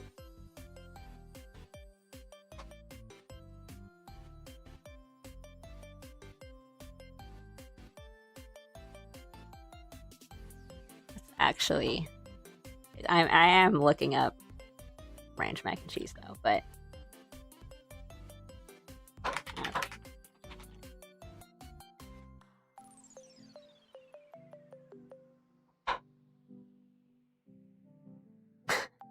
just on like top Google results, there's a Reddit post that's like, it just tasted less cheesy and more like Italian season. Didn't find it disgusting, but not necessarily something I would eat again.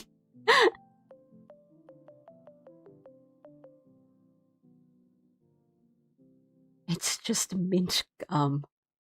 It's like not even a meal though. I don't even know, like, would you... I don't even think you would get like calories just like off the flavoring. Oh, you know, you could do like dried fruits, like preserved fruits and stuff. Like just get like a big case of like dried mango and like raisin type things. Not necessarily like the whole thing of like raisins. Well, no, I mean that's fine. And like peanuts.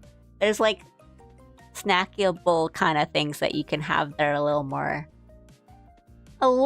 substantial and like makes you feel a little bit less bad than like chips all the time and stuff.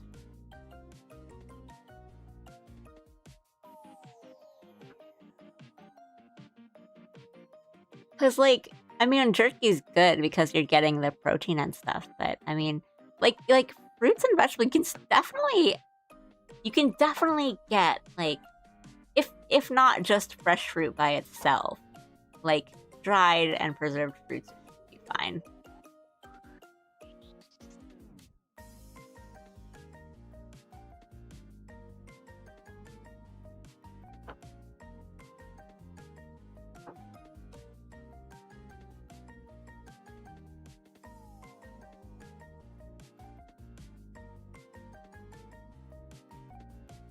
$50% off of pizza is like pretty good. To be honest though. And like you can get a lot out of a pizza if you're choosing the right pizza.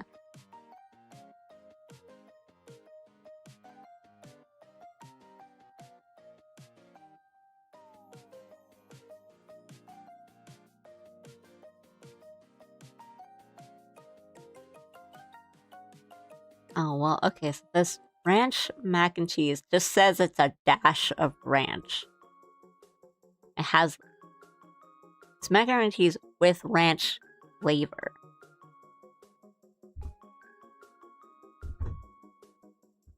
Okay, I scrolled down. I'm like on this like craft like website and I looked at it and I was like, okay, that's fine. Like it's got a little bit of ranch, so like it's got a little bit of the zest and the sour. It's not entirely ranch. I'm like, that's fine. And I scrolled down and the first one says apple pie, and I'm like repulsed.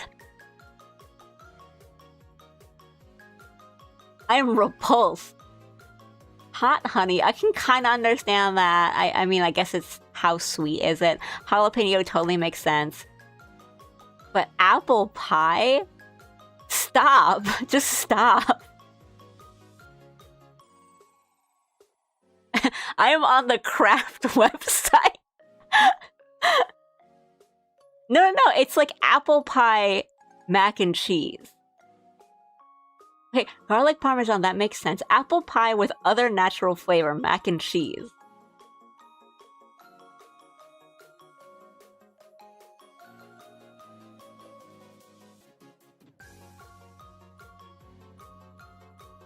The flavors of dinner and dessert together at last. No one wanted this. Just in time for Thanksgiving, craft apple pie with other natural flavors, mac and cheese, brings the comforting taste you love, now with a shockingly delicious, savory and sweet pairing. Our first of its kind mac and cheese flavor is packed with cheesy, appley, cinnamony goodness. God! No! Just in that time for Thanksgiving, bro.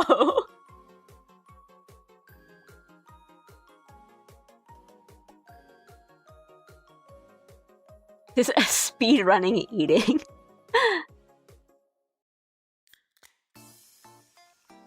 It's on. I'm not making it up. I'm looking at it right now. It just seems truly. I can't even imagine like cinnamon on my mac. I'm not even gonna finish that sentence.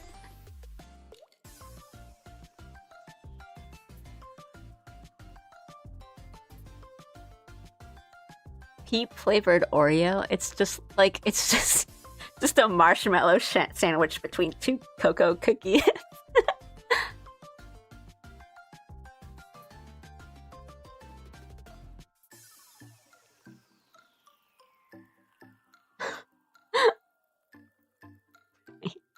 We saved you by just like ruining your appetite completely.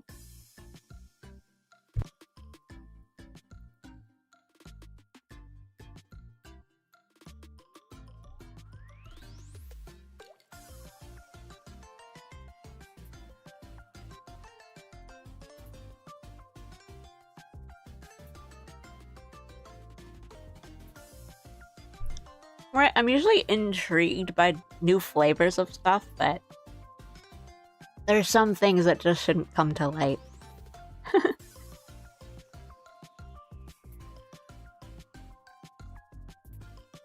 My old man yells at Cloud Gripe. Is that all candy companies just stop mixing? I understand. Right, like... Yeah. Skittle flavored Starburst, Jolly Rancher flavored whatever, just stop this.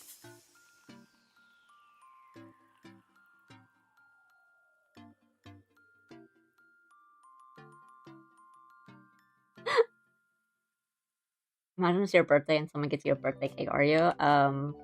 That sounds good, because I was gonna be like, well, is it like a funfetti thing, or is it like the whole cookie? Like, the cookie and the cream together has like a birthday cake sort of taste to it. But I'm like, either way, it sounds kind of nice, but no, I've had like the beef or like steak flavored chips that are they're not bad, because like it doesn't really, I think you imagine it to have kind of like a really kind of heavy like taste to it, but it's really just like a barbecue sauce that's less, like a barbecue chip that's less sweet, which is better. But it's like weird because you're just like, oh, I'm eating like steak flavored chips. That's sounds so stupid. Foie gras Pringles.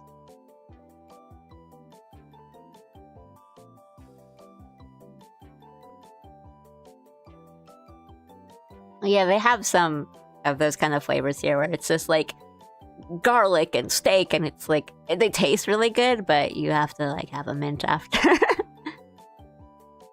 Oh, shrimp chips. Love those. But it's really like the smell is pretty strong, but they're so good. Honestly, Aru, if you can, that should be your next, like, I need to eat a lot of stuff, like, snack.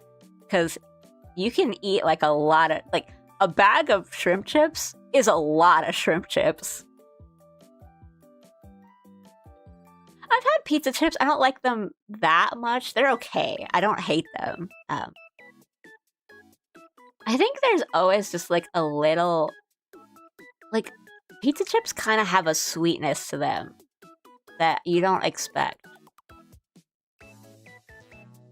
And I mean, kind of not like a sugar sweetness, but like, you know, the way it's like tomatoes can be sweet, and so it's always like it's always like a little too sweet.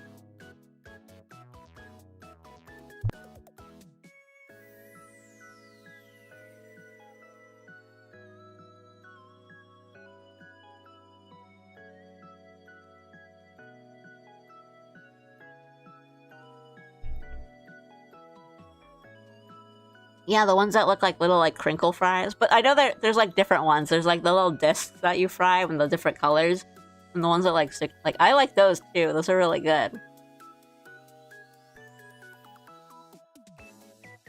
Oh, I might have to like go get some today. Pretz are nice. Yeah.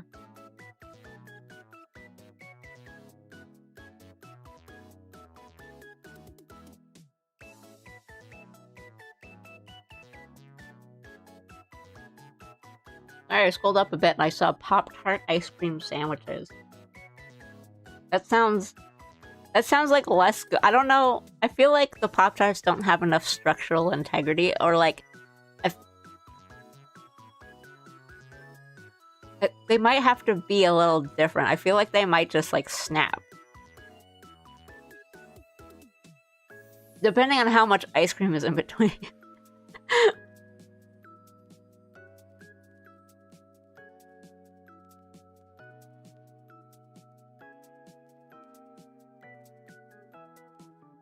There's a Korean fried chicken place back home that serves prawn crackers with a chicken. Ooh, that sounds so good.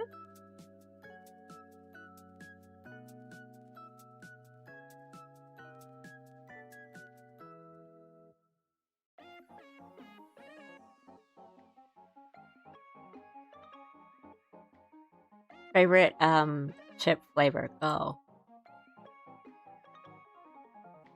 I like a salt and vinegar, but you can't eat too many at a time. But I think like just like a regular salt, but like the ruffle cut with the ridges is always like a really, really satisfying chip. I recently had like pickle flavored chips, and they were surprisingly really good. I thought they'd be like too sour, but they're really good.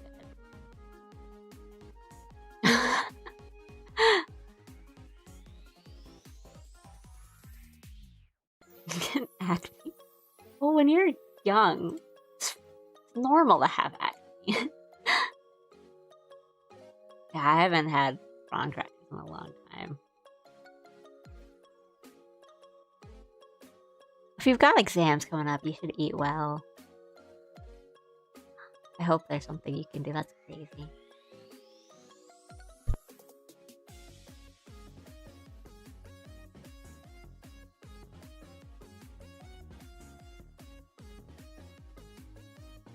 The Ruffles flavor exclusive to Canada called All Dress. It's the best flavor I've ever had. I'm Googling it now.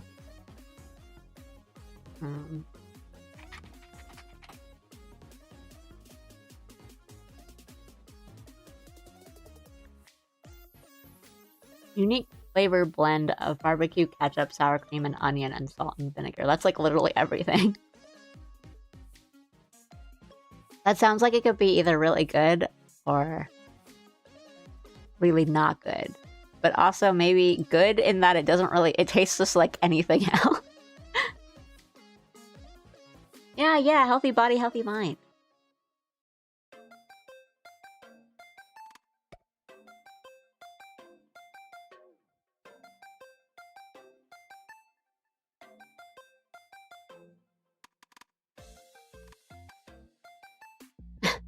If you ever see wasabi flavored chips, it will taste of wasabi. I somehow did not realize this. Actually, I really love wasabi flavored things. Like, I like wasabi chips a lot. I think they do have a bit more intensity than you expect, because you're like, oh, it's just wasabi flavor. Like, it can't be that. It's probably not that strong. And then you eat it, and it's just like you just get the burn.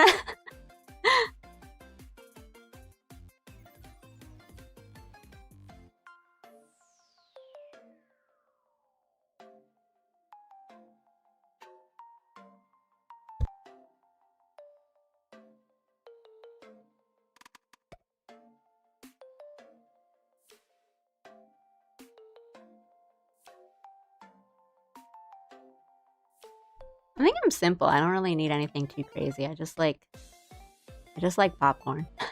Just like salted popcorn.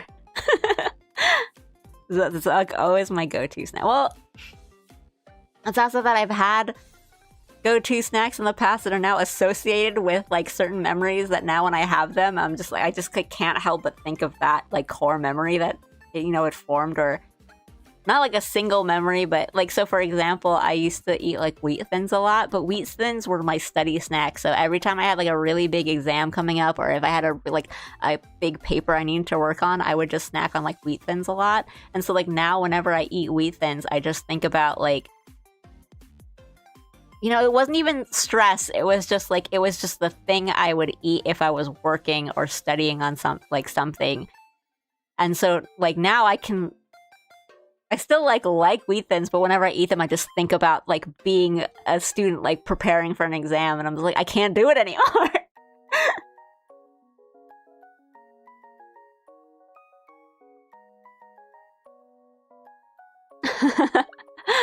Those wasabi cracker nuts always kill me for that reason. Try to keep downing them like the barbecue garlic flavors, and regret follows.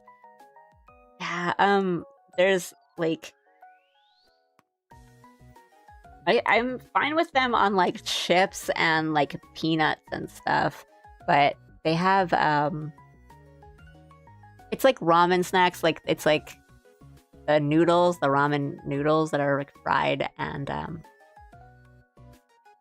like baby star and stuff. And the wasabi flavored ones of those, like, they're really strong.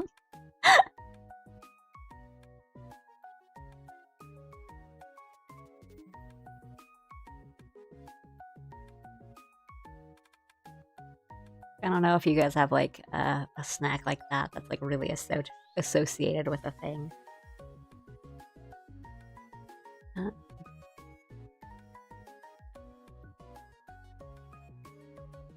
Just do a bit more under that.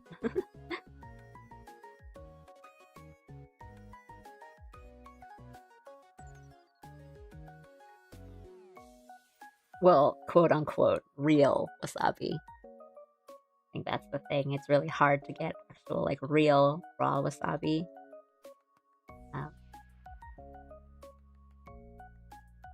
Because a lot of it out there is just kind of filler stuff. But doesn't mean it doesn't still taste good. Oopsie. I've had, like, real, you know, raw was. Oopsie. I'm, like, messing with my settings too much. And you can really taste the difference. It's really good. Oh yeah, like not. I didn't want to sound like really snooty about it, but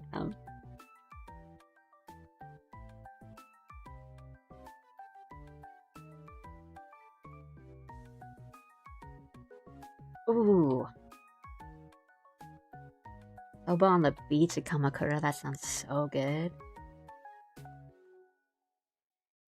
See, that's nice though. I can't eat crackers without thinking about writing a paper now. So.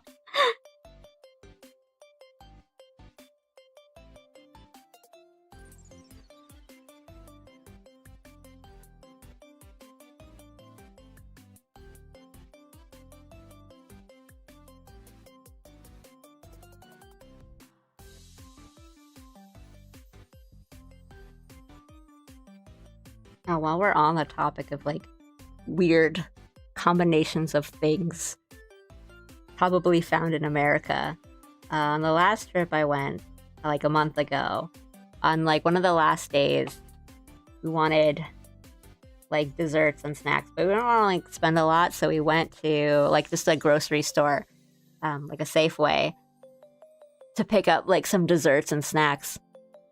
We're in like the baked goods section, and I was like, I could really go for something that's like small, but like a cookie or something. So I was just like looking for like a single chocolate chip cookie. But the thing I found is this thing called a brookie, and I was like obsessed with it for days. And I don't know if you know what a brookie is, but let me tell you, a brookie is a cookie baked directly on top of a brownie. So it's just one big rectangle thing that is cookie on top, brownie on the bottom, and it is so good. And I had never heard of these before, so I see it in like the baked goods section, and I'm like, oh, what is this? That's so funny. And I kind of bought it just for like the novelty of it, of like, oh, look, this is so crazy. And then I took one bite, and I'm like, this is like kind of the best thing I've ever eaten. I'm like, oh, this is so good. Like, I was just astonished at how good the individual pieces were. Like, the cookie was really nice, and the brownie was like that perfect kind of denseness of a really good brownie. And like, I didn't expect it to be good. I was like, but it's just like sweet. It's just gonna be like this big sugar bomb, and it's like, I just bought it for the laughs. But no, it was really delicious. Brookies are why Xanarkin was destroyed. Sin. No. I've had these. They're really good. Like, I did not think they'd be good, and I, like, unbelievable. Yeah, it's just like a big cookie brownie bar, and it's just like I don't like. I just shut up that night. I was like, I can't judge these things anymore. I can't look at some thing and be like, point at it and be like, oh, look at this abomination. It's so funny, and then have it accidentally be like the best baked good I've ever had in my life. It was really good.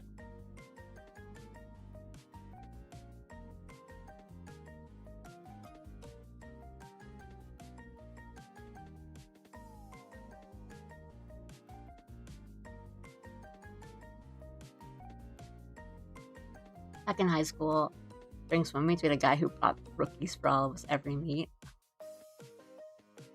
Swimming does take up a lot of energy, so I think it's fine.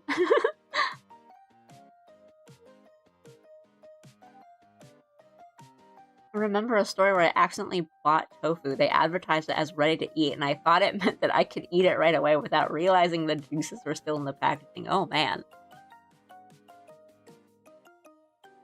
Ready to eat, really?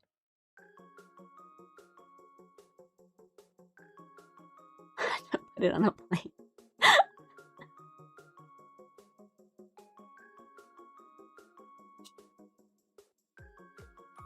Tofu's really good.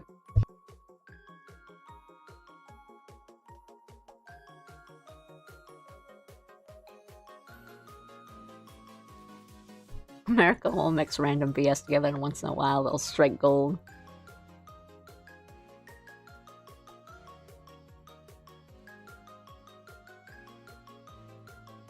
I think the tough thing about tofu is that you think of it as like a substitute, not like a substitute or like something that you can eat that isn't meat,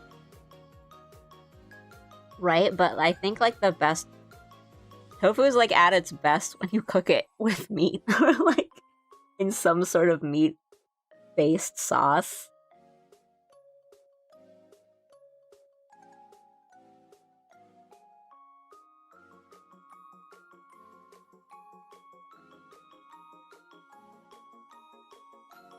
Like mapo tofu is so good, but you're eating it with meat or like there's ground meat in the sauce probably. Yeah, no, I agree. Tofu is its own thing, and you can't treat it as a substitute. And if you do, you're gonna be miserable, because, like, that's not the way to enjoy it. But I also think, like, if you're not vegetarian, tofu's probably gonna be better for you. Like, you're gonna have a better time cooking it and, like, doing things with it.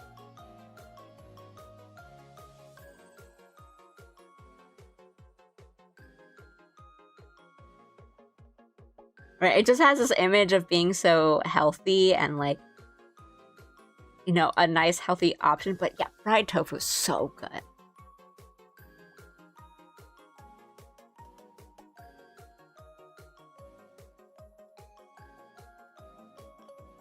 Or like, they're like, oh, I'll make tofu tonight, and we'll be like a little healthier. But then I go for like, I'm like, well, I picked up the fried tofu, so like the no fried food night thing is not happening.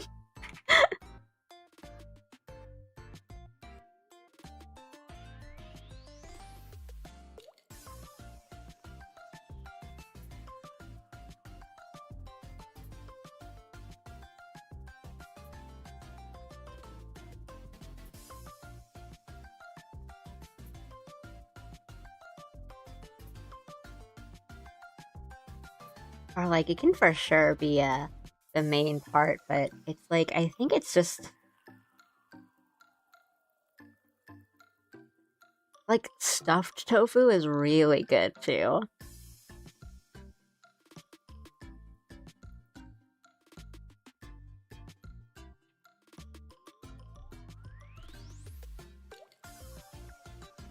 I feel like that defeats like the image it has, but if stuffed tofu is really good.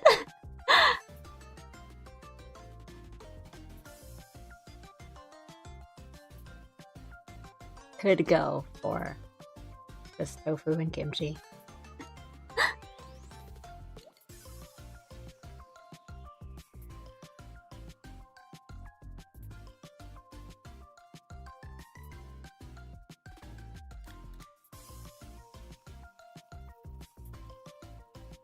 I just really hate early mornings, at least for the streams.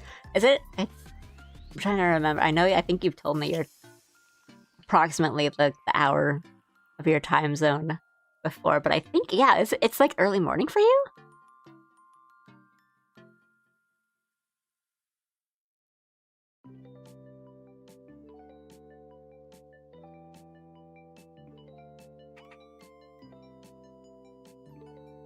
Oh, 6 a.m. Oh my goodness. Thanks for watching me at 6 a.m. Jeez. I'm glad it's enjoyable and not completely awful.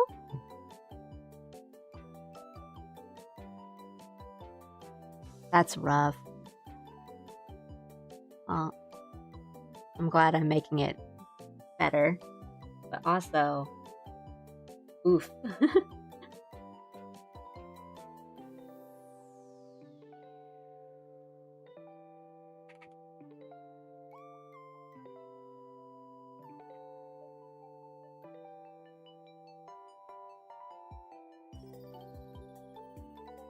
Struggles with commuting, yeah. I hear that.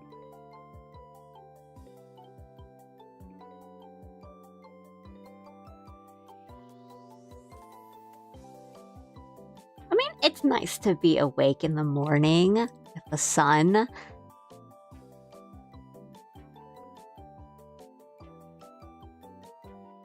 Like, it's nice to be awake early in the morning by choice. Like, if you just happen to wake up and you're, like, well-rested and it's 6 a.m., that feels great. Like, and then, you know, you get your stuff done, you're done by afternoon, you've got the rest of the day. That feels really good. But, I mean, work and commute is a completely different story, so I hope it's not too bad.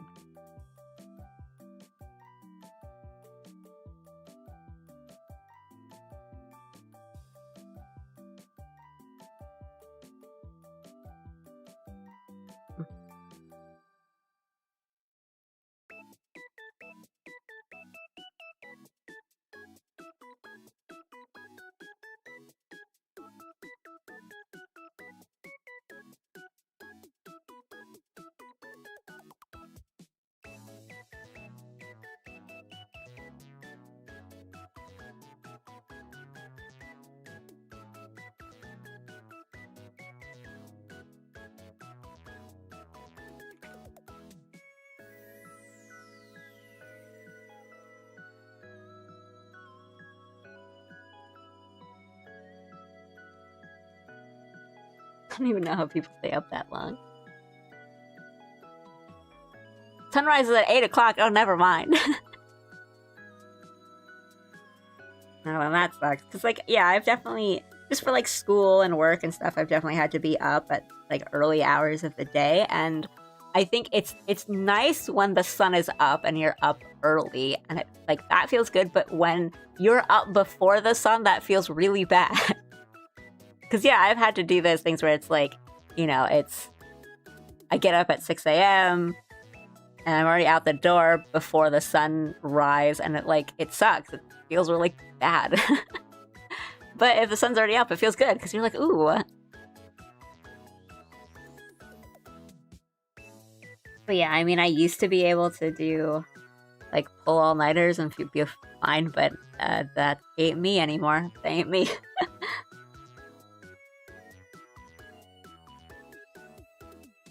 Like the movies?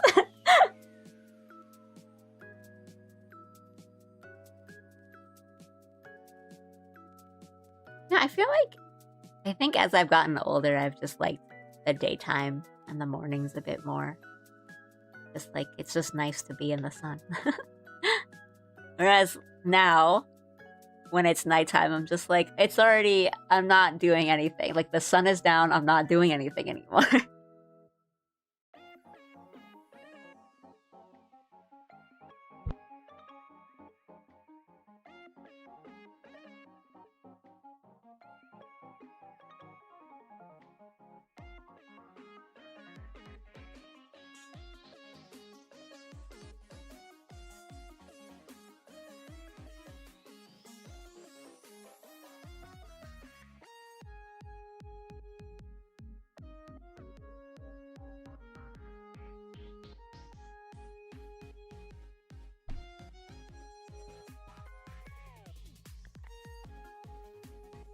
You're too young to appreciate the mornings yet.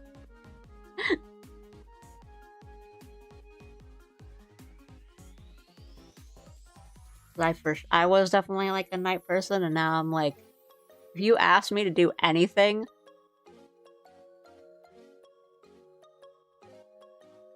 like 6 p.m. is pushing it. If you're asking me to do something past that, we better be like good friends.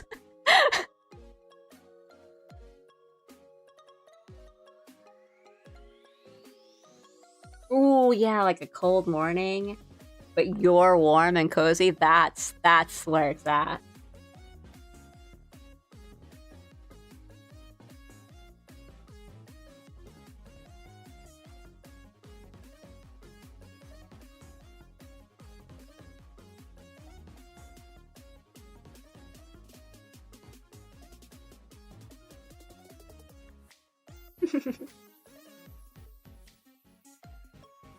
I mean, even when I was a student, I tried my hardest to only do all-nighters if I absolutely had to, and to never, like, I tried so hard to not get to that point. I've definitely had to pull all-nighters before, and I definitely have done it, but it's like, it just makes you feel, it's so miserable.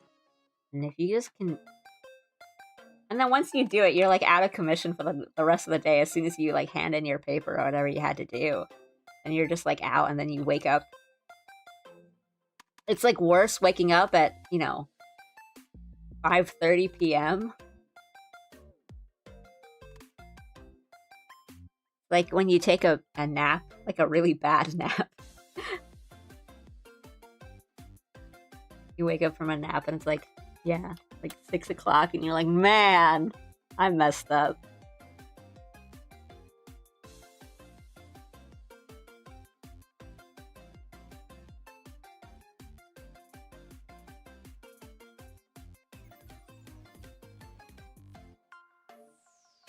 Bad naps, I hate them. They are truly awful.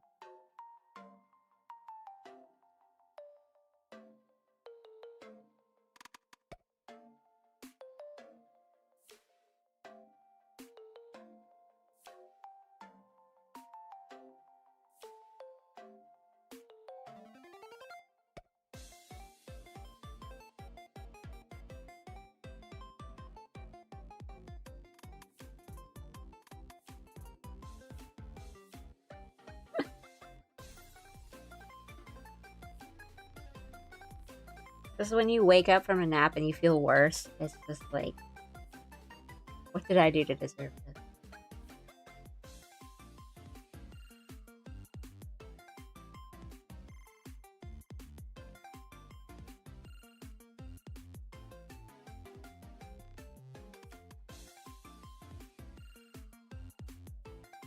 Yeah, like, it messes up your day too, and just your rhythm. Then if you sleep too much, or if it's like at a weird time, then your actual bedtime, you're not going to be asleep. It's just so bad.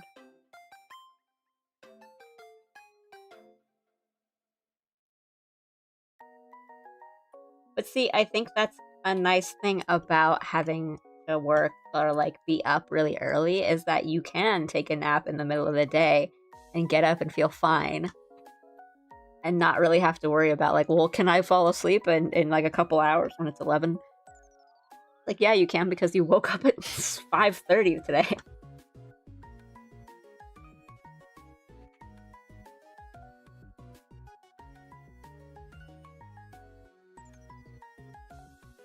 Apparently more than 9 hours of sleep isn't good for you. I imagine that too much sleep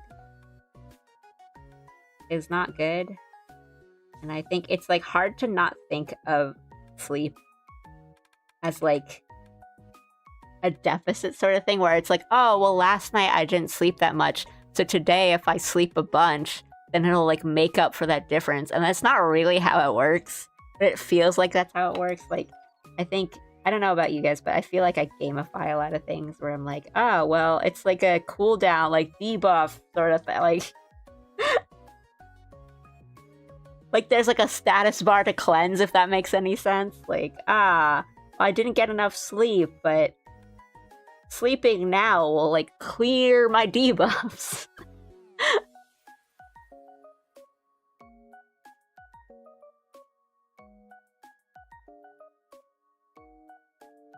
Looking good as always. Thank you. Thanks, Jack. I'm going really slow because I'm, like, distracted by chat. But not in a bad way. It's fun. Just bring back dedicated nap time. I feel like if I had a dedicated nap time, I just would not be able to be sleepy at that time because I'd be like planning for it too much. Like, okay, well, at this hour I need to take a nap, so I better not do anything too close before or after that time.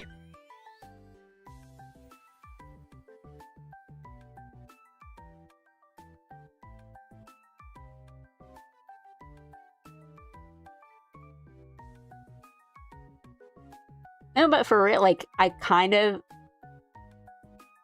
It's not as, like, intense as, like, yes, time to restore my MP! But that sort of thinking of, like, oh, well, I hadn't had a drink in a while. If I just drink a bunch of water now, then surely, like, I will be hydrated again, which is, like, that is not how it works. Like, you did not drink enough water. You need to keep drinking water. But it's like, no. Like, my bar was, like, low, and now that I've had more, it's high again.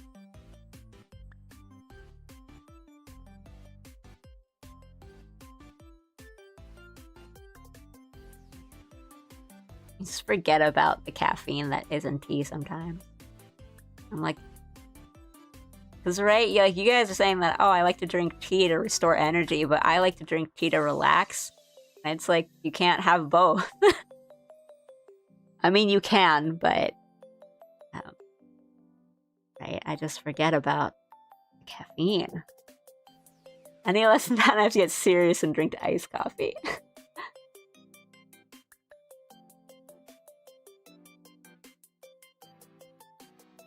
That's how I handle meals. One big meal. This covers 3 small meals. I think that's kind of fine. I mean, it's not fine. You need to be eating better. But, like, calorie intake, stuff like that, I think you can tackle it, but just, like, the time intervals are the thing that's gonna get you. I mean, I still don't think it's particularly healthy, but...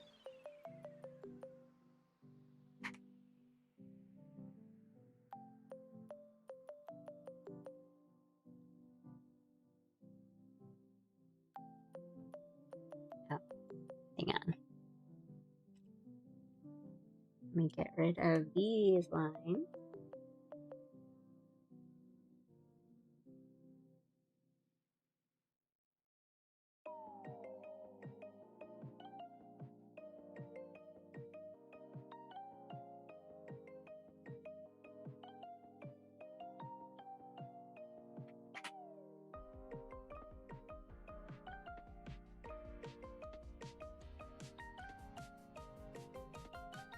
I don't think anything about my meals can be called fine, but I don't think the times matter that much.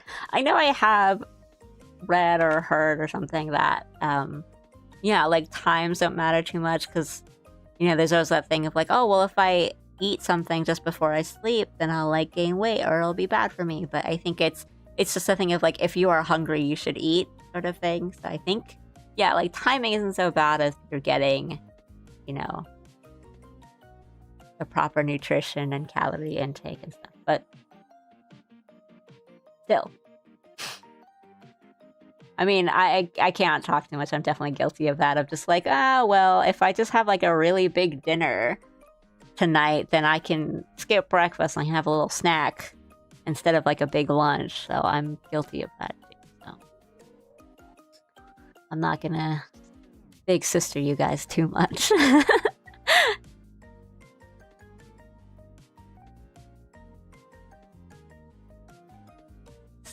Alione-san just being really disappointed in you guys not eating your proper meals.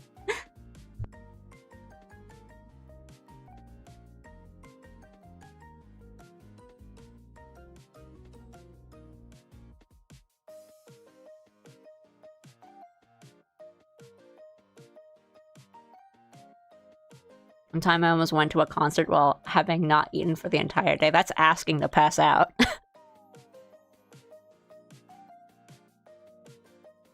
I'm not judging you too hard on that, because I can understand how that might happen. Like, sometimes it's just hard to find food, or you think like, oh, I'll get food later, and then stuff keeps coming up. So I'm not like, not chiding you too much, but because I can understand, like, for sure how that can happen. But man, that's good. That would be rough. That would be so rough. Nathan, I'm trying my best. I don't know, maybe you guys do need an Ali Onesan to be soon and mad at you.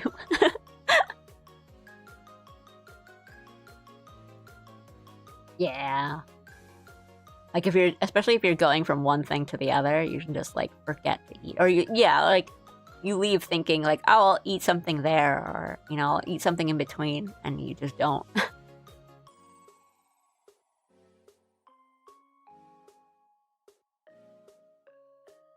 Nowadays, if I'm going somewhere, I always try to eat, like, a little something before I go. For that purpose.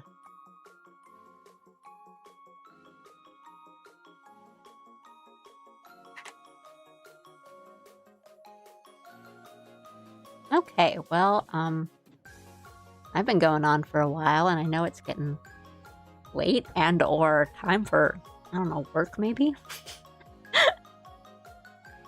Very different time zones here.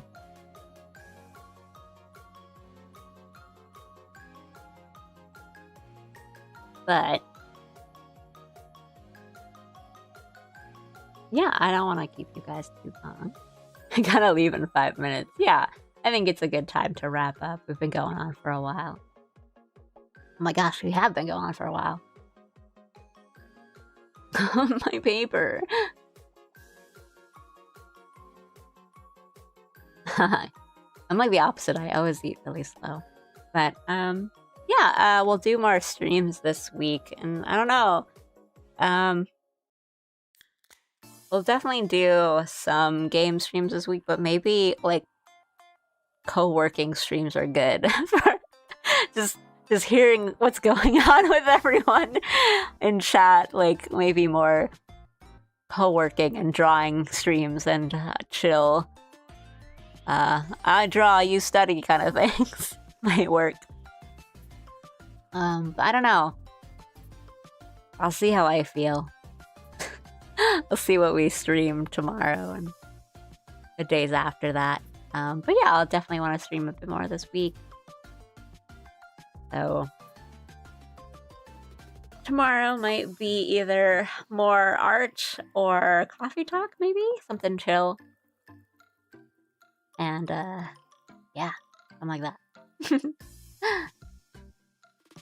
But thanks, guys, for chatting with me and watching me draw and being so nice. You guys were so nice to me today.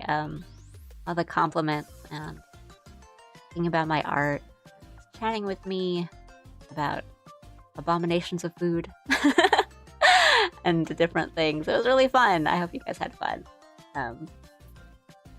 Gotta pull an early night to wake up for a co-working stream at 2 a.m. Well, we'll see. We'll see what happens. But yeah, thanks, guys. I'll do another stream probably tomorrow. If nothing comes up, I don't think anything should come up. And yeah, it'll be something chill, whether it's drawing or coffee talk. You guys know where to find me. I have a coffee link in my description. Again, if anyone has a VGen code, let me know. But thank you. I had fun today. I hope you guys had fun too. And hope you had a good weekend. Have a good day at work and at classes. Good luck on finals. Good luck at,